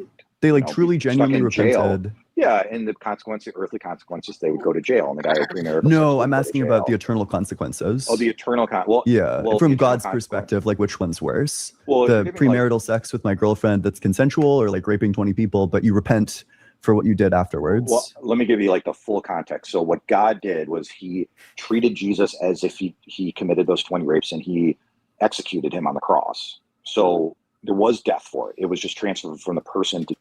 So the wages of sin is death, not dying and then coming back in 3 days. Yeah. So it's like you put a quarter in a string into a vending machine and you pull it back out. Like you didn't actually pay for the snack. You tricked it. It was a dirty old trick. Yeah. The wages of hell are sin, are death, and then hell. Like, okay. You know what I mean? Like it ain't like they think we just die. They also, some of them think that we actually go to hell for eternity. So that's the Christian development of it. Because if I remember correctly, like the whole like dynamic of Judaism and the Israelites with the animal sacrifice is that when you sacrifice an animal to God, you are transferring your sin. It's kind of like barnacles building up on a ship. And when you sacrifice an animal, you're transferring your sin into the animal, and then the animal dies, and then the sin's taken care of. And then, Christianity came along and just basically said, like, well, what if we have one ultimate sacrifice for all sin? And that's kind of like the natural progression of that belief into Jesus. So, like... it's scapegoating. Yeah, it's scapegoating, exactly. And that's what this guy's trying to do. But this guy's going to, like I said, in addition to just simply not grasping or listening to what Ian's trying to say, he's going to jump back and forth between earthly consequences and supernatural consequences, because he doesn't want to engage with what Ian's actually asking, which is, Ian's question is like, okay, we have two scenarios. I, Ian, have sex with my girlfriend, I don't repent, and I die, versus I rape 20 women, and I repent and I die, who gets the punishment after death? That's what Ian's question is. But he's not listening, and he's gonna really, like, I think at some point he realizes what's being asked, and he really is uncomfortable with that question. He's gonna go back and forth between earthly corporeal consequences versus the supernatural consequences. He's gonna go back and forth because he really doesn't want to like answer Ian's question directly. Jesus. I mean, that's like the Christian. So there was still death that happened, but instead of going to the individual who did the crime, it was put onto Jesus. So death did happen. Death did happen. It just went to Jesus instead of the person. Yeah, but which So of those acts is worse though, in terms of like the punishment that gets afforded to each? Well, the 20 grapes for sure. Yeah. So okay, that punishment's deserving of death, and then premarital sex is also deserving of death. So it seems like they just get punished equally, right? It seems like the punishment for rape is equivalent to the punishment of like consensual premarital sex. Well, not in the severity of the punishment. Is it like more? Is it like super death? Like, well, the idea in scriptures is that there's certainly going to be a day of judgment, and for the person, for Schmittler, it's going to be much worse for him than it would be for the guy who had premarital sex. And what punishment? But not really though. It's a binary, hell or not hell. Yeah. Well, there are certain people who present like different like stages of hell or levels. But that's completely like post biblical. That's a Catholic Church construction. Yeah. I think the crux of the matter here is though that what Ian's trying to get at with the caller is that no matter what you do, as long as you repent, you're off the hook in the afterlife. Right. So like consider someone like Jeffrey Dahmer, who supposedly repented and turned to Christ before his execution or his death in jail. I don't remember if he was executed by the state or murdered like in prison, but supposedly at the end of his life he repented and turned to Christ. And so like all of his horrific acts previously supposedly don't mean anything to God anymore. Well, I wonder if he's in heaven and like meets up with one of his victims and says, "You were tasty." Like, oh, jeez.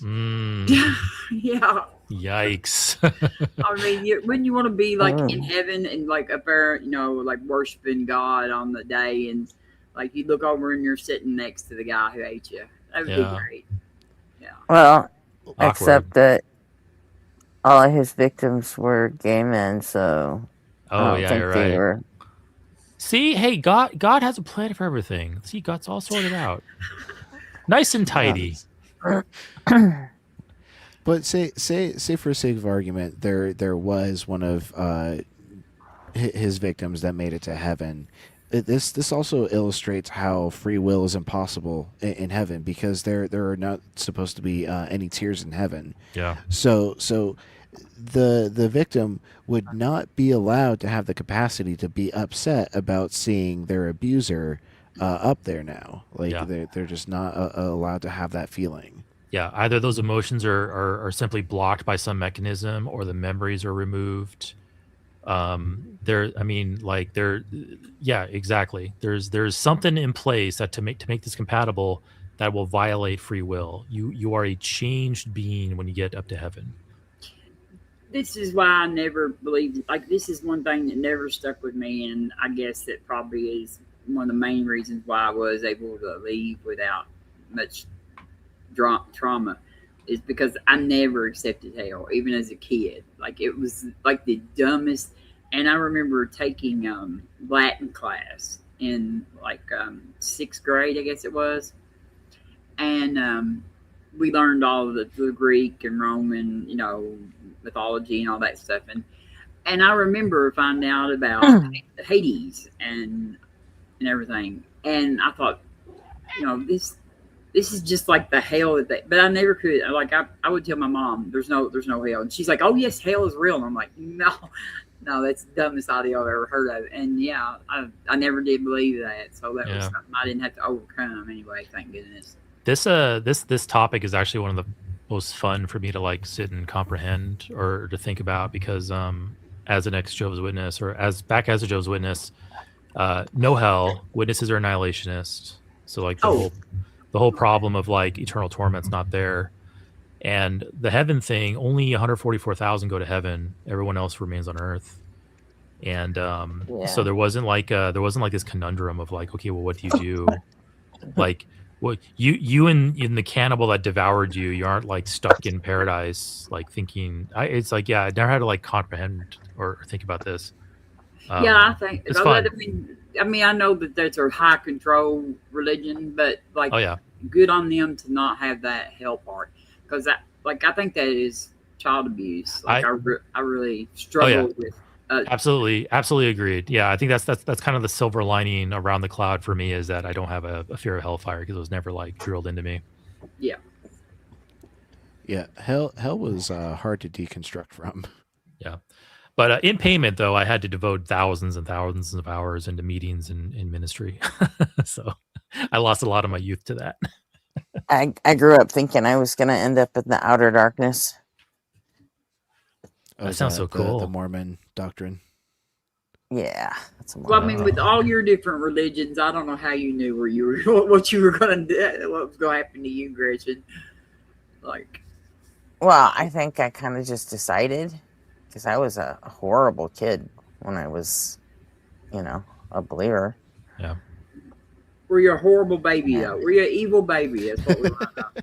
Gretchen was the evilest baby. Yeah. Did you ever think, Gretchen, that maybe it was like in your genes, kind of like the Midianite, like the Midianite kids, just evil is just in their genes? It's 100% in my genes. You should meet my dad. It was absolutely in my genes. What punishment is each going to get? Eternal damnation. So they get the same punishment. Well, to the degree of the justice is still going to be stronger for that person. At times, it'd be like if you were in jail and one person's in solitary confinement, and one person gets to walk amongst the people. You're both in jail for the rest of your life, but the solitary confinement's a much worse punishment. Yeah, but what if what if the rapist repents, but the premarital sex person doesn't? Like, who gets the worst punishment then? Well, again, Jesus gets the full punishment on the cross. Yeah, I'm speaking of like the rapist or like the person that does premarital sex. Like, who gets the worst punishment if the rapist repents? Well, if the rapist repents, the full punishment still goes on Jesus, but that person can be forgiven of their sin, just like the person can be forgiven of their sin who did the premarital sex. Like, the punishment's still going to be doled out. It's just whether it's going to come out on me or whether it's going to come out on Jesus. I'm asking about like the punishment you experience. Well, the punishment I could experience if I grape people could still be that I go to jail. I'm asking about the eternal punishment. There's a pivot to corporeal. There's a pivot to corporeal punishment when the caller knows exactly what Ian's asking. I'm trying to find like ways out of this. The question's like very simple. Way out of it. Well, I think you're skipping over that there's no punishment, or that the punishment isn't incredibly severe. The rapist doesn't experience the eternal punishment, do they? Correct, Jesus does. Sure. So then the rapist gets no punishment in the afterlife, whereas the person who did premarital sex consensually goes to hell. Well, if you're going to give this like really correct? Narrow thing, yes, yes, it's correct. Is that just?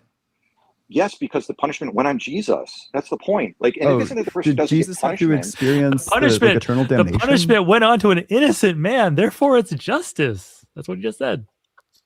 Yeah, and that's just typical Dodge. Yeah, like if I was producing that stream, I'd throw up the Dodge QR code. Yes. Well, he experienced the wrath of God that was in for him. It was just as that than an eternal punishment would be. Okay, wait. I'm a bit confused. Does he experience the eternal damnation, or does he not? He experiences the exact same form of justice. He burns in hell forever. Because that was the punishment. It's like burning in hell forever. Does Jesus do that? Look, this is a good question. I'm trying to answer it as best I can without going out. Like, it's a fair question, and people have like grappled with it. Like, why doesn't Jesus actually go to hell for all eternity? Yeah. And that's a great question. But what's said in Scripture is that the full weight of punishment fell on Jesus at the cross. Okay, and so why is that not eternal? Well, I don't really know why that's not eternal, but there must have been something that Jesus received that was equal to an eternal punishment for the sin that he was punished for. Yeah, so this is speculation. Way of putting it. Like, but doesn't this is the caller. This is the caller really trying to square it up in his mind, and he's just speculating at this point. Like he's gonna in his mind, he's trying to figure out like, yeah, that's actually a really good question. If the punishment was heaped onto Jesus and that's justice, why isn't Jesus suffering eternally in hell?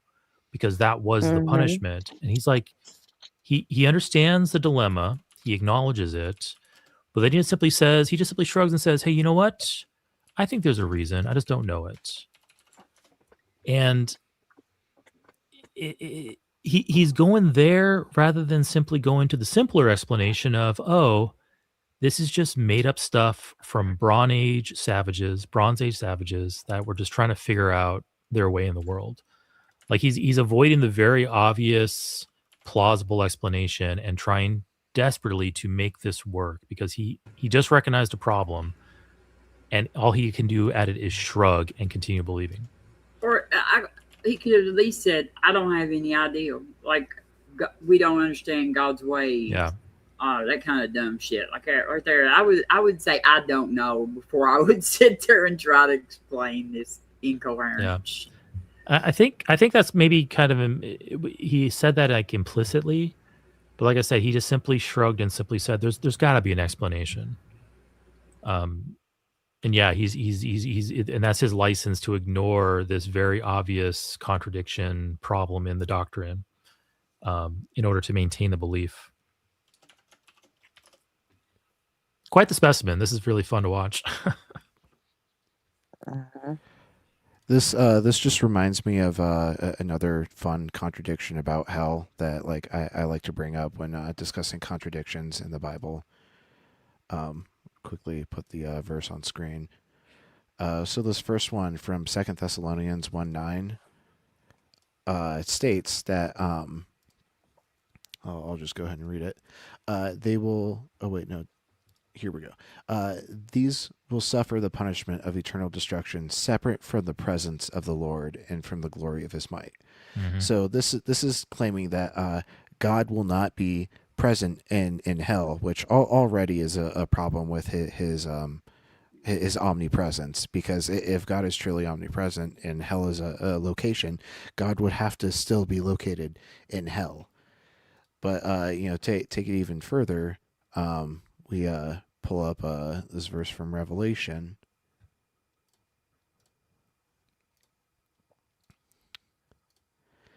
They will also drink the wine of God's wrath, poured unmixed into the cup of His anger, and they will be tormented with fire and sulfur in the presence of holy angels and in the presence of the Lamb. So, if Jesus is God, it follows that Jesus is the person that is not in hell in 2 Thessalonians 1:9, but also Jesus is in hell according to Revelations 14:10. I got to write that down. Yeah, that's a good one. So Christians in the audience, let us know how this squares up. Like how does 2 Thessalonians scripture and Revelation here, how do those square up when it looks like they're kind of at odds? I'm going to go out on a limb here. This is just me, so just take it with a grain of salt. I'm going to go out on a limb here and say that 2 Thessalonians was written by a guy who was co-opting early Christianity for his own gains, and Revelation was written by a crazy man, and that's why they disagree. But you tell me your reasons, please. I think you're probably correct. Yeah. Especially about the crazy man part. Well, like I think that Revelation, it was meant to be apocalyptic. You know what I mean? Yes. So maybe he wasn't crazy. I think it was propaganda. Why not both? Why not have a crazy man writing about the apocalypse? I think it was propaganda, like like propaganda, and it was just yeah. But I think it does seem like he had to have a little touch of something going on. I think with the very graphic imagery happening in Revelation and the fact that this guy very much had a beef against Rome, I think it could be. Obviously he had an axe to grind, may have had a hint of crazy, may have been doing shrooms for all we know. Like something was going on there because that's like vivid imagery in there. It wasn't it's reminiscent of like Dante's Inferno with like just how detailed it is, and how the writer very obviously was writing about bad things happening to people he doesn't like. Yeah. Like Remissus in chat, it wasn't John that wrote the book of John or whatever. That's like Well, not no, that John wrote Revelation though. It wasn't but According there to was- tradition, that's the traditionally ascribed author, but we don't have any evidence that John wrote Revelation. I thought Okay, it was that's different fair. John, though. No. I thought it was John of something like. It wasn't it John the Revelator, and not John Revelator. Not John the Baptist. Where are the birds? I think Beard is currently in an aviary. Yeah. Yeah, sorry, I'm with the dog outside. I thought I was muted. No, you're right. I was like, I hear birds. I have my house is in the forest, and so yeah, I hear birds every morning. It's really pleasant. Well, it sounded like you're. I thought maybe you were standing in there. I didn't even realize anybody else was here. Yeah. Yeah, it's like 5 a.m. here, so the birds are all just waking up. And Nice. The dog needed to go outside, so Nice. here I am. But I the video topic was on punishment. Actually, a topic that I like to talk about because the psychology shows in general that punishment doesn't do anything. It just causes people's behavior to go covert. Yeah, And yeah. Okay. generally, it can cause psychological harm if it's punitive too much. Yeah. So if punishment doesn't work, that doesn't do anything, and it only causes harm, why doesn't all good God like it so much? JR brings up Patmos, John of Patmos. I thought, yeah, that's who I thought wrote, was like, they think wrote Revelation. That's what I've always been told. I don't know. Yeah. Let me actually look that up because I think of Revelation, of all the books of the New Testament, I think I know probably the least of Revelation. Yeah, it looks like it's still like contested whether it was John the Apostle or John of Patmos / John the Elder. And it looks like Bart Ehrman is leaning more towards John of Patmos. Yeah, maybe that's where I got that. Like, I think that, yeah, I knew that some of the biblical scholars were like signed on to the John of Patmos ideal, but Yeah. it's probably Bart. If only God inspired this book to be more clear. What do you mean God's not a perfect communicator? Yeah. Punishment is like the two people next to him. He's absolutely Well, perfect. He just can't get his publishing game together. Yeah. No matter what he does. It's just He should have hired a proofreader, an editor, maybe invent maybe invent the printing press. I better invent the internet.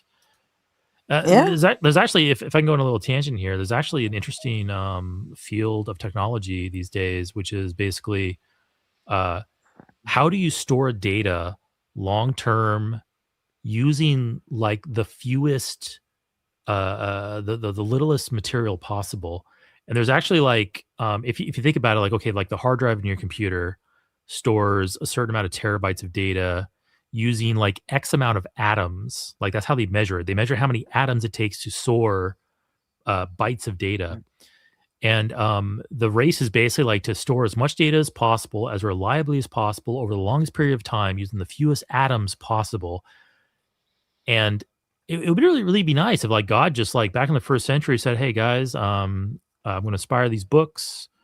We're going to have your names are going to be on them. You're not going to copy from each other. And I'm looking at you, Mark, Matthew, and Luke. You're not going to copy from each other. We're gonna write these books. They're gonna be clear. They're gonna be independent completely. We're gonna store them on this incorruptible media that anybody can access. Like God can do all this, but He didn't. He perfectly inspired this book apparently, but He didn't perfectly preserve it. And I'm curious, Christians in the audience, why did He do that? Why couldn't He just simply, recorded this book in a way that was reliable, and that would shut all of us, filthy atheists up. We'd be looking at this book going, yep, this is undeniable. This is indisputable. We can't argue with any of these points. This is clear as day. Why didn't your God do that, guys? Let us know.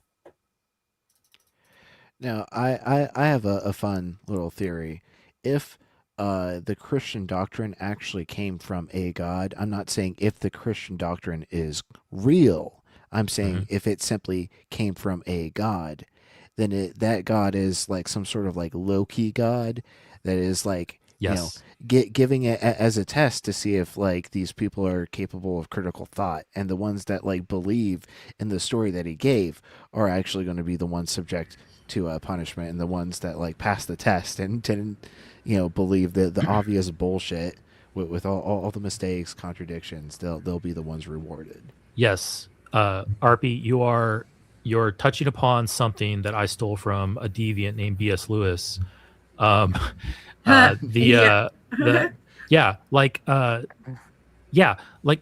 Loki. Imagine Loki is the one true God, just for a moment. And to Loki, the greatest virtue, the greatest good possible is mischievously deceiving others. And Christians in the audience might go, well, why is Loki, why is that the best virtue possible? Well, it's just Loki's nature. By his own nature, deceiving and mischievously deceiving others is the best virtue possible. Imagine for a moment Loki is the one true God. How much better does that explain the world we see? We have a world full of pleasures and torments. We have conflicting holy books. We have lots of people who are obviously deceived by one religion or another. It explains all of it. It explains all of it so much better than Jehovah does. Like it is the better explanation. Or the Antichrist, like a lot, like a lot of people say that could be the Antichrist. That is like, devil wrote the book and to convince everybody that he was, that God was the bad guy or whatever, and he had the book written saying that the devil was the bad guy. And there's so many like ways you can turn it around, but that's cool that you watched BS video. Yeah, I love BS. I've talked to him several times. He's a fun guy. But it also like the whole like Loki hypothesis also flips the Pascal's wager on its head, because Pascal's wager's big assumption is that there is a God that cares whether you believe or not and will punish you if you don't. The Loki God, though, is the opposite. The Loki God does not want you to believe. He wants to see people. He wants to see people not fall for his tricks. The people who don't fall for his tricks, hey, those are the ones that get everlasting life, and the ones that believe will get eternal damnation. Well, the problem is that that Loki is actually a Jotun, not a god. So, checkmate, atheists. Well, hey, I play God of War 4 and 5, and very clearly in there, Loki, well, is a half god, which is probably a full god, but it's fine. But earthly sense, yes, but he was also separated from the Father. When he says, God, why have you forsaken me? He is being forsaken by the Father. The thieves on the cross were not forsaken. I mean, the one might have been, because he might have died and gone to hell, but he didn't receive and that's the worst part of the what Christ did. It isn't the physical pain and the emotional pain was horrendous, but it was the spiritual separation which made it the worst. What does it mean to say that God forsake him? Well, God turned his back on him. Wait, how? And what does that mean? Pause for a second. How, if Jesus is God, how is Jesus experienced separation from God? Great question. Dissociative identity disorder. That's not even a thing. It was a psychotic. Hey, he was up on the cross. He was really stressed out. He had a psychotic break. Like, yeah. Can a God have a psychotic break? That'd be pretty crazy. I mean, literally crazy. Yeah. God, I'm asking for like a non-metaphorical description. Okay, sure. I would say he treated him as if he were a sinner. Did Jesus deserve the punishment that the Father gave him? He didn't deserve it, no. Okay, would you agree that giving a punishment that a person doesn't deserve is unjust? Well, I would say if the judge is, in a sense, let me just think about how I want to answer this. Jesus, in a sense, let me just backtrack a second. So because Jesus became sin, that's what it says. He became sin who knew no sin, so that we might become the righteousness of Christ. So What does it mean to become sin?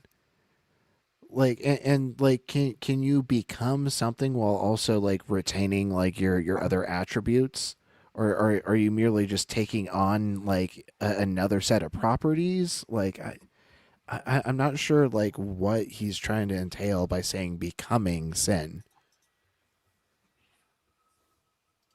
because Jesus became sin, in that embodiment, he took on what was deserved to be punished for. I don't think that really answers the question. The Yeah, question was just, he's do you really think reaching that there. You guys Yeah. are really reaching there. And maybe that kind of harkens back to like the Israelites, like heaping of sin upon the animal for sacrifice. Maybe I don't know. Maybe the animal becomes the sin, and then you kill it. Yeah, I was Maybe. thinking like he has some ground in the Hebrew traditions. I'm thinking of sin as like kind of a miasma thing, but I don't think this caller even knows that. So what's he basing this thing on? Vibes, because Yeah. Ian's got Ian's got him pretty cornered, and he's just kind of going on vibes at this point. Trust me, bro. somebody receiving an undeserved punishment is unjust? Do you think like a just punishment needs to be deserved? Well, I would just say it was mercy. Like there's such a thing as mercy.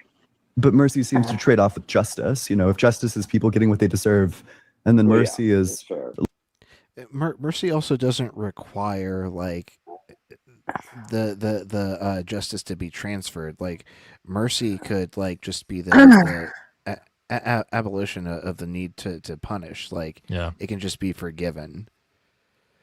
Yeah, it's amazing how this God has to set up all these strict rules about animal sacrifice and human sacrifice, and all this is required and everything. Like, and yeah, this guy's trying to have it both ways. He's trying to explain why God had to set up this system to transfer sin to Jesus, and how everything is just for the balance and for the math equation, the sin equation to balance out and all to be right with the world. And then he's saying, oh, this is also merciful. Like it's a direct conflict there, because this guy is just bent himself into a pretzel trying to establish why all this was required, and then he's basically saying, oh, but God's merciful, which means God didn't need this. Like kind of withholding from that. It seems like what happened, it seems like God gave out an unjust punishment because it wasn't deserved. Well, I'm trying to think. I mean, I'm trying to think about how to put it. It's a good question, so I just want to think about it. That's okay. He became sin, and so God poured out his wrath on him. Was it unfair to Jesus? Yes, in a sense, but he like accepted it anyway. Did you just say Jesus became sin? Yeah, it says he became sin who knew no sin. That's what the scriptures teach. Yeah. What? How could that be? Sin. But sin is bad, right? Yeah, correct. Okay, so Jesus is all good, but is also bad? Well, he became our sin. Yeah, he became sin. So he was both all good, but also not all good?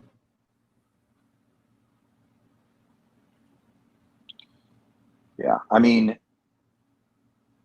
I'm sorry, I hope you don't think that I'm being uncharitable. I'm trying to understand. You're not. No, you're not. You're not being uncharitable. Look, he was still God, so he was still good, but he did become sin, and in that moment he became a curse. But he was still good, and how do I like reconcile that? I don't really know. Okay. I don't really know. I'm not too sure either, but if you ever figure out, I would love to hear how you reconcile that.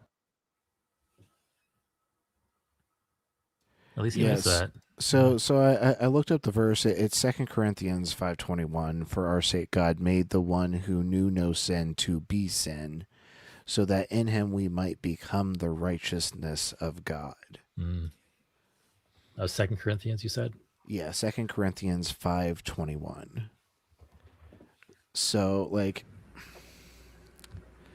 we're getting into like a really weird identity thing because like this is God doing something to Jesus who is God. Like it'd make more sense for like the Father to do something to Jesus because they're supposed to be separate persons. But like when it's saying that God is doing this, it's Jesus doing it to himself. If we're following the Trinitarian doctrine. Yeah. Think of all the brain power that has been used up trying to make sense of this nonsensical book. Oh yeah. Yeah, God could have saved us all the trouble by just writing the book better. If only that brain power was put towards yeah, achieving the perfect run of Super Mario Bros. Oof! Like what is that? They're sub 5 minutes on that now, right? It's like 4. Yeah, it's 454. I think was the most recent. Sexy. Barrier. Yep.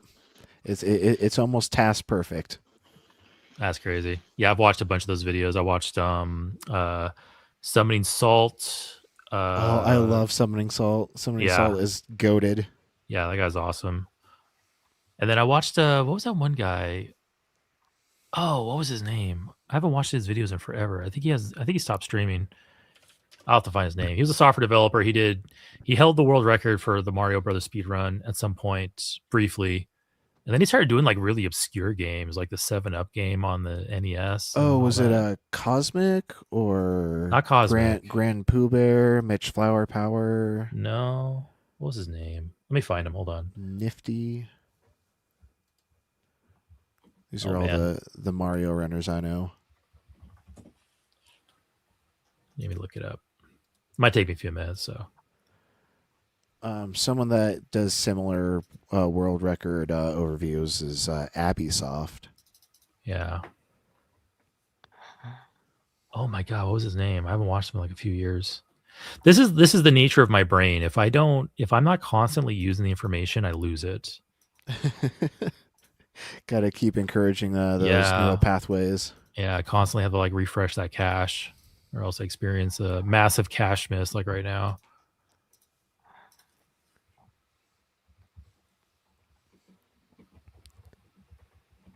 Do you, have you ever watched GDQ, their charity marathons? Yes, I actually have a friend who actively participates in GDQ.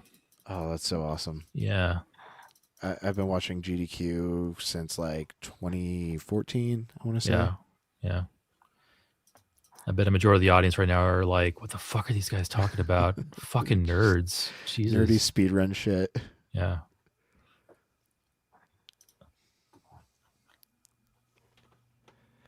That was the last clip that I had set aside for tonight. I can absolutely find more clips, but I invite the audience to suggest any clips that you'd like us to react to. I was kind of hoping Jason would come up so we could get his DZ debates clip. Yeah, or better yet, theists in the audience, dial in. Links in the description. Come talk to us. Theists are afraid. They saw us, flexing our biblical knowledge for the last like hour and a half, and they're like, "Oh, I don't have what it takes to tap dance with those fellas."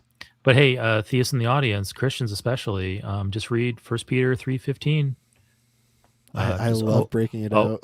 Always have a response to those who question you. Or if you want to flip the other way, go to Mark 13:11 and don't have a response because it'll just come to you via the Holy Spirit. So take your pick. Yep. Always be ready to give a defense for the hope that is within you. Yeah. And that no. Don't have any thoughts beforehand because the Holy Spirit will give it to you in Mark 13:11. You're clearly wrong, RP. I mean, if you get up here and just make like guttural noises and claim it's from the Holy Spirit, like that's true. I can't like falsify that. Like if that's what the Holy Spirit led you to say, then like it's got to have some sort of meaning. Yeah. Well, then it's just speaking in tongues. Maybe it's the language of the angels, and I just have demonic ears. Therefore, that's why I can't hear hear the good news. If if a person comes up here and just gutturally vomits out speaking in tongues gibberish, is that technically coherent? How are we cashing out coherence? I mean, like agreeing with itself internally, because like, yeah, if it's just nonsense noises and it's 100% nonsense noises, you can go, yeah, that's coherent, right? But it doesn't conflict with itself. Yeah, that perfect. Thank you so much. That's a much better way of putting it. In that way, it's more coherent than the Bible. Yeah, there's no possibility for contradiction in there because it is just gibberish.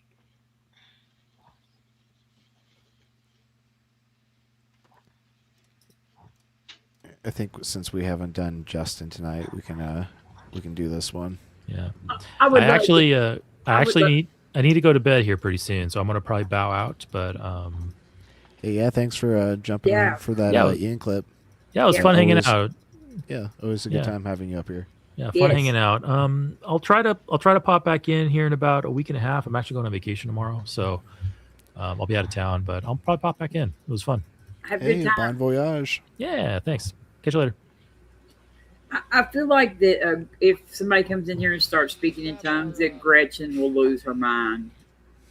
Like, I don't see that like going on very long with Gretchen.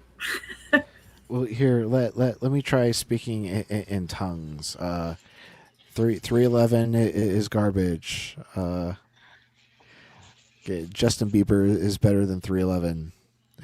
See, these are nonsense sentences, right? Yeah, I didn't understand. The words were English, but I just didn't understand what they were saying. It was like they lost all Crusher meaning. might be away.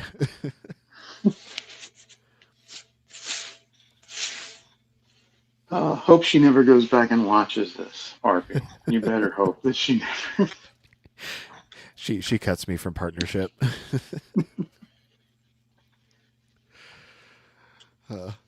If sin did exist, then it would be a sin to besmirch the name of 311 on this platform.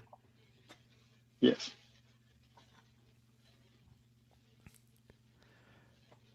All right, I don't think we've reacted to this clip yet, because we don't usually do Justin because his clips have been like over an hour long recently, but this is from 4 days ago and it's only about 38 minutes. But if we start playing it and I start to recognize it, then I'll know that we'll need to find another clip.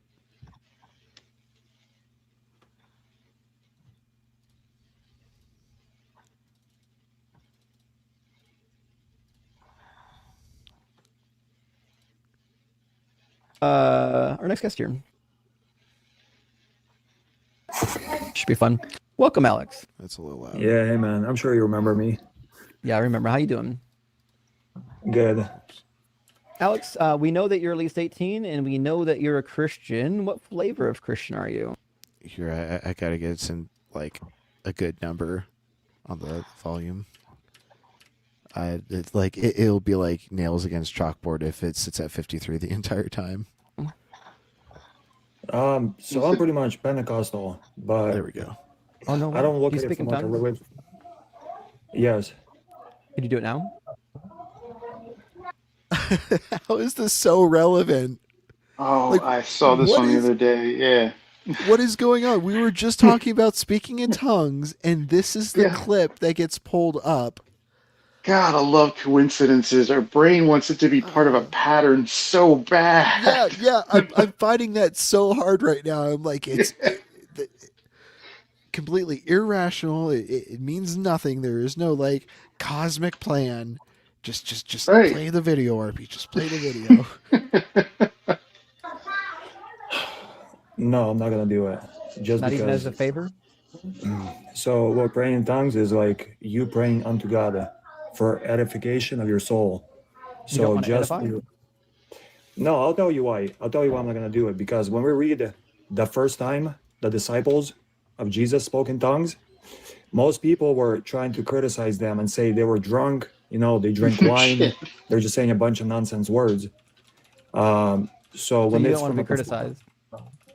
Maybe because they no, were I'm not drunk worried and saying about a being bunch of criticized. nonsense I'm not gonna words. do it. Just I don't remember Jesus speaking in tongues, and I'm trying to look it up. And like the overview is saying the Bible provides no record or evidence of Jesus speaking in tongues. So I have no fucking clue what the caller is like talking about.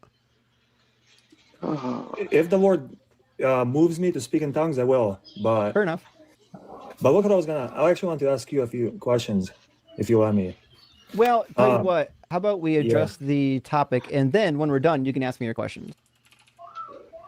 And you actually give me a chance to ask you, right? You're not just gonna disconnect me real quick? No, I won't let you preach, but you can ask your questions. Okay. So, Alex, my claim's pretty simple tonight, which is I don't think that God is good. Why would one come to the conclusion that God is good? Because, again, from a perspective of a Christian, and obviously you're gonna try to disagree with that, but I see that everything good only comes from God. If it wasn't for God, things would only get extremely quickly worse, until everything's just kind of like gone. So by claiming that there's bad things, that it disproves God. If God wasn't there, why don't things just get completely out of hand? Like, why is there like a limit how far bad things can go? I mean, people don't have ability. I mean, if somebody's in power, their intention is usually to never stop. So why is it that there's like a limit how far it goes and then it retraces back? It's a wild argument. So your hypothesis is that everything that is good comes from God, and where do the bad things come from? It's the consequence of man's actions. Yes. Okay, so the consequences of man's action is bad stuff. So God never causes bad things to happen.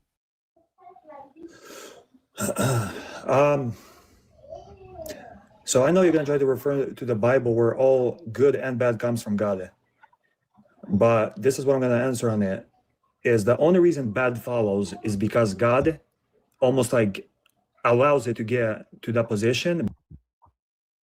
So wait, is caller like just straight up coming out and saying that he disagrees with the Bible? 'Cause it feels like that's what he's admitting here.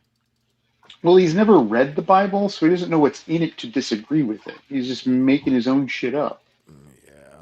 Yeah, that's pretty par for the course. By showing the consequence of human behavior outside of God. Again, if God controlled every situation where nothing bad would happen, humans would only exceed. Have a good night, JR. And yeah, I'll read those emails. I just had a really busy day today, so I didn't have a chance to look at them yet. And hey, NB, good to see you. Hope you're doing well this morning. In their evil actions, evil thoughts, and saying, well, nothing's bad going to come out of it anyways. Why not just only continue evil? And we read this in Genesis 6. It certainly is a claim. Like that's just mind reading now. You're just like pretending to know the minds of human beings, and that's preposterous. Like, so I don't believe in your God. Your God doesn't work through me. Do you think I should be like out there murdering people just because I don't believe in your God? Well, of course not. I mean, God doesn't call us to murder people. Jesus tells us, love those that hate you and persecute you and use you, despisefully use you. So what's preventing me from murdering somebody right now? Life in jail. Let's give that. Yeah, my own brain. Yeah. I don't need your God to not want to commit atrocities. However, if I did follow your God, I would be able to justify atrocities because your God commands atrocities to happen. In fact, he commands horrific things. For example, he says of the people of northern Israel, specifically, he refers to them as Ephraim. He says because they've misbehaved, because they're so wicked, he's going to have their women ripped open, at their wombs ripped open, he says, Samaria shall bear her guilt because she has rebelled against her God. They shall fall by the sword, and their little ones will be dashed to pieces, and their pregnant women ripped open. Yeah. Okay, give me the place real quick where it says. I know what you're referring to, but give me the verse real quick. Hosea 13:16. Right. Okay. So again, you're taking a few verses and trying to describe the punishment that's going to come upon them. But when we read prior verses of Hosea, God actually calls them to repentance and to walk right. But he says they reject knowledge. They reject it. They don't want nothing to do with it. And then he says, I will reject your children. Did the babies reject knowledge? Because that's who's suffering here. He says, I'm going to have pregnant women ripped open. What kind of a crime does somebody need to commit that the punishment should be ripping open pregnant women's wombs and smashing their babies' heads against rocks? Again, God only opens up to them that things are going to follow. If we read prior, like Hosea chapter 4, verse 1, look what God tells them. My question was, what kind of a crime do I need to commit so that the punishment would warrant having my pregnant spouse belly ripped open, womb ripped open? Right, but when you actually read what these people are doing, it just shows that literally... Weird that you're not going to give me an answer. I'm asking a very specific question. What kind of a crime warrants having a woman's womb ripped open? Again, God only tells them the consequence that's going to follow. That's it. He's just opening up to them. That you won't answer the question, Alex. I'm asking you for a specific crime. What kind of crime do I have to commit where it's just to have a woman ripped open and have her baby's head smashed on a rock? Which crime?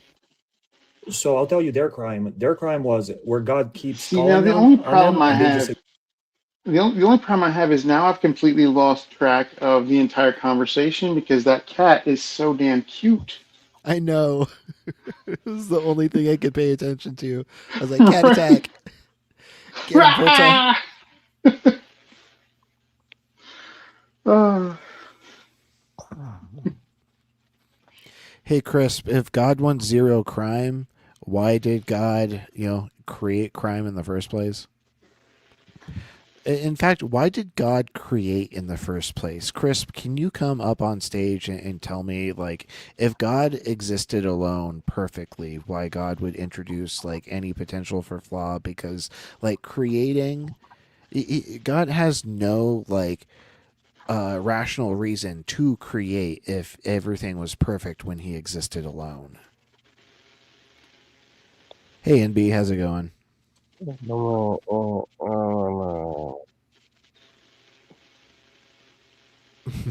Yeah, are those your waking up voices or noises?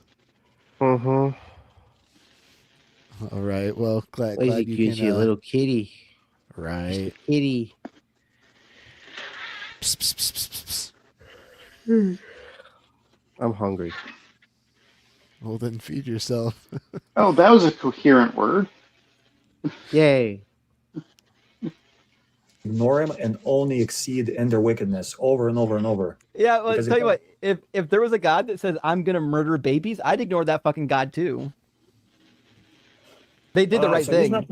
So again, you're twisting the whole words. God doesn't say, I'm going to do this to your children. He says, because of your evil deeds, all of these things are going to follow you. He said he's causing it. So when God brings in the Assyrians to enact his will, that's him saying, I'm punishing you. Right. God didn't have to do that.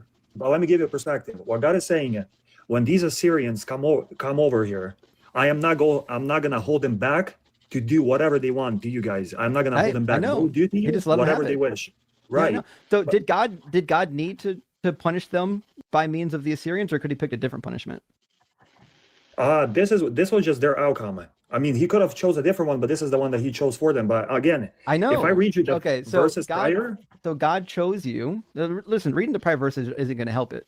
So if God chose, the punishment is going to be, hey, your wombs are going to get ripped open. I fail to see why them not worshiping God requires him to literally cut them open. Could you fucking imagine, if you had a significant other and you're like, you're not giving me fucking enough attention, and then they break up with you, and you're like, well, now I gotta fucking cut you open. What a monster! You're not giving that cat this, enough this attention. is the most vile, barbaric god ever. Yeah, and that cat will absolutely cut you open.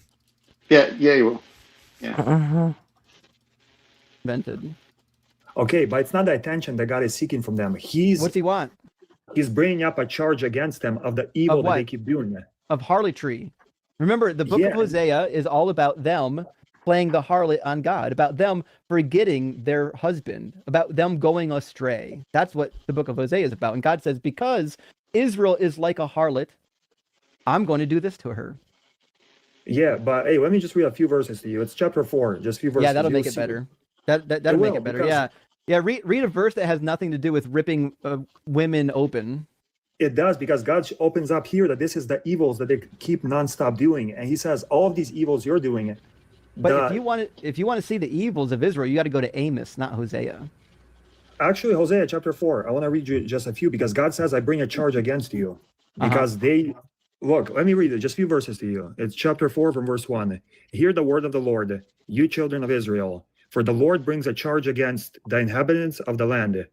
Then he says, there is no truth or mercy or knowledge of God in the land.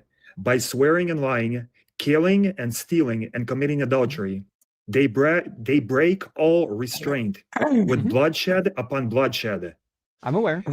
Okay, so God is, again, there is so much more God that reveals here what these people are doing. And He says, so I bring a at charge. what point, so this is why I asked you, at what point is it acceptable to punish a woman with having her womb ripped open and the baby smashed to pieces? What crime? Are you saying that these crimes are the ones that if your people group lies and swears and does violence on their own, well, now it's justified. Now it's okay to punish women by having their wombs ripped open? So God says, because of all this evil you're doing, It's there's a crazy that- nation that's coming. Alex, here's that's what's going to coming. happen. You're gonna answer my question, or this is gonna be a painful conversation. This is why I would imagine all of your conversations on TikTok are this painful, is because you came and you want to run a script and ignore like what I'm saying. Like you heard like the problem, and rather than actually having a conversation, you want to run away and preach about something else. I asked you a very specific question. Right. So your intent of the question. What was my is question? You want me to place God as an evil person. What was my question? At what point is it okay for the woman's stomachs to be ripped open, right? That's right. What crime does a person have to commit so that the punishment is having your womb ripped open? So he says they have bloodshed upon bloodshed. If they keep committing the crime of bloodshed, eventually the same recompense, the same consequence comes upon them. Gotcha. So then, all right, Chris, why would God create criminals? Like, just don't create criminals, and then there will not be crime. Like, crime. I mean, like, wait, is carried out by criminals. So therefore, you can't be if a God criminal created without criminals- doing. Yeah, you can't be a criminal without doing crime. So, like, by just that's the transfer definition of property. criminal. Right. That's so the definition of criminal. God It's someone who created does a crime. still. Okay, I feel like that profile picture would make for a great Magic the Gathering card, but I don't think we're ready for that convo. Here, my tummy's rumbling. I'm gonna go grab a muffin, but I'll keep the clip playing. it's okay to murder innocent babies by ripping open the womb and smashing their heads, as long as their parents are evil. So I'll say this: it's a very sad outcome. But God, I'm asking for a yes or no, Alex. If a parent is evil, is it okay to rip open their womb and smash their baby's head in a rock?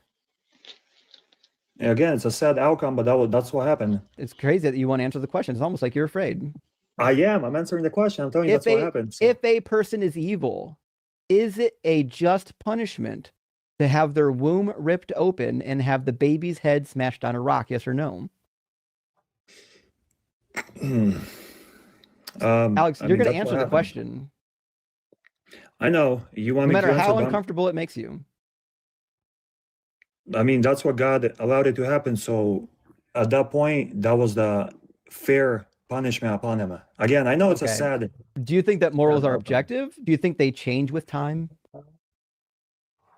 Yeah, God did change certain things. I mean, it says before it was sad, So you have an eye for an subjective eye. relative morals? What I will say Damn, is this: that's hey, crazy. Jesus called us to a new standard. Why for should sure. why should we follow your God's morals? Well, Jesus calls us to the new standard, Why right? should we follow your God's morals? Because they're perfect. It's perfect. So God's morals are perfect. So it was perfect when God said, I'm going to have women ripped open and babies' heads smashed on rocks. That was perfect. Hey, it was a example left for generations. We'll That try it again, if Alex. Was it perfect when God said, I'm going to have women's wombs ripped open and babies' heads smashed on rock? Was that perfect? Hey, as much as you want to make me look like the bad guy, if God allowed it, then it's perfect. There it is. I'm not making you look like the bad guy. It sounds like I came at the perfect time. Yeah, if you don't want to look like the bad guy, don't say things that a bad guy would say. Right. That's like, that is exactly like the whole like, oh, I don't want to sound racist, but like anything that's going to follow that is going to be racist. I don't want to sound like the bad guy, but anything that follows that, that's makes you the bad guy. Brah. Listen, I don't want to come off as evil, but I did kill your dog in Minecraft. Okay, I'm sorry. Yeah, not to sound racist or anything, but the sky is beautiful today. What? Yeah, what the hell does that mean, brah? Trying to say that, that minorities can't enjoy a good sunrise? Come on, man! I didn't realize you were that racist. Not to sound racist, but apple juice will always be better than orange juice. I'm just gonna die on that hill. Yeah, but grape juice beats the fuck out of both of them. Okay, right, but like now. Wow, Zach, we're talking about beating things now and racism. This has gone off trail. We're getting Right. canceled. This When you is the when you conversation that invoke- cancels the platform. Yeah, but like when you invoke the grape juice, right? That's racial, right? That's like it's like yeah, It's turkey's racial to great. think that invoking grape juice is racist. No. See, the 'cause thing it's that like RP's not saying is that he prefers the white grape juice. it's Oh, white. What? I'm a just like- Concord grape juice kind of person. But it's like saying, okay, like listen, I like Porsches, but like Hellcats, you know what I mean? Like, well, like what kind of conversation are we having now? I was scrolling through channels while ago, and I come across the live stream. I won't say who it was, but the title of the stream was "Giving an off-color joke tip for entry," and I was like, "Shit." So I typed in, "Can I get in with a short dick joke?" I didn't. Aw. But- Well, that only confirms it then. Yeah. Here's an off-color joke. What's black and white and red all over? A bleeding skeleton. So usually a newspaper. That's terrible. Yeah. No, What? it's an anti-joke because like the answer is newspaper, but I went with something else that just doesn't make sense. And it was off color because it was only about color. You know what's an off-color joke? Beige. Beige. That's an off-color joke. That one But, landed. That was good. I'm making you be honest. There's a kitten in the back. Okay, so in your worldview, you think that it's perfect to murder babies, like by smashing their heads on rocks, and which is pretty wild. Keep in mind, when God warns them prior and saying that these are the outcomes, if these people were to repent, none of those things would have followed it. Because we see the perfect example. It's kind of irrelevant. Well, it is because look, we see the exact example. No, it's with not. Nineveh. If my God tells son, them- listen, we all know the story, Alex. Your preaching's useless here. We know the story better than you do. If my son goes to school and breaks the rules in school, I'm like, well, fucking, I warned you. If you broke the rules in school, I'm going to chop your leg off. Am I justified in chopping his leg off?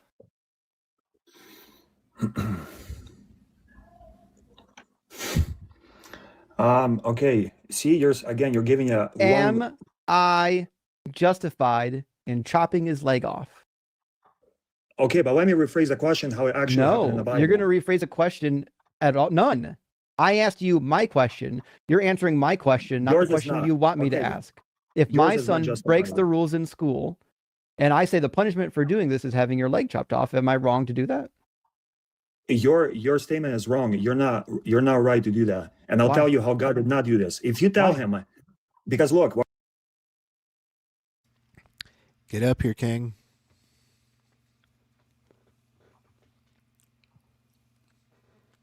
We can finally do your Justin clip. And we need good jokes. So In fact, I'll go ahead and put your Justin clip up just to entice you even further. did Gretchen fall asleep on call? That's funny. She talked a couple minutes ago. Oh. Well, talk is a strong term for the sound, but sure. Oh. Science man Dan. Jason, we're waiting. What a title, dude. Justin's like learning trolling, and it's funnier the second he gets better at it every day. And I'm just like, yay, grown man, but yay.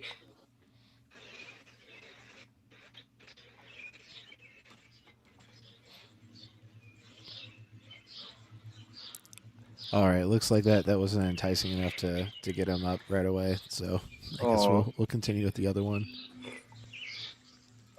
More Alex. what God, the reference would be what God does is he says, hey, if you're a school going to keep jumping on those monkey bars, you can fall and break your leg. And he ignores your statement. He goes out there jumping on those things and he twists his leg and breaks it. He technically did not want to follow your instruction, so he did it on his own. You didn't have to go and break his legs.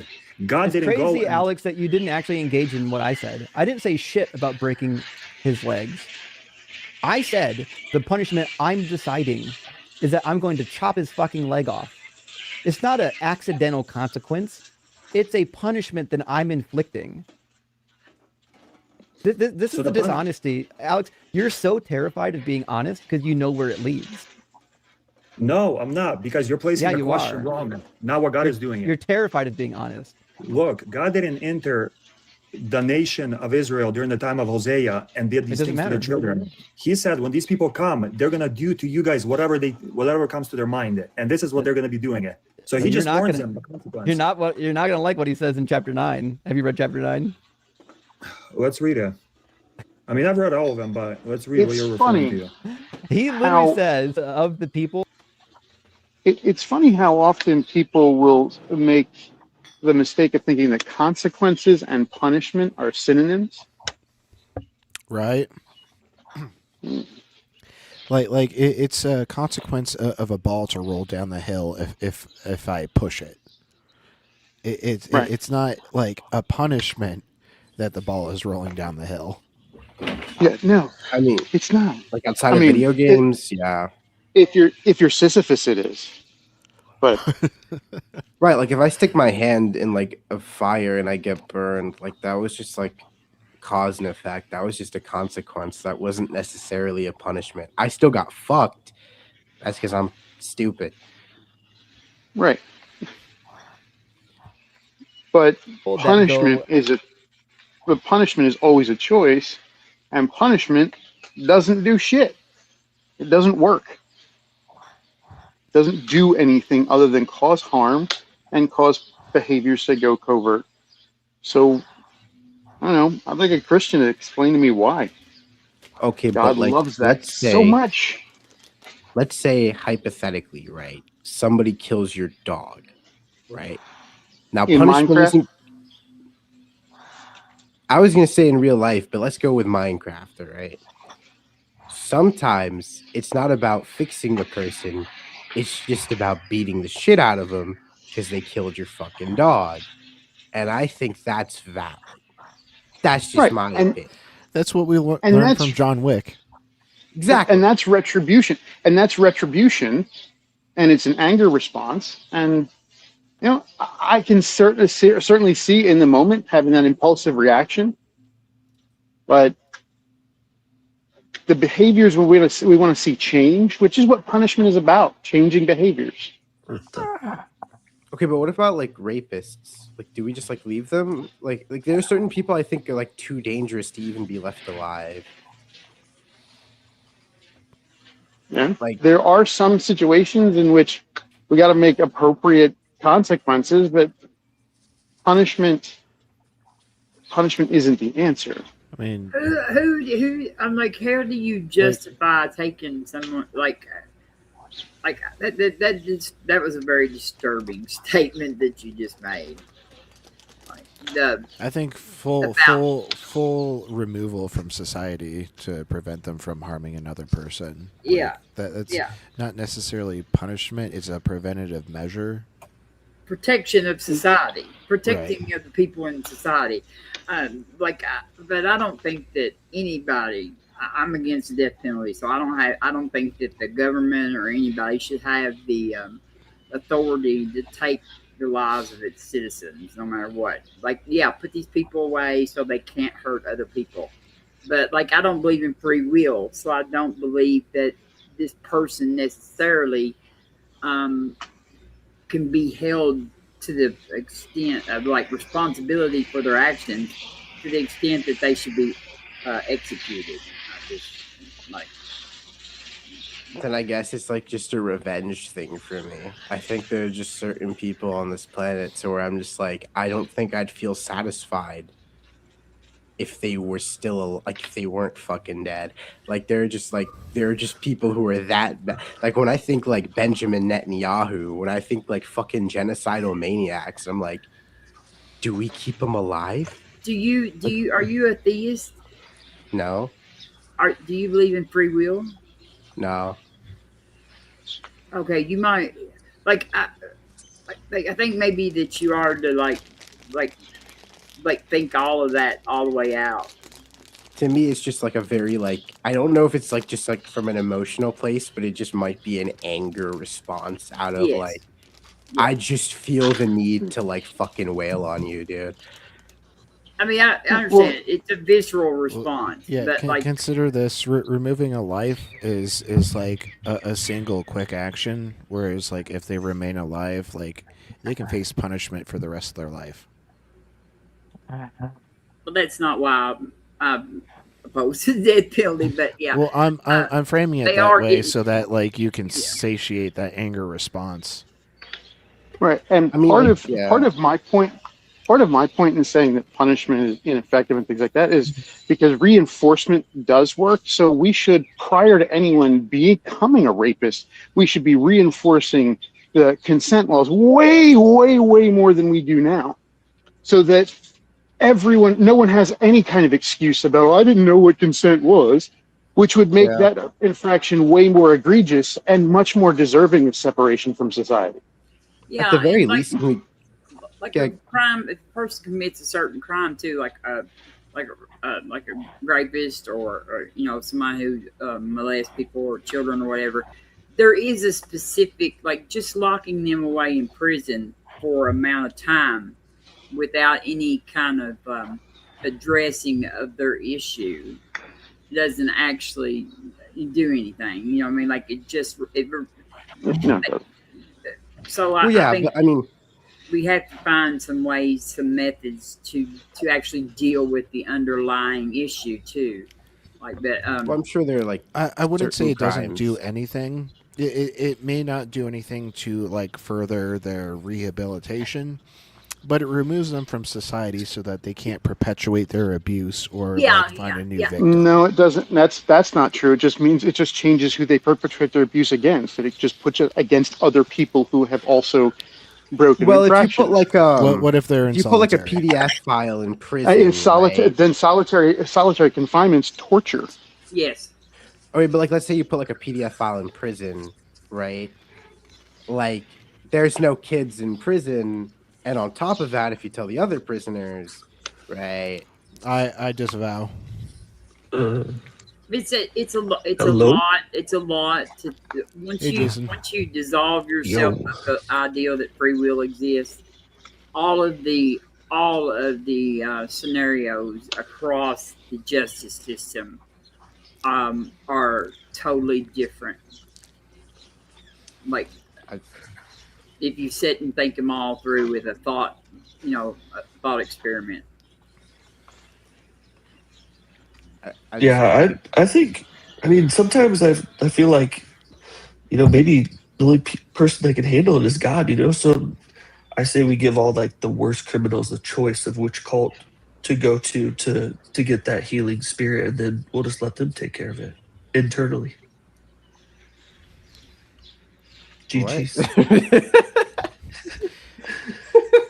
Jason wants like a theocratic war in like prisons. Yes. Like no gangs based on race. The gangs based on religious belief. Just like anybody that was gonna get capital punishment, they just we just put them in one of the one of the cults, Jehovah's Witness, main camp, and then God will handle it from there, right? Isn't that just the Crusades? I was thinking put him like a UFC fight card. That would be on the White House lawn. Yeah, on the No, White House lawn. I don't want to watch it. I just want to like hear about it later. That like Riyadh UFC fight festival.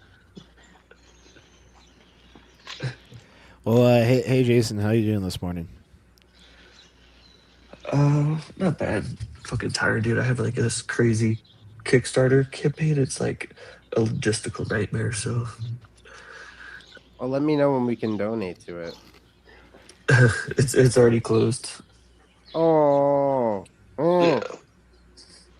But I luckily I get to figure out how to ship shit to like 56 different countries. That sounds fun, right? You doing it through UPS?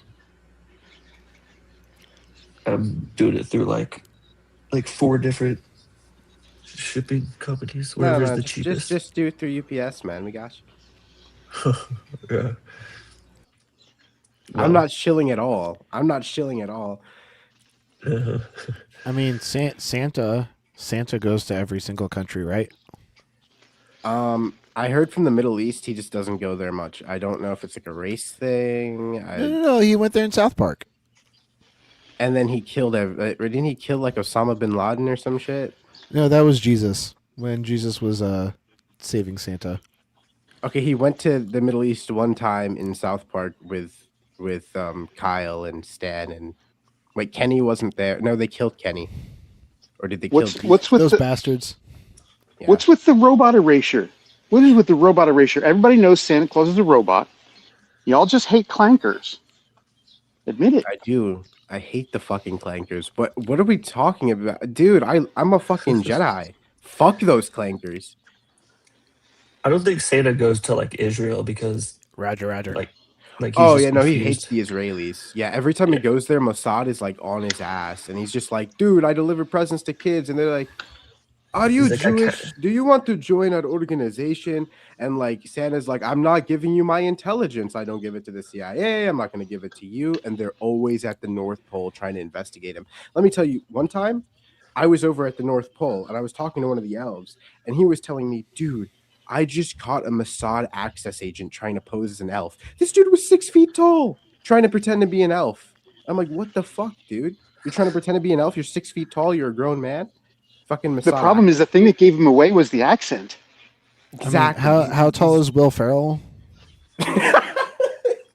Yes, Will Ferrell's the Mossad access agent. Well, no, but like my point is like Will Ferrell was like legitimately considered an elf, and he's a tall motherfucker.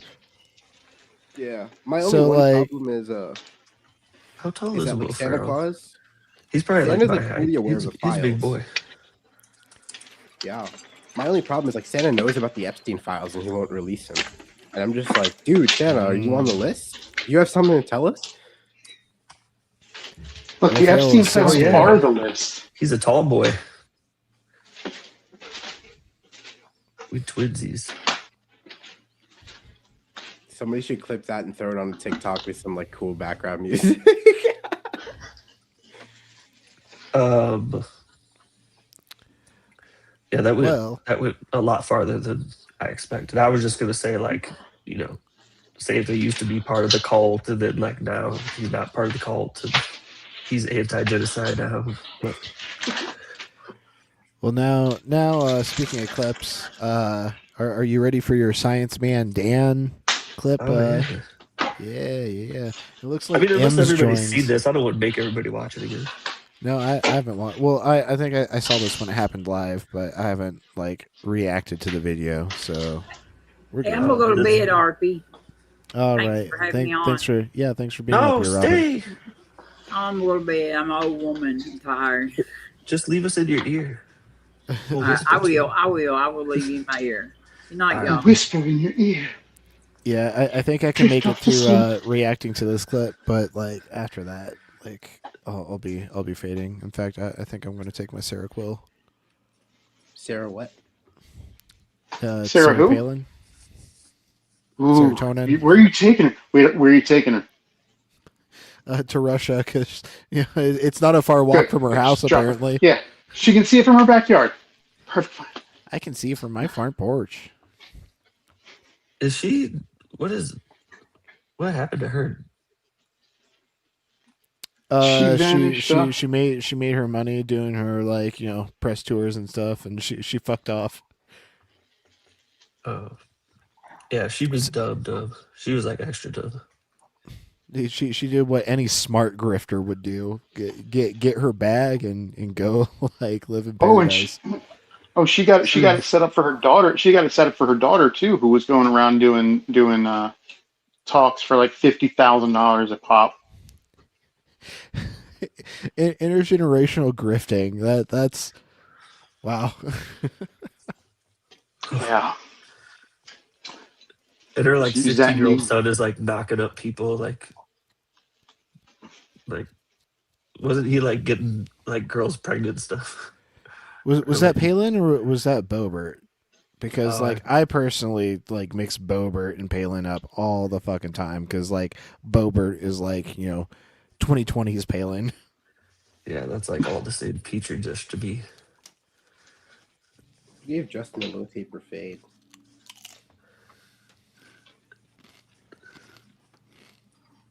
A taper fade.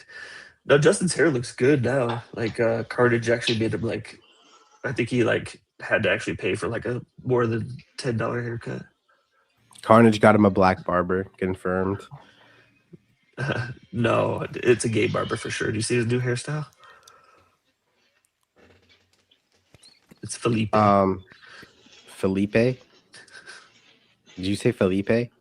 I did. I'm not stepping into that with a 10-foot pole. Just know that You're both right. I'm not. It's a gay black barber. Oh. Yeah, that makes more sense. All right. It's not Felipe anymore.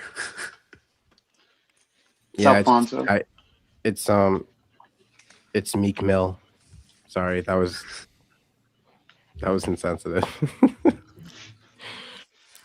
Yeah, I'm not gonna let's guess start this on that clip one. before we get fucking canceled. Daniel, are you at least 18 and do you believe in God? Yes, I do. Can you hear me good? Yeah. Which God do you believe in?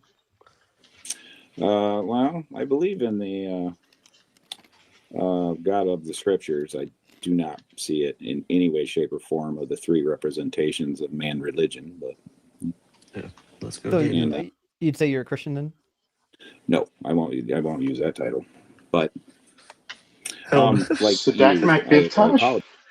I was about to say we got Sadak Mac like Sadak Mac Vintage. Oh no, this is the best video ever because this.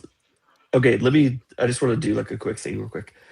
I love this video because it represents like so many like chatters that we see a lot in the rooms and stuff, like the crazy ones that just like they just don't know how like anything works, like critical thought, like anything like that. This guy hits like every unwarranted confidence, like no schooling past high school, like just everything is just off the cuff. Like he thinks he has an answer for everything, but every single thing he says in this video is wrong, and it's hilarious. So Does he live in a basement or is this motherfucker like in Iceland? What? Hall of Fame level denial. Yeah, this is a this is, I think, this is one of the best for me personally, because it reminds me of like the juice and like, you know, those people that just like they just Pull the don't clip know up. like what's going on. Yeah. Man. Oh, yeah. Okay. No, don't get me started on that. Sorry, that's. Where's my skateboard? If I grab my skateboard, I think I could go.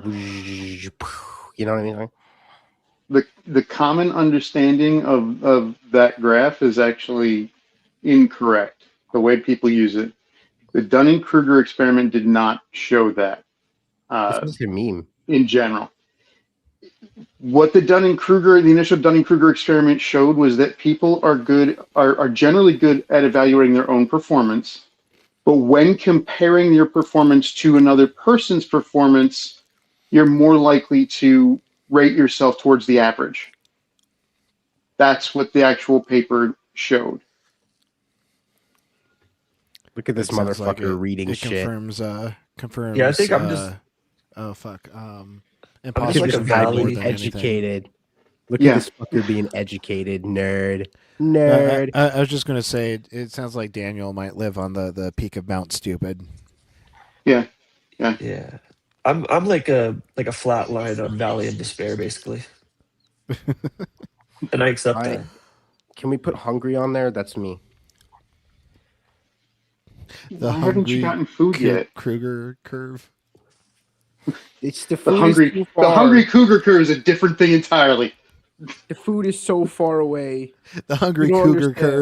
curve. My The kitchen hungry is cougar all- curve is a very different thing. My kitchen is all the way downstairs, dude. I have to walk. They have to make me walk, dude. You only have Oh, and one you probably pizza. have to open like cabinet doors and maybe your refrigerator. Yeah, Sounds Can't like a do it whole for you. fucking thing. I'm gonna wait until my boyfriend wakes up and then he can just carry me downstairs. Oh. Guys, that you have steered away from the Bible because you've mentioned hell and that misconception that's given by it. No, hell had nothing to do with me leaving Christianity. So also hell is He definitely in started the off Bible. by saying It he says that felt there's sorry wailing for and gnashing of Justin. teeth, and Jesus says in Matthew 5 that you'll be thrown into hell. Right, but That's beside the point. That's beside the point. I'm not worried about that. I'm still trying to figure out what you believe. Do you believe in the Trinity? No. No way. Okay. So do you think that Jesus is God? No. Okay, so do you believe that Jesus is the Son of God? Yes. Okay, gotcha. So you're more like an adoptionist? No, I have no labels. I have no place. I have no fit. No, I'm a Lord. man of science, and I fell into this in my Sure, that's theories the of case. everything. Hey Mac, no all caps in the comments. Okay. That's You can calling himself. Wait, hold on, Mac. You can crash out all you want as long as you don't use slurs and you don't use all caps. Okay. What is But you also, even come just type? back up here. Aren't you the guy that said that like we're all liars and we're all demons the other night? I'd like you to demonstrate that like we're lying about anything. That would be great. I'm a demon in bed. God damn. I don't mean to be like a shill cuck for a Frito-Lay, but if you like Doritos, the fucking Parmesan garlic goes so hard. Like I am so There's happy. Parmesan garlic Doritos, and I'm Yes. finding this out today. Why didn't I not know that these? Why? Well, they're not fucking Wait, advertised. RB. That's Wait, RB, have you tried the spicy mustard ones? Not the spicy mustard, but I've tried the sriracha ones. Oh, the do spicy they exist in the mustard. U.S.? Holy shit, they're real. The spicy mustards. Yeah, they're Yeah, like they're a the silver bag. yeah. It's like in celebration for like America's 250th birthday, which is weird that like they choose like garlic parm as like the No, Mac, celebration. please don't go, Mac, please. What is with everybody's Please. 250th Please birthday? don't Those are go. random ones. No, Mac. Who's Mac? Oh, Mac's running away already. Like I tell you to No. not use caps one time, and you fucking shit your pants please. again. And I think he's run running away. because I cooked him on Genesis 1:3. Oh, God. What are we going to do without him? My life is so empty now. You could look at Christ. Justin's low tape per fade. Go bite your toenails back. Go to bed. Okay, I'm sorry, but this caller looks like he's straight out of like a National Treasure movie. Like, what the fuck are we talking about? He's got the beard, he's got the glasses, he's got the hair, he's probably got a treasure map out. It's got X marks the spot. I think we should listen to him. Honestly, he looks like any nebulous looks sort like of expert on any. He could be shitty Nicolas movie. Cage's father. Yeah. There's But, I definitely- mean, is Nicolas Cage crazy or a genius? We never know. Because this guy crazy or a genius? Who the fuck knows? I mean, those aren't mutually exclusive. Most They're not. They're not. Most geniuses are crazy. I was just referring to the Community episode, but okay. I guess you guys don't know Ball. Understandable. Wait, what episode of Community is that? Remember when Abed like has like a class where it's like Nicolas the Cage film class? Yeah, he takes like a Right. no, Nicolas Cage drives him insane because he can't figure out whether Nicolas Cage is good or bad. Oh yeah. And he has to give his like presentation, and he like does like all the Nicolas Cage impressions. Okay, yeah, I and he forgot like, about that. has a meltdown over it. Yeah. Thank you, poor baby. Yeah. Cool. That just reminds me of that Brooklyn Nine-Nine and Nicolas Cage jokes. That's a great show. Just saying. Dude, Brooklyn Nine-Nine got Brooklyn me through a Nine-Nine bad breakup, dude. I love Brooklyn Nine-Nine so much. When Jake and Holt's husband had to spend like a month or two in witness protection, that was and they were watching nothing but Nicolas Cage movies, but it was all the really bad ones because those were the ones that Jake liked. At the very end, Kevin finds out about Captain Crellin's mandolin and just loses it. Genius. Nicolas Cage been in like 300 movies. Like, how do you even determine if he's a good actor or not? He's done so many movies. It's like it's impossible. I mean, it's like he has a it's shit not like ton The of Rock. movies. Because like The Rock, he's like in a bunch of movies, but he plays the same motherfucker every time, so it doesn't really count. Oh, that's like Mark Wahlberg. Like he could only do one thing. Or Ryan Reynolds. Oh, Ryan Reynolds. I mean, Mark Wahlberg can go from like comedy to serious. No, because Transformers was like action comedy. And he still does that, like, little Wahlberg. smirk. Wahlberg did a hate crime and didn't get punished for it, so fuck that guy. I mean, he didn't apologize. Didn't he call like a group of like black kids swimming in a pool just like the N-word with the hard R for no particular reason? Yeah, he's a piece of shit. Dude, that TikTok era was hilarious where everyone was talking about that and I was like, what's happening? But yeah, Ryan Reynolds has played Van Wilder in every single movie since he played Van Wilder. I was just gonna say he's playing take. Deadpool in every single movie, but yeah. Deadpool is just Van Wilder with superpowers. Who? Who is Van Wilder? Oh my god, get off this panel. To be fair, Van Wilder is actually probably older. But it's National Lampoon's Van Wilder is like a 2000 movie starring Ryan Reynolds. It was actually hilarious. Cal Penn also. I can't say whether it was hilarious or not because I actually haven't watched it in probably a decade, and so I don't know if it actually aged appropriately. Oh, it did not. It did not age appropriately at all. Yeah, it's on the CW. Interestingly enough, Amazon Prime Video, Tubi. Yeah. Put in your cue. Edumacate. Yeah, it's definitely did not age well, but it's nostalgia factor for me. Okay, I think we can continue the clip. Yeah, I think we rabbit holed sufficiently.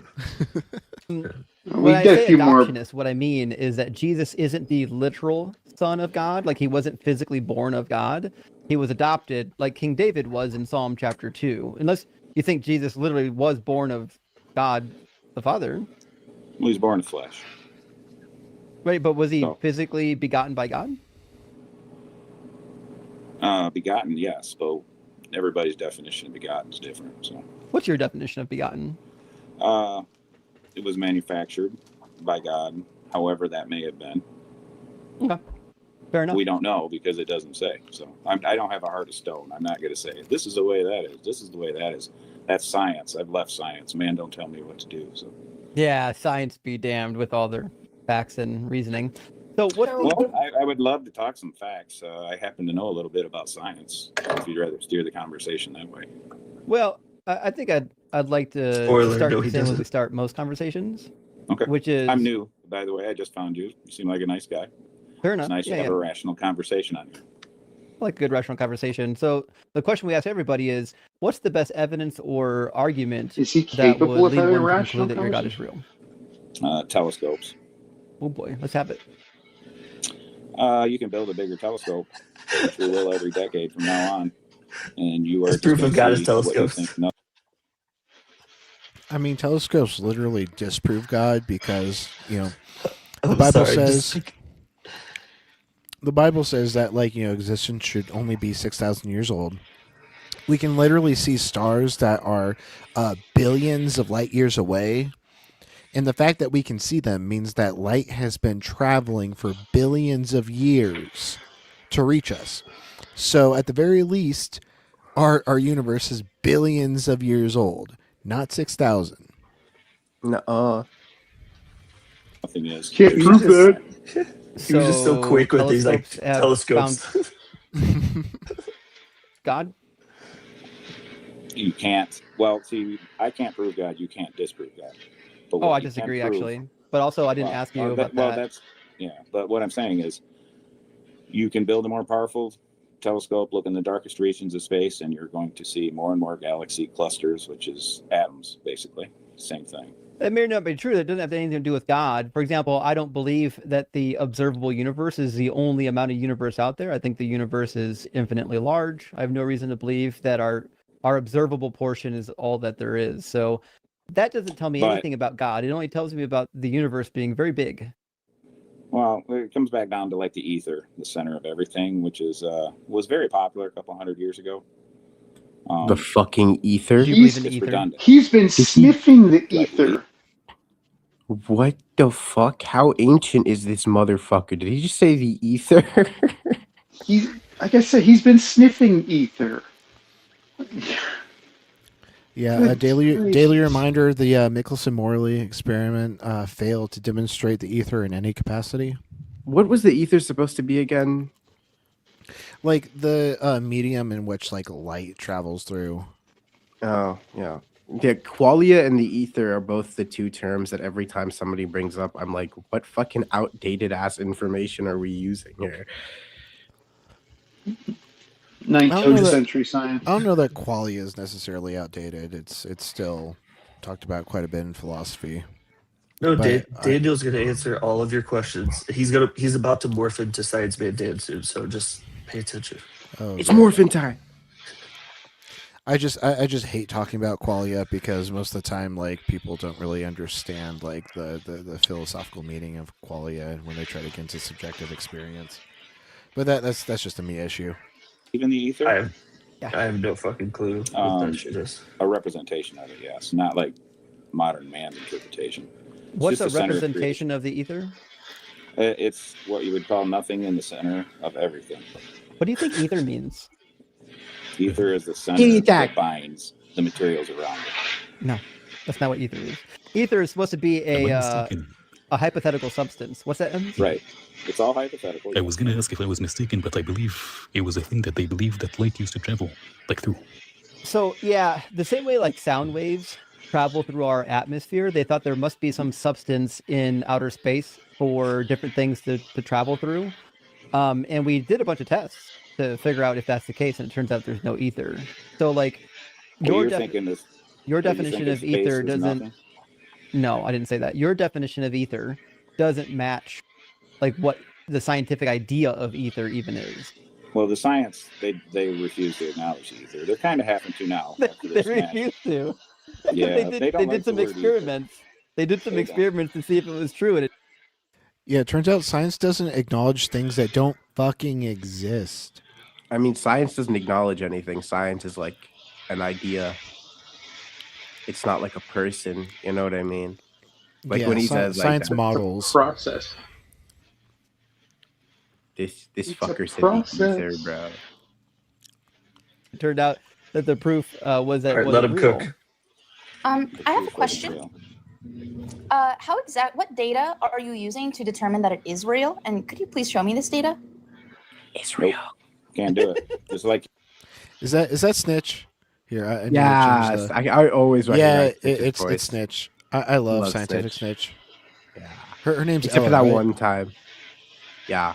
I mean, that Yeah. one time where she like kind of fucked up with Greg Doucette and gave him some like information that he used to like shill some fucking sham course, not no sham supplement by accident. But like, we all make mistakes. you can't show me data the other opposite. It's all in conception of the We mind. can, but to be No. clear, Hey, Beard. It looks like you have some background noise. If you want to mute up and then come off of mute when you have some commentary, that'd be great. Yeah, Appreciate it. yeah, sorry. It's all good. You can't. What? No, if you to be clear, the this is like ether, the difference. not only is the ether real, but also it doesn't mean what science thought it was. Can you, like, first of all, I'd love for you to present some evidence that your claim is true, but I'm still waiting for a definition. What is ether? It's the bonding material at the center. Center of what? Everything. That's what I'm saying. Like you guys were talking. What's it made out of? Where is the center of everything? Or is he talking about like the center of like atoms? Like I don't know. That's gluons. Gluons hold protons and neutrons together. I don't know what he means by the center. The center of the universe is technically everywhere. So, what's it made out of? Well, it's the absence of anything, so it's everything. So the absence of anything is everything. That's a contradictory statement. If you have an absence of all things, an absence, you can't have everything. Well, okay, one is defined as a lack of things, so that it can't there be all things. Okay, let's take the Earth for example. You got a round ball floating in space that's pressurized in the vacuum of space. That's physically impossible. Wrong again. So the Earth is. Boy doesn't understand gravity. Holy fuck. Did you just say pressurized? It's impossible for the Earth to stay together in space? Yeah. Well, he thinks that because like we have an atmosphere and like space is a vacuum, that like because space hasn't sucked away our atmosphere, that like there's some grand conspiracy. He's probably a flurf because that's the kind of shit that flurfs say. In the vacuum of space. Okay. The reason why we can measure atmospheric pressure is because of gravity. Gravity causes atmospheric pressure, and the further away you get from the Earth, the less and less pressure you're going to be able to measure because the force of gravity is going to be weaker and weaker. So the reason means if I take the reason why we have atmospheric pressure is because of the mass of the Earth. And the Earth being in a vacuum doesn't mean what you think it does either. A vacuum isn't a sucking motion. It's not a suck at all. A vacuum is literally just a lack of stuff. My mouth is a vacuum. I don't know how you want me to answer that. What you just said is a physical impossibility. So. It's not. Yeah. Take a balloon into space. What happens? There's pressure. Okay. It is 14. What is it? 14.7 per square inch, right? That's not in outer pressure. space. So what you're saying is not outer space. Oxygen has the mass of 14.7. To be sure, balloons are captive. So balloon is a boundary around stuff. If you put something in a balloon, you've got a boundary that contains things. Also, you can't smoke on you can't smoke on stream, science man. You can't? Okay. No.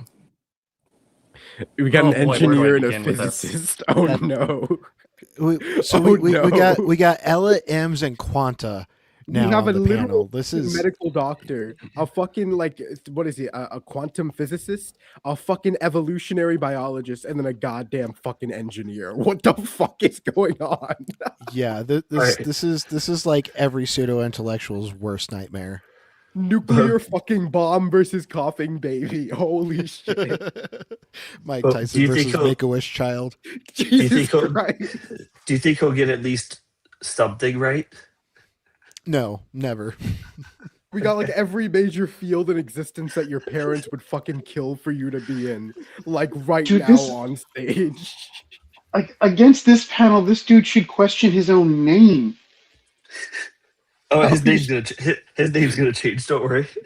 Dude, I would legitimately like fucking back off like a fucking terrified dog. This second, dude, I'd be intellectually slapped around, bro. I would Holy cancel my internet plan.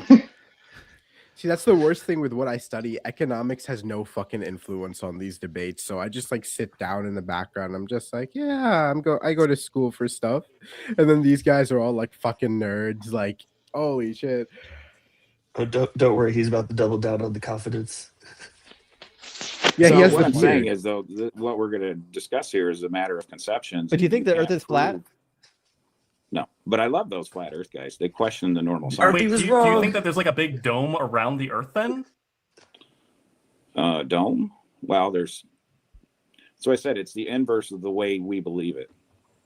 So Space is what does that everything. mean? Does that The mean Earth that is- there's an anti-gravity pushing everything away from Earth? How does that Is work? the Earth a hollow parabolic shape? Like, what are we talking about? Inverse. It's actually Pringle shaped. The theories that you're arguing here there's no explanation for, and you can't tell me what they are. Just like We haven't listed a single theory. You have no idea what we're doing. Gravity, magnetism. Okay. I know the model of gravity, and this is something that we have experimentally confirmed. You know the witness of gravity. God created those witnesses. That's The what? Hey, science we know man. gravity just as much as we know the Wait. other forces. Tell me Hey, how science gravity man. works. Tell me how. Wait, gravity wait, guys, wait. Hey, science man, can you pick up something that is near you and then drop it? Yeah, That's gravity. that's the action of gravity. Yes. Tell me how gravity works. You tell me how this piece of matter that I'm Want to suspending go in the for air- it? Yeah, gravity There's is no just an definition of curvature of space-time. space-time. We understand that space-time has a property. Space-time has a Science property in which man if there is engaged. a non-zero or a positive mass and stress density within a certain region, space-time will curve towards it such that straight paths get bent, such that an object moving in a straight line will actually get deviated from what that straight line would be in a Euclidean space-time, and therefore will bend downwards towards the source of whatever mass is E generating equals that MC curvature. squared. Is that what you're And in the referring low to? energy limit, Nigga, what? No. No. And in the You low know energy that's what he limit, proved? this manifests That's as what he proved was a E equals classical MC force squared. that depends Look on at the E inverse method. square law, which is what Newton discovered. Newton. Einstein? Newton? So just real quick, go back to Einstein. What did he actually do? He witnessed a curvature of space. That's all that was. was He looking for a postulated star. how space-time and mass and energy are related to each other. And then we went out and experimentally confirmed that relationship. What he did is he monitored the eclipse, right? And all he witnessed was a star. No, well, shouldn't he have been didn't do able that. to see. Technically, that was one of the first confirmations of general relativity, but there has been many more beyond that. The thing that actually but motivated what I'm saying is the that you development actually of said general the word relativity was the earlier. precession of Mercury. The precession of Mercury is the first hint at general relativity. Then once he postulated the curvature of spacetime, then they used eclipses to show that gravitational lensing caused the light from behind the sun to get bent around the sun, such that it looks like the stars behind the sun are next to it during an eclipse, which is awesome. But then later on, we found many more forms of evidence, such as gravitational redshifting, essentially gamma rays being shot up or down in a gravitational field will redshift or blue shift exactly in accordance to Einstein's equations. And then even later, more recently, we've confirmed his theory that colliding massive objects like neutron stars could generate things called gravitational waves, which will stretch and compress space-time as it sort of ripples out through the cosmos. And I could actually you got to prove hold the me- Nobel Prize for that. Could you prove me a gravitational wave that was Yes, LIGO proves the gravitational waves. emitted from a neutron star? Yeah, that's what the LIGO interferometers did. Called it. How was that proving of gravity? And you can prove that because they could. How can you see Okay, gravity? I'm sorry. The only I way knew to the witness second he is said neutron. Euclidean geometry, the second he brought up Euclid, bro, the second he said fucking, he just started throwing out big words and shit. It just went over his head. And I was like, he's going to say something dumb. And the second I thought it, he was like, E equals MC squared. And I lost my fucking mind. That was so random. Yeah, like has Jesus Christ, this we're so in for it, and we're only like fucking 13 minutes in. Holy shit! Telescopes. Exactly what How was long is predicted. this? An hour and like 8 minutes. Holy. Yeah. I want to point something out They here. found the light after the gravitational waves. That's what. Before we get too deep in the conversation, I just want to point out, Simon Dan, that you can't just say, "Hey, did you witness it, or did somebody physically witness it?" Because you keep positing a mythical God that nobody's witnessed. So this certainly isn't the burden of proof that you want to point to. The reality is, we come up with these hypotheses through a series of tests. And sometimes the tests prove to be our theory true. Sometimes it proves our theory to not be true. But every So test we have for God has always proved that God isn't real. So please don't. I know you're going to hear a lot of stuff from Quanta that you've never heard before because he's got an education. But just responding with, "Were you there? Did you witness it?" will never be an answer. It's the same I thing. actually got to take what a you're class doing from the to me. guy who won the Nobel Prize in Physics for the discovery of gravitational waves. He's a cool guy. The Kenny mug. The Kenny It's all mug. biased information. It's all input. You don't have any biases. That's not how science works. You're completely Do you unbiased. know something? So, Do you know what blinding procedures are?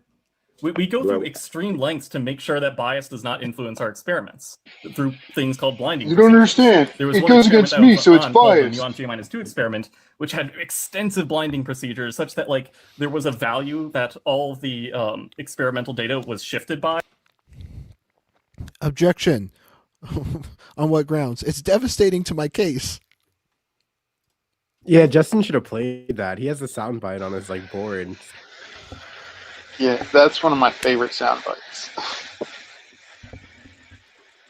And that value was kept in a locked box with a single key managed by one person, not in the experiment. And it was only once all the scientists had completed their measurements, completed all calibrations, would they then unlock the box, find out what that value is, apply it to the data, and figure out what the true answer is to prevent bias from influencing our data. Like, these are the links that we go to make sure that we are measuring what we say that we are measuring in a way that is open and reliable.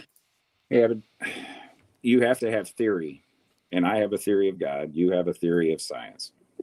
There's you. No, you don't have a theory. A theory I have a specific. theory. A You don't have game a theory. What do you think a theory is? What do you think the what you word have theory? is not even wrong in the words of Dirac. Yeah, what do you think a theory is? You don't even know what the word theory means. That's all that you're throwing at me as theories. Well, no, what's the word theory You don't mean? know. You don't know how gravity What's works. the You don't word know how theory magnetic mean? Waves work. But hold on, we're gonna get somewhere. What After does the they've word explained theory gravity. mean? It's what you're going to theorize as being true. Oh, I get it. It's an I explanation can't. for. I understand his entire argument now. I understand his entire argument now. It's no. Yeah, I saw this coming. This might turn into a fucking infinite loop of just recursively. You can't have an infinite regression. Dude, whoever for looped this motherfucker's brain forgot to like end the actual loop at some point. While Simon Dan saying something stupid, continue conversation. For something. So, for example, when I was in school, same words I I learned just said, only electrical theory. Electrical theory is the explanation for electricity and how it works, but calling it a theory doesn't mean that it's hypothetical. Do you a honestly theory think I is got- literally just an explanation for something. Sometimes theories are really, really good, but in science, a theory isn't just a guess. It's something that's based on facts and evidence. While we have germ theory, electrical theory, quantum theory, these are all theories. They're not guesses. All theories. No. And also, If you look at his wait. arms, Hypotheses you'll are realize this guy's hypothetical. only 5 No. foot 2. No, hypotheses are hypothetical, not theories. Theories are based on evidence and based on observations. So as I said before, you don't have a theory of God because you've never actually seen God. Right. You have no I would actually argue observable it's- evidence of God. Can I speak, please? I What's would argue the- he doesn't even have a Can I have a hypothesis. Yeah, I Because agree. To have a Yep. I was going to say one brief thing. To have a hypothesis, you have to have something specific. This is Yes. vague. This is We're vague all- and untestable. That is not We're even all a on the same hypothesis. page. That's worse. Okay, we're all on the same page. So scientific, Quanta, and myself, we're all on the same page. I want to make sure that we're going to move forward in unison here. So I want to hear the theory of God. So the theory of God needs to include an explanation about how it exists, how you can falsify this concept. What can you do to prove it false? And also, what can you do to prove it true? Well, I've come across this on my theories of everything. All right. And I studied all the top writers, and you have to have more belief in their All the top theories writers, name based one. on the theoretical past of their Theories. influences. Theories. Here's the one. Theories of everything. Shouldn't it be a theory of everything? Because it's supposed to encompass all the things. If you got if it's multiple of them. theories, He read Eric it's still Weinstein's Geometric Unity. He read the Geometric God. Unity. No, He was he's like- thinking Chris Langham. He's Chris Langham fan. That's where he gets theory of everything. It's Chris Langham bullshit. Geometry solves for everything, guys. Thing that That's amazing. You said a whole I'm not truckload here- of I ain't gonna words that had convince no you. meaning. I ain't going to convince you. That but word I'm means gonna what you think say- it means. I'm not going to convince you. Okay. But So- what I am going to say, But you could, yeah, go in ahead, the bud. beginning, okay, in the beginning, you could not create Beginning of what? something out of nothing. Beginning of what? Everything. You Why? could not Why do create we something think out there? of Why nothing. would you? We don't believe there. We don't believe there was a beginning. I'm a top writer now. When Dan says everything, like, is God a thing? So is this at the beginning of God? I don't know. I'm still stuck on this man's beard. I'm actually impressed. Special- the beard is pretty special fucking pleading. impressive. No, you haven't seen mine. Well, that's I what I was mean, gonna that- say. that I was like, beard's beard a- of empathy versus science man Dan. Like, can we? Oh, like, can beard, we? the beard of empathy blows that one out of the water. Holy shit! Yeah, it's just like that's a huge. That's like an Arab beard. You know what I mean? That's like you go to the Middle East, like that's like your grandpa's beard. You know what I mean? Quanta, do you think there was a beginning? Probably not. There are some coherent models that do describe a first moment, but at that point, there's a timeless state that the universe was in. It didn't come out of nothing. Yeah, I don't- model Time predicts is that. just a. I don't believe there was time ever is nothing. Just a measurement of consciousness. What's the No, what's the time argument exists just for as much nothing? as space exists. What? Time's only available. Jordan between Peterson me and you. nonsense You have is your that- timing. I have my timing. There's no relevance in between. Oh boy. What? The lobsters just. This is just It's a matter of nonsense. No, concept. time exists. Yes, Lehman, can I ask you a Time question? exists just as much as space exists. This is why you can actually exchange the two under special relativity. Like they are All right. intrinsically tied to each other. Can we So go if back- you are devoted into saying that time is not real, then you have to also say that space doesn't exist. And at that point, So that's this just is- like reductio to the point. This is turning into a Trinity argument. You're gonna, it's everybody Huh? arguing against me on. This is what they do. You exact same thing. They all gang up. They say all their relative information out there. Let's get back. This to is the my beginning. field. Let's get back to the beginning. I'm a physicist. This is my field. Beginning You're of a what? witness. You're a witness of God's creation and His rules that He's applied to it. That's what Wrong. The data does not Amen. support that conclusion. Amen. That's what I'm saying. Let's go. way God, back. God would Let's not step- fill all of space with cancer-causing radiation. That would be cruel and. Well, you know random. what? Yeah, that's ridiculous. Yeah, why would he do that? Cancer-causing radiation. According to the Maybe because God's a sick fuck. Hey, beard, your mic. Mute your mic. Bible, used to live to be 1,000-year-old with perfect DNA. That's not true. Okay, I can help out here. Okay, So wait, according wait. to Let wait, me no, finish, wait. please. There is Let a me finish, million-year-old, please. 3.4 Let me million-year-old finish. It's a turtle talk bone about with genetics cancer. in DNA. It's a talk about genetics and DNA. Okay. She just did. So- Did you didn't hear it? No. There is a If- million-year-old bone with cancer that, by the way, came before humans ever existed. Can I? And also, like, This little the sun statement out. existed Little before statement. all Then things. discuss That that. causes cancer. So All right. What's your statement? if we had perfect genealogy, Justin played his perfect trap DNA, card, the structures were scientific good, snitch. Oh no. what would create decay? What would create Do you Radiation. just Yes. wait, yes. just out of wait The one more second. Just out neurons of from the curiosity. radiation peering through, break the DNA strands. It starts a decay process. Okay, that's not the- That's not how cancer works. That's not just how cancer It works. causes point mutations, but that's not the only method. There's many methods for cancer, but a lot of it has to do with the social engineering of the way we live. No, But give me social actually. engineering- what? No. This According is- to the UK Biobank, 58% of cancers are due to Biobank. somatic cell mutations, which are random, And this is also based off of a systematic. Cell mutations are Can you, influenced by bro, the broski. processes in what we eat, breathe. Okay, smoke, you've spoken everything. for a very long time. Can I please speak? You've let Quanta not speak. Why won't you let me speak? Okay, thank you. So, according to the UK Biobank, as well as multiple other Wild data cohorts, statement. which can back up what I'm saying, and I can He cite a can't specific hear review her. paper Her and study voice which is too actually high analyzed this pitched to for him to be able to hear. Women can't talk. determine what percent of mutations are due to environment versus due to somatic cell mutations, which are entirely random and accrue as you age and grow. Across multiple cohorts of data, 58% to around 60 to even upwards of like 90%, depending on the type of cancer. So for example, brain cancer specifically have between an 80 to 90% are attributed to 80 to 90% of brain cancers are attributed to somatic cell mutations, which are random mutations that accrue as we age and not due to environmental factors. That leads only about 10% of brain cancers. Can you please let me speak? You've let Quanta not speak his entire spiel, but you're not letting me Dear speak my entire God. spiel.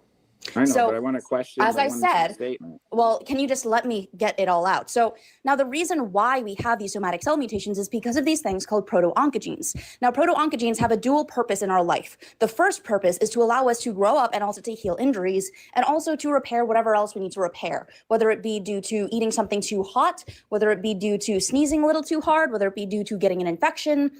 It repairs tissues. It also helps to grow tissues. So from being a child to an adult, you require proto-oncogenes in order to actually grow. However, over time, as your cells divide, proto-oncogenes can be mutated. And the reason for this is because things like DNA polymerase can't go back 2 spaces when it makes a mistake. Instead, it relies on other proteins to catch its mistakes for it, and even those proteins make mistakes as well. In fact, one of the DNA polymerases, which is actually involved, I believe it's DNA polymerase 5, which is actually involved in repairing these genetic mistakes, has a higher rate of mutations that it He's creates. not In listening. fact, there's also DNA repair mechanisms such as, oh my God.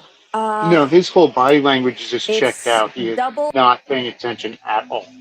Yeah, a woman is talking. He can't pay attention anymore.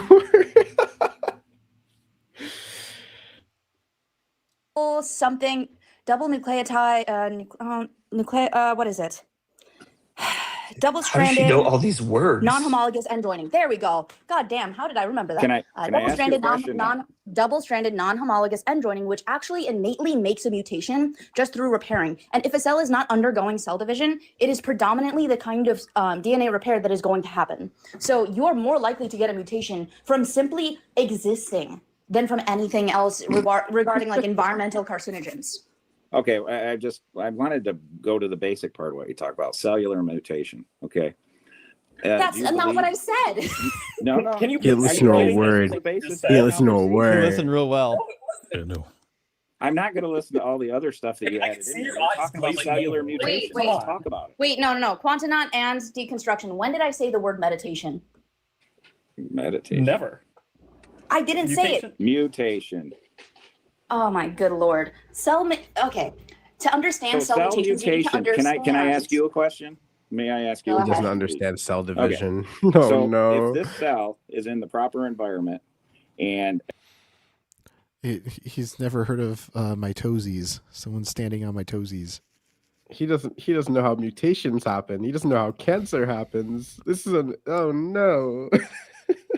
everything is the way it should be, would there be mutations? Yes, because DNA polymerase 5, DNA polymerase 1, DNA polymerase 2, as well as non-homologous end joining, which occurs just as a product of actually existing, as well as the fact that, what else? What you're Okay, so speaking DNA of is throughout polymerase, DNA. DNA polymerase 1 and DNA polymerase 2 are required for your cells to divide because they help to replicate your DNA for the next generation of cells. So Right, now but there DNA was some polymerase 1 corrupt- and DNA polymerase 2, they're not corrupt. They're proteins There that was- duplicate your DNA. They're there to replicate your DNA so your cells can grow. Now, DNA polymerase 1 and demons are in DNA the polymerase DNA. 2, they both can make mistakes. I believe it's DNA polymerase 1 or 2. I don't remember which one it is. But there's multiple different types of DNA polymerases. And one of the DNA polymerases, the primary one that actually allows your cells to divide. In fact, let me teacup real quick just to make sure that I tell you the right one. Well, can I ask a question while you're doing this? So he didn't snicker at me, but he did snicker at Scientific Snitch. Just want to point that out. If Yeah. you have a DNA split or a bonding together and there's impurities in there, that's going to show up as a genetic disformation somewhere down the genomes. He's using the wrong all word. this other stuff. Let's go What back you're to saying the do not have any Bible. basis in Nobody but science. eugenicists talk about impurities in DNA. That's why I went to teacup real quick. Wait, that's why I teacup for a second. It's not DNA polymerase 1 or 2. Those are the repair ones. It's DNA polymerase 3. That's my bad. But DNA polymerase 3 is the primary polymerase that replicates your DNA. Now, DNA polymerase 3 cannot double check the DNA that it's replicated, and sometimes it makes mistakes. It can only double check the last nucleotide that it was replicating. So let's say it makes a mistake and then skips 2 spaces and doesn't catch that mistake. That is a DNA mutation. So no, DNA polymerase 3 will inherently make mistakes. In fact, you're making about 50-ish mistakes just by existing every minute. You're generating thousands upon thousands of DNA mutations just by existing, even if you are in the perfect environment, because DNA polymerase 3 is not a perfect protein. No protein in your body is perfect. I agree with that. That's the point. So even if you're in the perfect environment, these proteins will inherently make mistakes. So DNA mutations will happen even in the perfect environment. There is no perfect environment today. It's all been contaminated, corrupted. In your hypothetical, it's the sin. Still would happen, even in your hypothetical. This is like talking to a Trinitarian. You're onto everything. What's the proof that there could be DNA and a perfect environment in which there's never decay or mutation? Well, because I believe in the Bible, we were originally created that way. The Bible's. I was like, anytime he doesn't know anything, he's like, "This is like a Trinity argument." It's like, bro. So yeah, nobody believes in the Trinity up here. Bro's gonna hit us with the "we live in a fallen world. The world is corrupted. The fucking DNA is like filled with fucking demons." This is where we're at now. He's just lost the plot. It's the sin nature. The sin nature. Yeah, Science absolutely. Man. Hey, the Bible, I believe, is just a witness. Certainly it's written down. The witness, the nonsense. How long ago did Adam and Eve get created? What, about 6,000 years? How long? What? About 6,000 years ago, Adam and Eve was created. Hey, Nectu, good to see you, buddy. Happy Sunday. That's what man is documented. So I don't know. According to the can't say Bible, for sure. Yeah. Well, is the Bible documentation accurate? Yes. But okay, so does the Gospel of Luke, chapter 3, not give you a genealogy from Jesus all the way back to Adam? Well, if you agree with what's written, Moses wrote the genealogy all the way back through Adam, right? I'm asking you, in Luke chapter 3, when we get a genealogy of Jesus going all the way back to Adam, is it correct? I've got to drop real quick. It's a little bit too late. Thank you so much for having me up. Thanks so much, Snitch. Good to hear from you. W Snitch. But is the genealogy correct? I believe so. Time is just a concept. I mean, is a day of 1,000 years? I don't know. I'm sure it is. I can't say for sure. So if the genealogy in Luke is correct, then what that means that Adam and Eve lived roughly 6,000 years ago. Do you think that there's no sign of human or biological life prior to 6,000 years ago? I don't know how to word it, but yeah, that's fine. Yeah, that's fine. We have settlements. I don't know how to word it where you'll understand because because my brain is so smooth I couldn't grasp how years work. So what we have in Turkey and in other places in the Middle East, we actually have settlements that are 12,000 years old. Okay. There's Karahan Tepe and there's also Göbekli Tepe. One's typically referred to as Stone Hill, but both of those settlements doubled the age of Adam and Eve. Those tests are of man science, and we don't know the different decay degeneration of carbon. Different atmospheres, different whatever, decay carbon different. We just declared a time frame. Would you agree? Nope. We declared. And you're wrong. We know this very well. Carbon decays. So the one I know more is zirconium, like uranium dating, because when zirconium crystals are created, when they're formed, they are formed with a very specific, or rather, they cannot form with lead inside them. Like chemically, it is not possible for zirconium to form with lead, but they can form with uranium. And uranium decays into lead. So by looking at a zirconium crystal and taking the ratio of uranium atoms to lead atoms inside of it, we can get a very accurate date into when those crystals were actually formed because of the chemical requirements in which those have to be formed in. Well, yeah, I could see why you would think that, but it also depends on the surrounding environment. That's just what the of data pattern. says. Okay, now let me finish the sentence. Imagine please. knowing all you have to more than all of to science. It disprove must be a this? heavy load to bear. Is it hard knowing that you've debunked the entire scientific community in every single field? Well, according to my religion studies, you can debunk man almost all the way through. Religion, science, politics is the same. God, the arrogance. I know. It must be hard being the What I'm seat of saying all is I have a belief- knowledge. Is the Bible have a true in belief. all that it says, or just like most of what it says? Well, it is truth, yes. It's just Oh, a matter of 100%. who's translating. Well, do you know Greek and Look, Hebrew? It'd be very easy I do. to prove me wrong. Oh, you All do? You have to do. Well, I've studied it all. I don't commit to Lord. but Is that you the asked me case? something in Hebrew. Name Just like the word one church is ecclesia, which should be quahal. That's He a does. fellowship. And it's ecclesia. ecclesia Kahal. translates into So- quahal. Kahal. Let me say the So, one There's no Hebrew word that I QU know. in Hebrew. Can you name a single verbal stem in Hebrew? No. Oh, okay, so you don't know Hebrew. Gotcha. Okay. So, anyways, let's go look at some I always try to passages in the validate. Bible. Maybe you can tell me if something in the Bible means what I think it means, because there's some stuff in the Bible that seems a little bit problematic to me. Okay. So, for example, Shoot. do you know who the father of Josiah is? And I'm sorry, the father of Jeconiah? No, I could look that up easy enough. It's in 1 Chronicles 3, 15, and 16. It also shows up in Jeremiah. The father of Jeconiah is supposed to be Jehoiakim.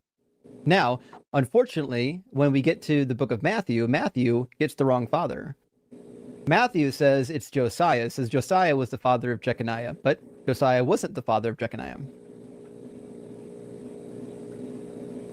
I'd have to read in context if they're talking about the same one. There's many repeated names in the Bible. Not in Hebrew. Josiah and Jeconiah.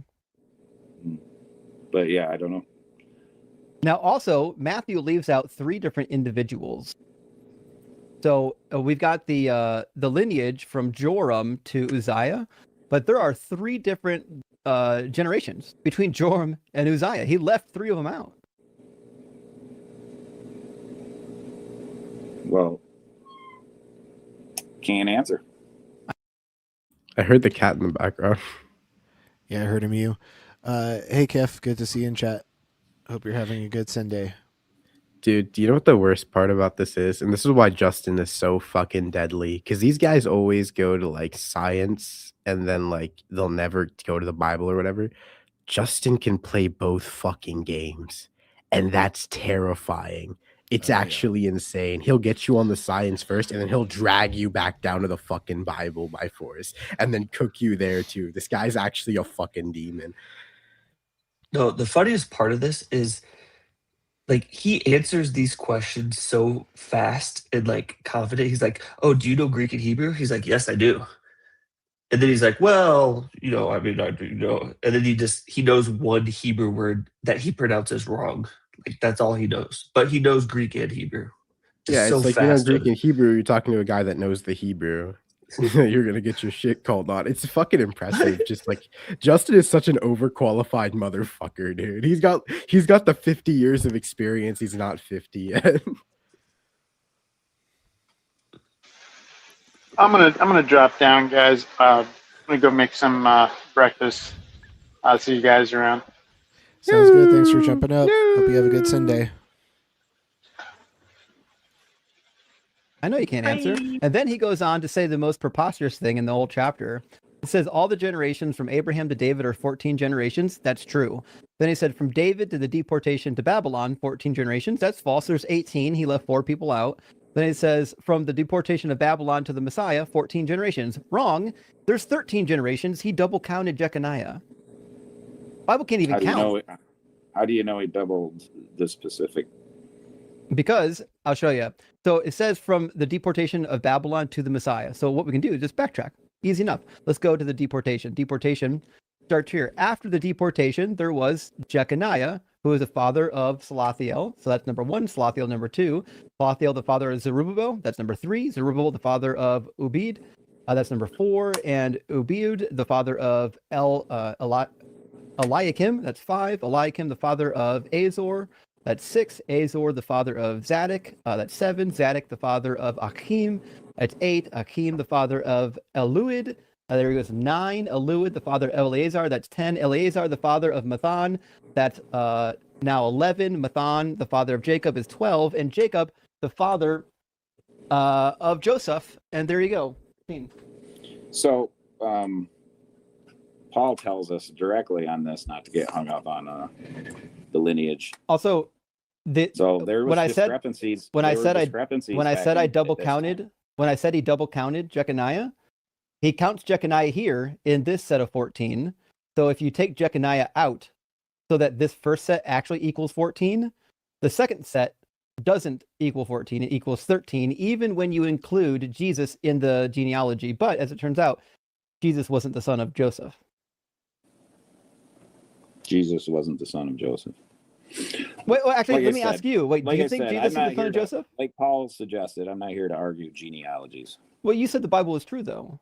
Yeah. Having discrepancies is actually more of a witness. It shows No. that people's different sides. What a crazy cope. Having mistakes actually makes it more true. What? Are we real? Are we fucking real right now?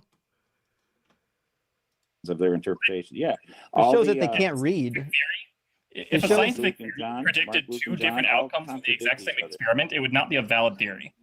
The wronger it is, So the when the true Bible theory it says is. that something's true and it's demonstrably not true, it just means it says things that's untrue. It doesn't mean it's more trustworthy. It means it's less trustworthy. Like I said, you have to have a belief. You have to have a belief in science, politics. They're all the You same. can't- It's all you the can't same do it. conception. We don't have a now we're belief in mentioning science. Politics randomly. You do Got have a it. belief in No, we science. don't. I do want to You really believe ask, what do that you your think science science is is? correct. I'm He has sorry, no what? idea. do you Is think Justin science chugging a is? Celsius right now? What the I fuck? want to hear him say what he thinks science is. It's literally his first name. Come on. Science is a man trying to proclaim his witness on what's actually going on. Proclaim that's his not it. witness. Well, it is it. That's what you got. Like I said, I'm a Science is scientist. a That's not what process. it is. let's take every one Yes, of your science is a arguments- process. Let's take every one of your arguments or your theories to the very beginning and argue that. We don't need to continue on. You're like the assuming that there's a Trinity. They've been beginning. doing this the whole time. What's the Gravity. argument for there being a beginning? Electrons, the most comical thing ever. We've had 200 sorry. years wasted now. You don't on think that electrons exist? Electron. I don't think that's a Oh, fuck Celsius. me.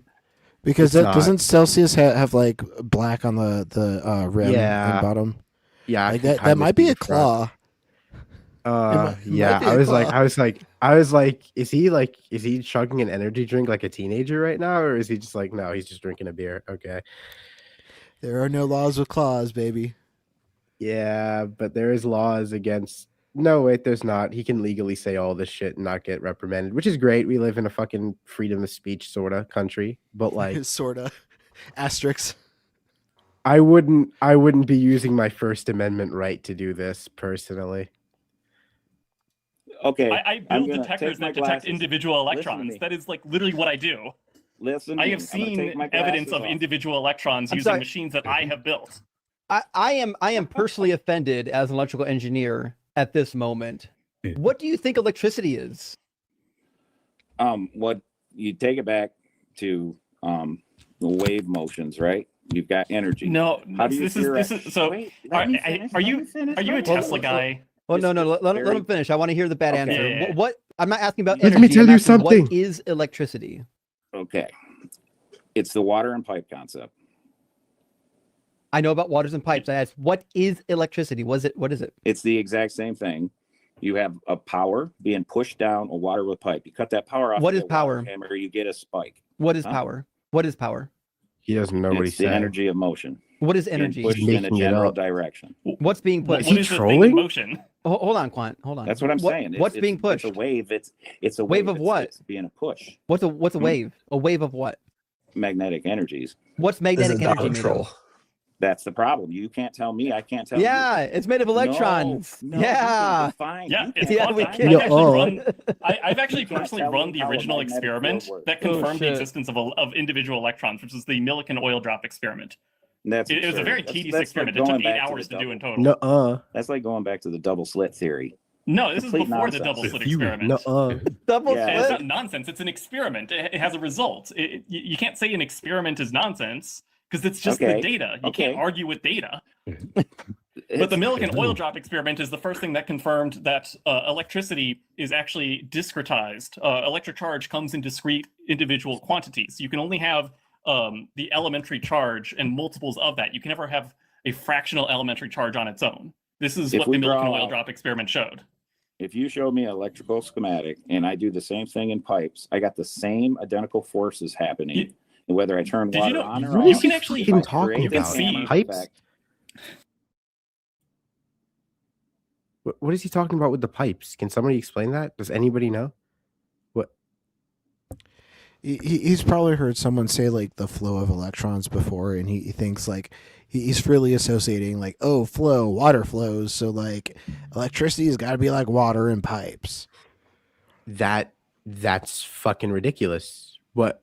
If that was the case, we could use water to make SSDs.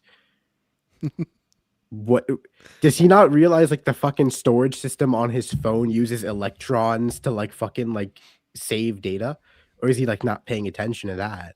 Wait. Have you never watched Steve Mold make a calculator out of water? You can make a calculator out of water Actually, yeah, kind of. with You electricity. you can simulate and in OR gates using water. Right, but can you make a graphics card out of water or like a CPU? No, right? Like, how does he think computers work if electrons don't exist? God did it. Oh yeah, he inspired he inspired Alan Turing and all of those fuckers back in the day. No, Nave, electrons do not act like fluid. it's the abrupt stop of Yeah, this it's a lot of motion electrons. force. It's a not lot of electrons. That's retarded. To be clear, Of course it You're is. telling me You can there's actually little- see So excited. He's individual gonna drop his electrons credentials on a pretty budget soon. at Yes. home. Did you see the You're R-slur? telling me there's little tiny particles in there. Yeah, Yeah, the yeah, motion he did, but- is the Yeah, he did. electrons moving through a substrate. That's what's that's what the force I is. can show you. We've all done it the results of a before. cloud chamber. I You're mean, moving right magnetic now. waves. You are yeah, not but I was moving like a particle. 14. I mean, it's What do you can think actually see magnetic the waves are particle. made of? I was like, what are they? Nobody days knows. ago. You can't tell Jesus me. Christ! That's why I said let's This is go the back to the equivalent. basics. This Let's is go This so is the back to bad. equivalent of This is so bad. this is the equivalent of like when Tell I me debate how people who tell me that magnetic germs do waves not exist. Tell me Look, how gravity you can works. you can see can't do individual it. You can only electrons. theorize. In this case, No, I we believe it's can't also theorize. photons, but You're only We know, theorizing. we know what they're made out of. No, you can see don't. them with your own Yes. eyes. No. There is not a single. This is, He's this is a showing cloud you. chamber. You can build it on a budget. It does not cost that much This has to to do. be an elaborate And you troll. can see the individual no, particles there's no way. shooting off of radioactive sources. Some of those are electrons. He's just stuck in the basement. His family left him like 18 years ago. And some of them are also Jesus fucking other Christ. fundamental Are you particles like talking about photons, putting plutonium muons. in a really dense gas? Like, No, it's not plutonium. You can put any radioactive material in there. Wow. When I did this back in high school, again, a high school student can do his this. parents are probably Yeah, upstairs, like they died 10 years yeah, ago, yeah, and they're yeah, still yeah, up yeah, there. could do this. Please But stop. you can do it with like I did it with Oh lead my 210, god. which is mostly, I believe, a beta emitter, which is electrons. But what you're And you can see witnessing them. You can is see the energy. electrons. Would you agree you're witnessing energy escaping? Energy is not a physical thing. Energy is a property of matter. Yeah, this is like It takes energy physics. to kick. Nave, you don't use fluid when talking about electrons. Trust me, I'm an electrical engineer. What you're Physics calling a particle 101. Like I literally, when I was in high yeah. school physics, I learned that energy isn't a thing that exists on its own. Energy is a measurement of things that do exist. When it changes It's like either velocity. position or velocity, it has energy. Mhm. It's the measure of change in physical, measure, in the real world. So energy yeah, isn't a thing specifically- that exists on its own. I totally agree. Remember this Specifically, it's a nascent level, if conserved you want to Noether talk about quantity like that actually particles, isn't maybe that even represent conserved on the energy. cosmic You could talk scale. about like on the bosons, cosmological lasers. scale, energy is not even a well-defined concept.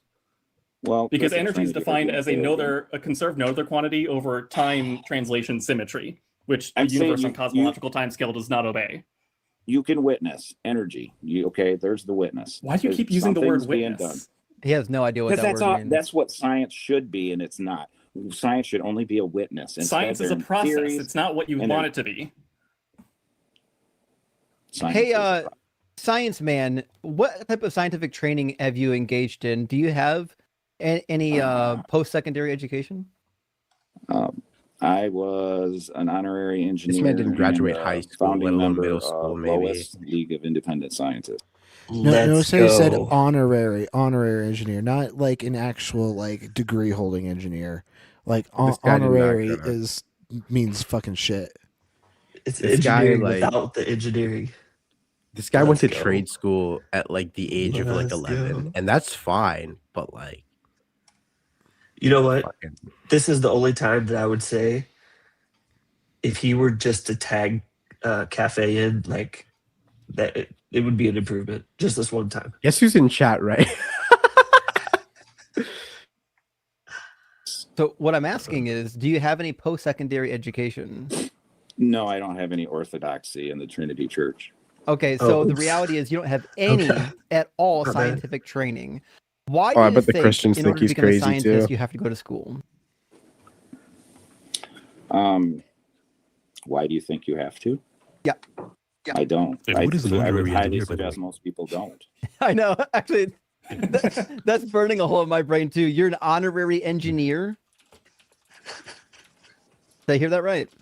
I'm an I don't know honorary how you wanna surgeon. put Let it. me operate. What's an 33 honorary? years of What's an 33 honorary years of engineer? engineering, manufacturing process equipments, and the manufacturing of graphene. So you knew manufacturing pretty well. Very well. So you designed things. What did you design? Equipment for production mainly. That was my funnest part, anyways. Okay, so He worked Outside one of doing place for his consulting entire for life. any, That's what that means. companies that had related issues. sure, but in none of this training did you ever actually go to a science class? No. Well, I mean, yeah, electrical safety courses and all that, but just The nothing much. safety course is not an actual class. Yeah. Right. I've taken like 18 radiation You- safety training courses. Those are not actual science courses. Okay, so here's the thing, science man. So I have like my background I was is in also a physical studies cross and guard electrical for an engineering. Those are elementary my school. Are you an credentials. orthodox You know what's ex-Trinitarian funny? type thing? If you explain it to this guy in like terms of like shit that like he'll care about instantly, I promise you'll switch up. Like if I was like, hey, I have like an honorary degree in finance and I never took like a finance class in my life. Will you let me manage all of your life savings? Do you think he would say yes? No, because that's a fucking insane risk. Why would he do that? But with anything else, it's like fuck no. Like we can just do whatever for anything else, I guess. I'm an atheist. So my background is in electrical engineering, specifically I could robotics, manage his and life savings also on a in fucking biblical etch a studies. sketch, I bet. And I stick to those topics. Like I don't speak to authority on topics I don't This know guy about. is That's why I have cooked. great friends like Quanta and Ems who actually do have training in these fields. The reality is, I realize that there are some things that you found on the internet that make it sound like all of science is lying and your Bible is true. Cafe, pay But I attention. need you to think for 5 seconds that Science made maybe Dan zone. this man up here on the screen, Dan, doesn't know all things. Maybe the people who have spent 12 to 15 years getting PhDs in these fields of studies know more than the guy who didn't take a single class. What's more likely? The guy that didn't take a single science class knows more than people like Einstein and Faraday. Can I give you an example? I do want to Not the cat, before not you his answer, cat. taking classes, it's more than just taking classes. It's like actually physically running experiments and doing original research. It's not just like regurgitating what I'm told. That's not how science training actually even works. It's not like sending your kid off to school and they come back woke as hell. That's what We're talking about science. They're not coming back woke. Oh, They're coming back come educated. And if being on. educated, All you do is woke. it Stop scares sending- you. That seems like a If that's problem for education, you. It's an abomination. What's How abominable dare they about come learning back things? with perspective? Because we're Because learning. it scares you that your religion might be a fairy tale, and it He's gonna bothers you, mention- and like you get uncomfortable in your tum that facts don't care about your feelings.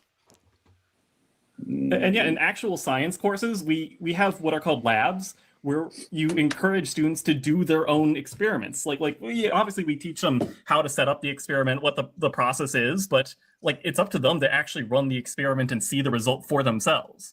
Like Dude, I we fucking say, hate don't that. take our word for it. Do it yourself and see. Okay. And that's what we Yes, do. but what and I'm saying- that's how we learn. So example, this is good science. You take chemical A and mix it with chemical B, and you come up with C. There's no problems there. You're witness. Yeah, it's like It's a elementary school. witness. So therefore, It's that's where's the something science there? solid to base it That's on. that's yeah, not What'd you what say? Where's the science is science? at all. You're forgetting the whole key thing No, about that's making why a I'm saying prediction. science should be. What do you think the Science should be scientific a process witness. is there, Simon Dan? What do I think it is? What's the scientific process? Well, I listen to the got a lady who philosophy was- of science, a listen philosophy to of the physics lady- textbook, and we can crack it open right now. And Listen to the lady that was talking about cellular mutations that was on here, right? She went to the orthodoxy school of what is actually happening instead I'm still, she I'm does still actual waiting. research. What does that even mean? Yeah, I'm still What waiting that for an answer to the means- question. Orthodoxy school. What that means? He has no is- idea. He's just using a bunch of words he's never used before. So listen, He just calls everything that doesn't agree with him Ask you a orthodoxy. question. You said Yeah, you this had is hundreds cringe. of years of learning It's and teaching woke. in the science, right? Who said that? You said that. I Hundreds didn't of say years. that. You said Hundreds? you had just mentioned that. You think I'm hundreds of years 100 old? years You of look good. I'm documentation doing pretty good for of being the post science. 100. So what? All So right, what listen. Pretty happens? good. Science man, what happens here's the now? thing. At this point, I'm feeling like this is like we're engaging in elder abuse. I just want to talk about the basic You don't. concepts of what you guys believe. No, and you keep have moving on you to have all no this idea orthodoxy. what's happening right now. You're completely lost and concussed. You don't know enough about science to even engage in any of these conversations. You don't even have a baseline to begin. It'd be like me I'm trying. trying to get to a baseline. You guys are going. Well, you're way definitely beyond. not going to do it by coming here. We're not here to teach you. Like we're gonna debunk your bad arguments, but we're not here to teach you the basics of like what is the scientific method. Like that's something you've got to go and Google on your own. But I'm assuming you think that I all have the a good book. websites on science are like put together by like BlackRock or some evil cabal, and you're not going to trust them, and that's fine. If you think conspiracy theories are somehow are more credible than people with PhDs, that just tells us that you're not equipped for this conversation. I do have a good textbook if you do want to actually dive into the real philosophy of science and physics, which is I Philosophical just- Concepts in Physics by James T. Cushing. I just And, wanted you know, to talk you can basic see- concepts and how we got to where we were. Quentin, could I you please apologize. Concepts. I You can brought see up that here. electrons. Is the one who out of wrote it. it. What are we Oh, talking Yeah, about? maybe I Oh, need to check the His name must be on the it. back if his name is listed in there at all. Hey, Hmm. Science man, what's it Not mean to be seeing it. transgendered? What does it mean to be trans? Well, Oh, there's boy. no such thing as transgender. So, I'm asking, what does the word mean? Oh, for fuck's well, sake. it means that you're going to be what you want. That's what it means. Okay, and There's you no think such that thing. That's a concept word. Yeah, so and that's so like if a I Trinity. want to be a doctor and I go to med school, How are we getting to transphobia now? What the fuck? I called it like 10 minutes ago. Because he said woke, so Justin's just fucking with him. I immediately saw it coming. am I transgender?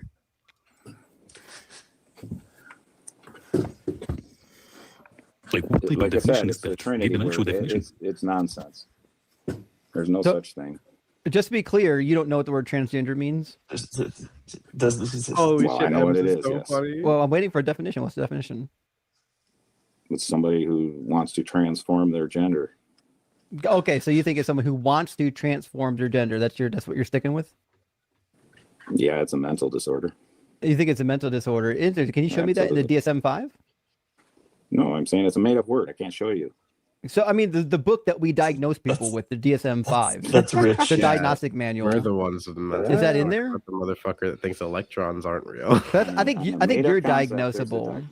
I think so. You don't think that we should use people's preferred pronouns, probably, huh? I'm sorry, I didn't realize where we were at here. I'm just asking. This is going to go somewhere. I promise. You're going to love it. No, it ain't. This Do you is think? science. Do you think we This should is so use? made up. You're Do you using think we a should use word- somebody's preferred pronouns? You're using a mental disorder to describe an actual I'm not. physical. Well, trust me. I am describing a mental disorder right now, and you're going to figure out in a second if you actually engage. So, Well, do you I think don't that we think- should use people's preferred pronouns? I don't even care to address them as a pronoun. Okay, so the or answer is anyone, no. You unless it's don't someone believe I we need. should use people's preferred pronouns. Now, if for somebody to be referred to as a he, him, do you believe that you need to have like a penis and the right chromosomes?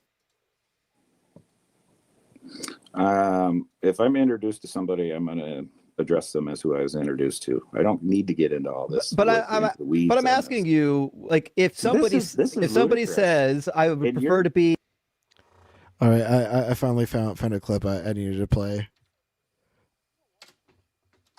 Let me get to the right spot. Okay, here.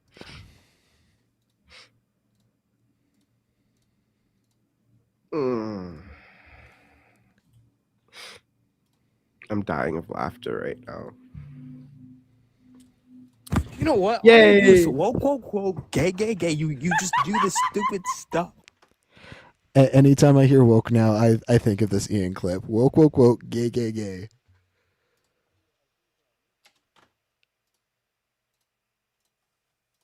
That was funny.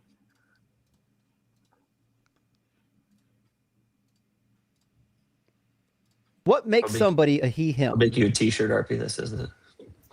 There is no he, I would wear the shit out There's of that. just a being. Well, as it turns out, there are he, hims. They're called pronouns. You use them every time you read the Bible. Did you know that? Yeah, when Jesus says "I am he," is that not real?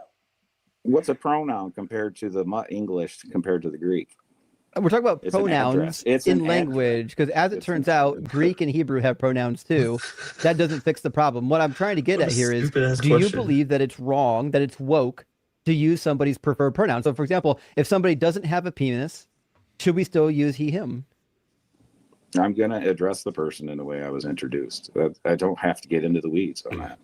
You're refusing to because you know that your God has preferred pronouns, doesn't he? What makes your God a he, him? Sure. Actually, he's not really a he or a him. He's an I don't know how you word it. So how come you never call it she? Why do you always say he? These women are less. See, now, just God alone is a misleading title. There's many gods. in the Bible. God refers So to who are you himself as a addressing? he. God refers to himself as a he. Is God a he? It's not really, like I said, answerable. He doesn't want to get into it. If I called God as I'm telling you. if I called God as she, if I said she all the time, her and she, would that be a problem?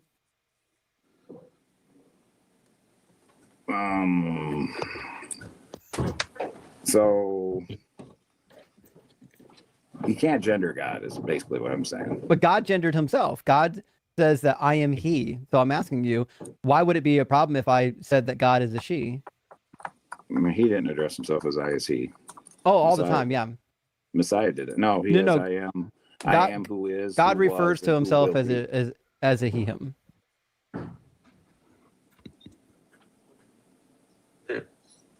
He has to be. He's obsessed with I don't know dicks, if you're kids, looking and balls, and he But, doesn't know how you don't vaginas have to work. gender God. I mean, you just God genders God. Isn't there like a whole passage in Isaiah where like God is like bragging about how big his dick is? Or am I tripping? That's a thing that exists. No, I'm not aware of it, but I could see it. Yeah, it was like it's as big as like it was as big as like the entire room. Oh or no, something. that's Ezekiel. That's like Yeah. that's Solomon. That's like a Solomon poem or some shit. Right, but like it's the idea is there. It's like, okay, well, dude's got Schmeat at least. We know that. Although I think he's overcompensating and probably lying. But that's just me.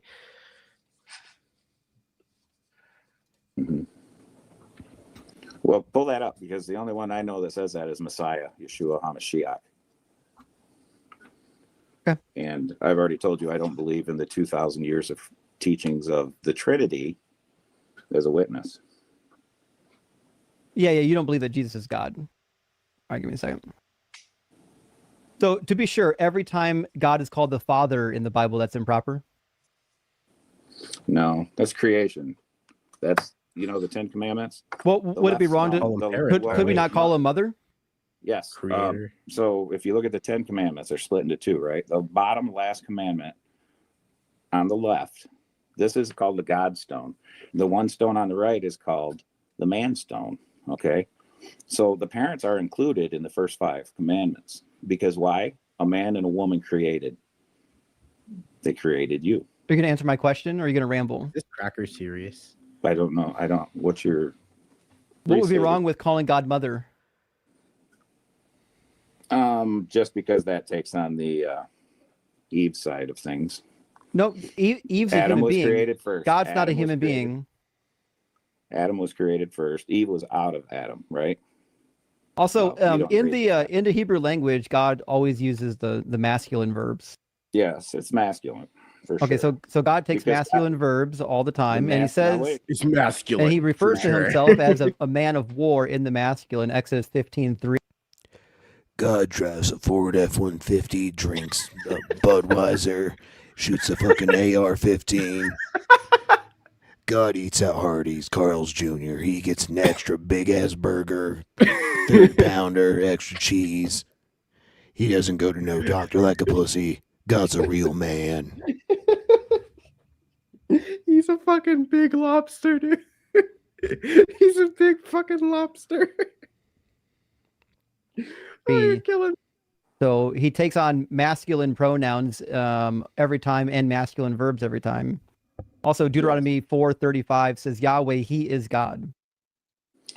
That comes out of the Torah because the leader is always the male. The female is not.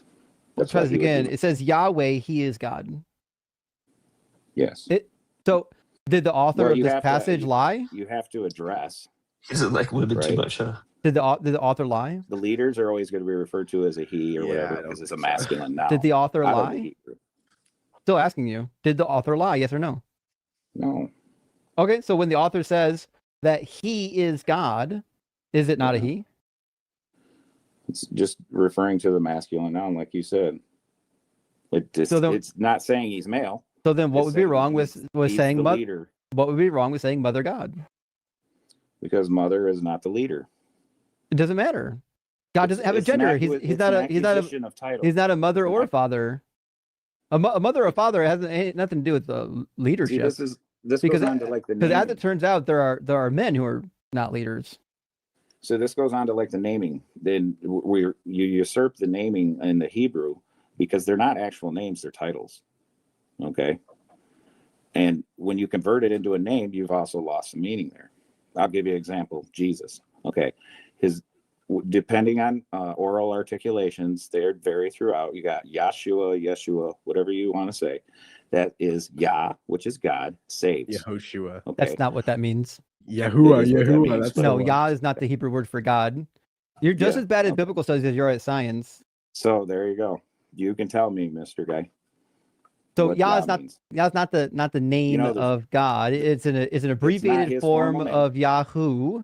Yahu is the form that they Yahweh. were using for Yahweh in the southern Levant near Egypt. It's popular in Elephantine. It's popular in like the Midianite region. But if you go north, Yahweh was the appropriate name for God. Both Yah- forms show up in the Bible depending on where the text comes from. Yah is just a representation of the Tetragrammaton. It's just It's not. It's a way of addressing. It's I'll not, give you an though. example. You replace the J in the English language and put a Yah in front of it. Okay, you know hallelujah. It's hallelujah.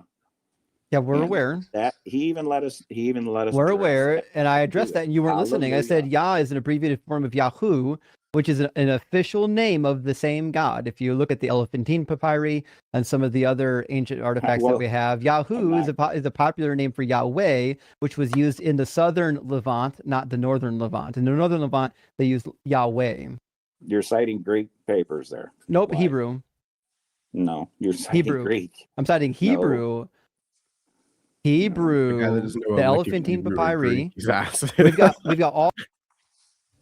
Right? Yeah, like he was already demonstrated to not know fucking shit about Greek or Hebrew. So like, fucking A. All kinds. You're saying papyri. That's Latin right there. It's in the word you're feeling speaking. mystical. I don't think you understand. Something being written on Dude, papyri you're has nothing to do with the reciting- language it was written in. Nobody knows the exact oral enunciations of the Paleo Hebrew. So we're just communicating here. This is It's all gonna be crazy. sounding different. This is No, it crazy is. that you think the word papyri dictates the language that's written on it. Absolutely. So do you think that all papyri has Greek writing on it? I don't know. I haven't I'm seen it all. asking I can't you. say. I'm I asking don't know. you. But I'm telling you, it's got a Greek concept right there out of the get go. It doesn't. I'm going to show you an image. I'm going to show you an image of the. Also, I learned this from Thinker. Paleo Hebrew isn't like, you know, how the language is pronounced. Paleo Hebrew is a type font. It's like saying like no one knows how Times New Roman sounds or how Comic Sans sounds. It's a font? Are you fucking serious? Yeah. Oh, that's cool. So-called elephantine papyri, which I assume you've literally never looked at. This is a copy That looks like Dead Sea Scrolls. of one of the elephantine papyri. It's written on papyrus. The reasons why it's on papyrus is because it's from Egypt. They use papyri in Egypt. The language is in Biblical Aramaic, not in Greek. The reason why it's in Biblical Aramaic is because it's written by a bunch of Jews that lived in Egypt. Jews who lived in Egypt used the language. The Essenes didn't write this. This was discovered in Egypt. This is from Elephantine, a region in Egypt. There's a Jewish settlement. I know you don't know because you don't look anything up. There's a settlement in Egypt called You do need to know this because you're completely incapable of understanding anything because you don't look anything up. You've done no research. This is why you have honorary titles rather than real titles. The papyri that comes from Egypt doesn't dictate the language that's written on it. We have papyri from Egypt written in dozens of different languages. The people who are writing dictate the language that goes on the papyri. Yes. No. You see, like if a paper comes from America, it can only have English written on it. If a paper comes from China, it can only have, you know, Chinese written on it. If a paper comes from the fucking moon, it can only have wingdings on it. What's a wingding? You don't know wingdings? No. Open up like a Google Doc and like change the font to wingdings and have fun. Okay. It's embarrassing.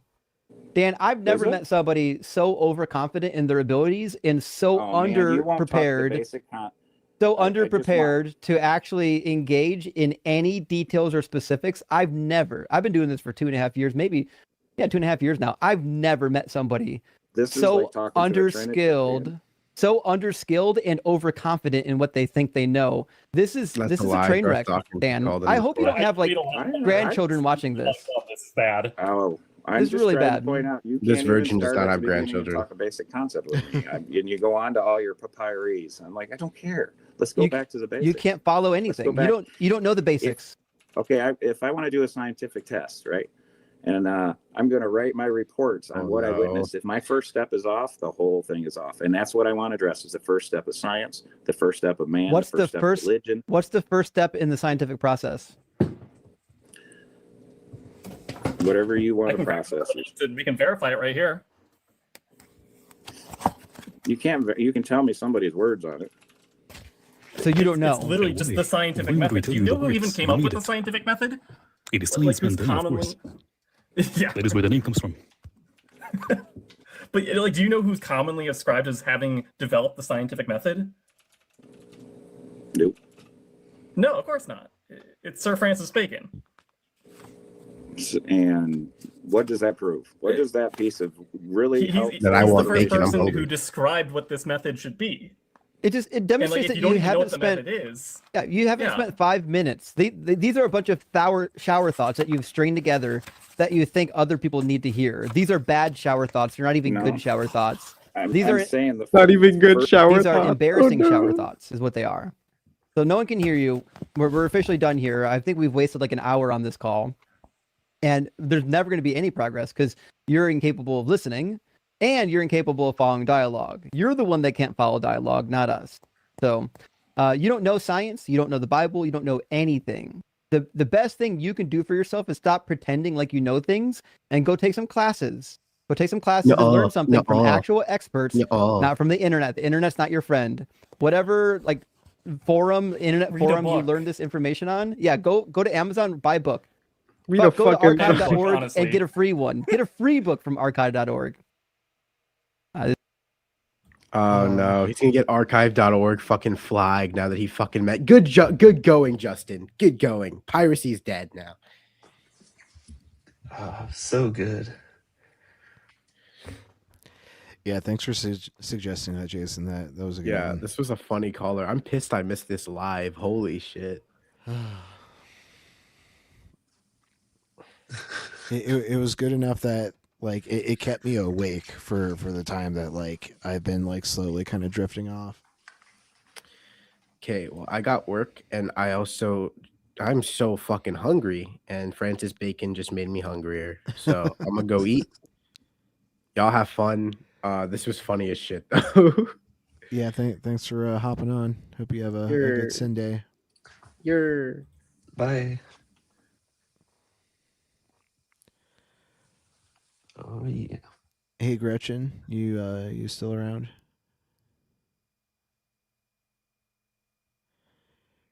Gretchen.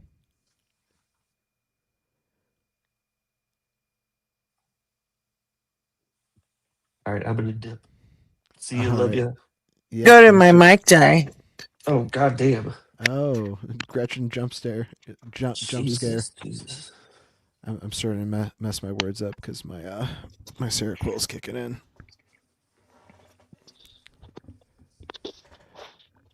I've been like popping off one-liners this whole time. Oh no! I didn't realize my mic was dead. You must have thought we were just fucking ignoring you. That's I'm sorry. No, not really. Like I wasn't really talking to anybody. I was just, just my, smart ass little, comments from the top rope. Well, that was a solid clip. But I think it's time I go lay down for a bit before mezzo and unapologetic and all of that fun stuff. Okay.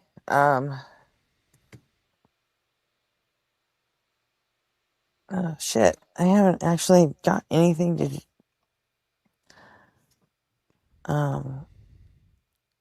Because Mezzo's coming on early today at like 7.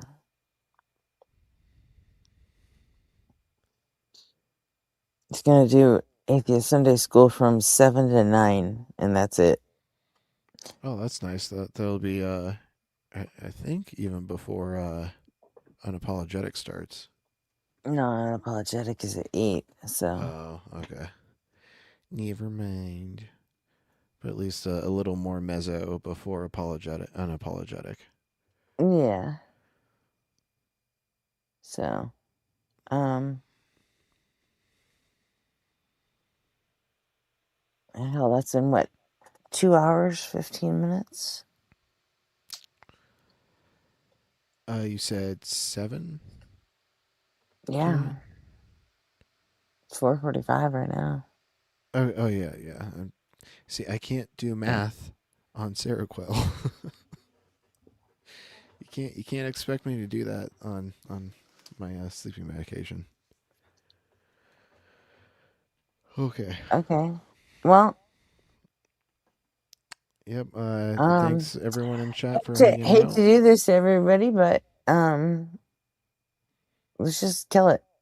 Okay. Should That I way. play an outro?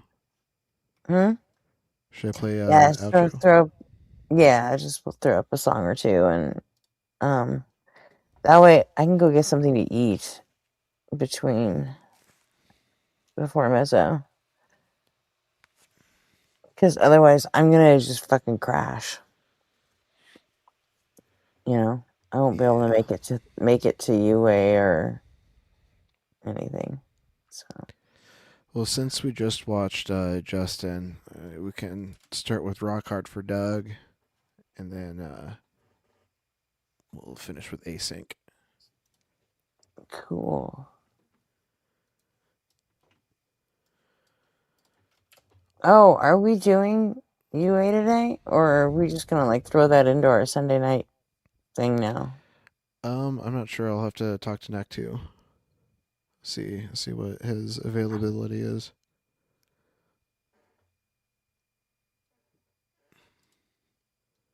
Because that kind of screws with me.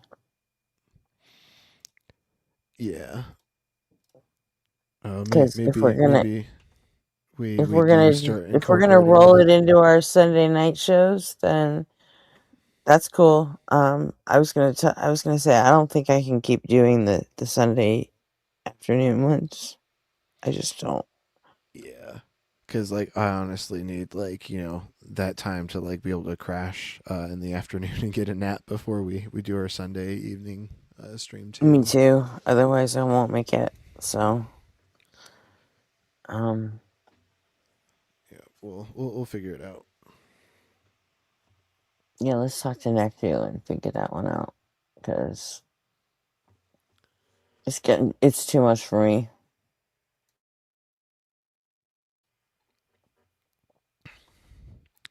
All right, folks. Well, thank you so much for hanging out with us tonight. Hope you all had as much fun as I did. Thanks to everyone that came up on the panel tonight. We had Nobody, Robin, Skeptics and Scoundrels, Jason, NB, Beard of Empathy. Am I missing anyone else that was a panelist? They had me until my mic died. And I'm looking at the time. It was probably like, what, an hour ago? Oh, man. I'm sure there are some good one-liners in there, too. There was. I don't remember them, but I mean, shit. That's funny.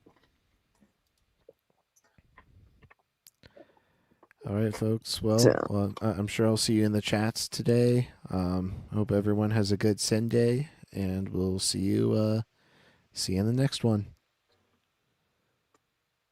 Bye.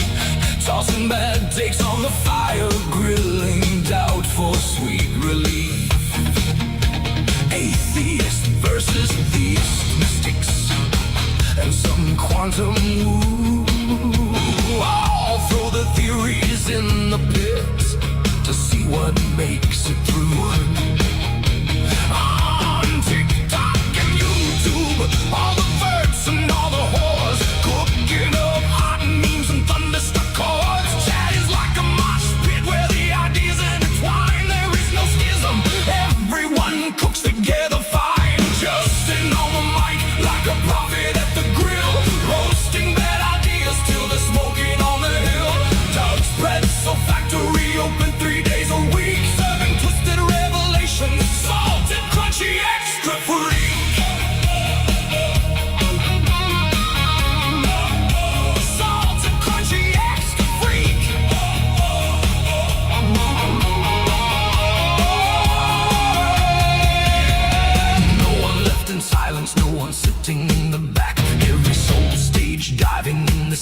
snack attack.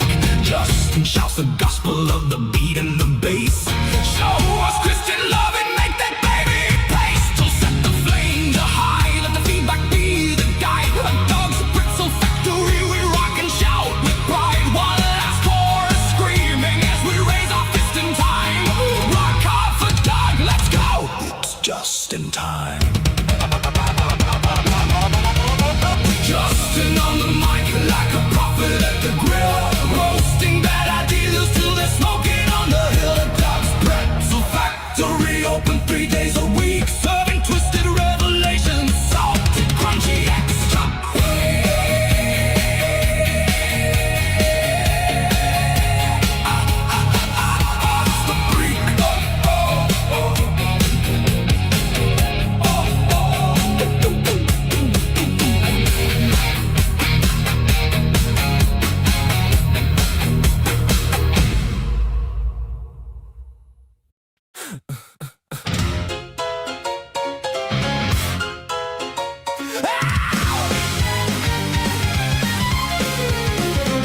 You dress up doubt in velvet robes, throw dead men's quotes like holy stones, name drop Plato and wave your hands like a mystery will make us understand. You sell transcendence cheap online with cherry-picked and twisted lines, a sermon built from smoke and mirrors, preaching louder cause the truth gets nearer. You claim spirituality, philosophy and historicity, but all you got is sophistry.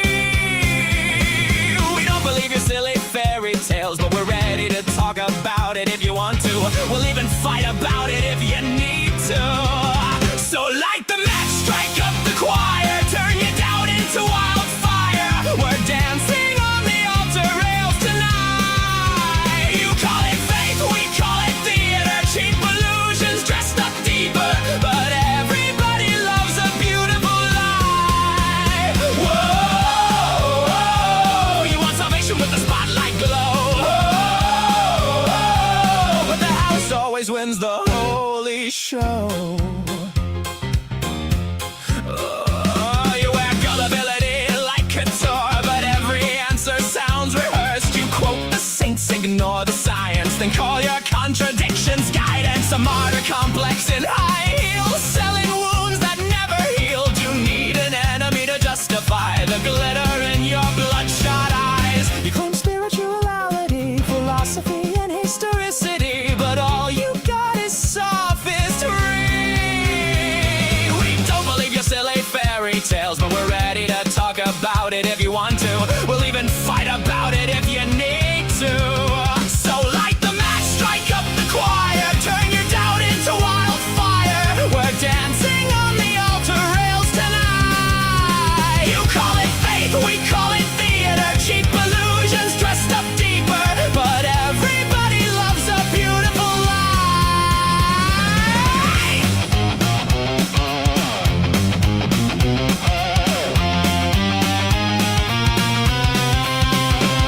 And if heaven's just a green room backstage, then who's been writing all your lines? You pray in public for the applause, then curse the crowd when they don't buy.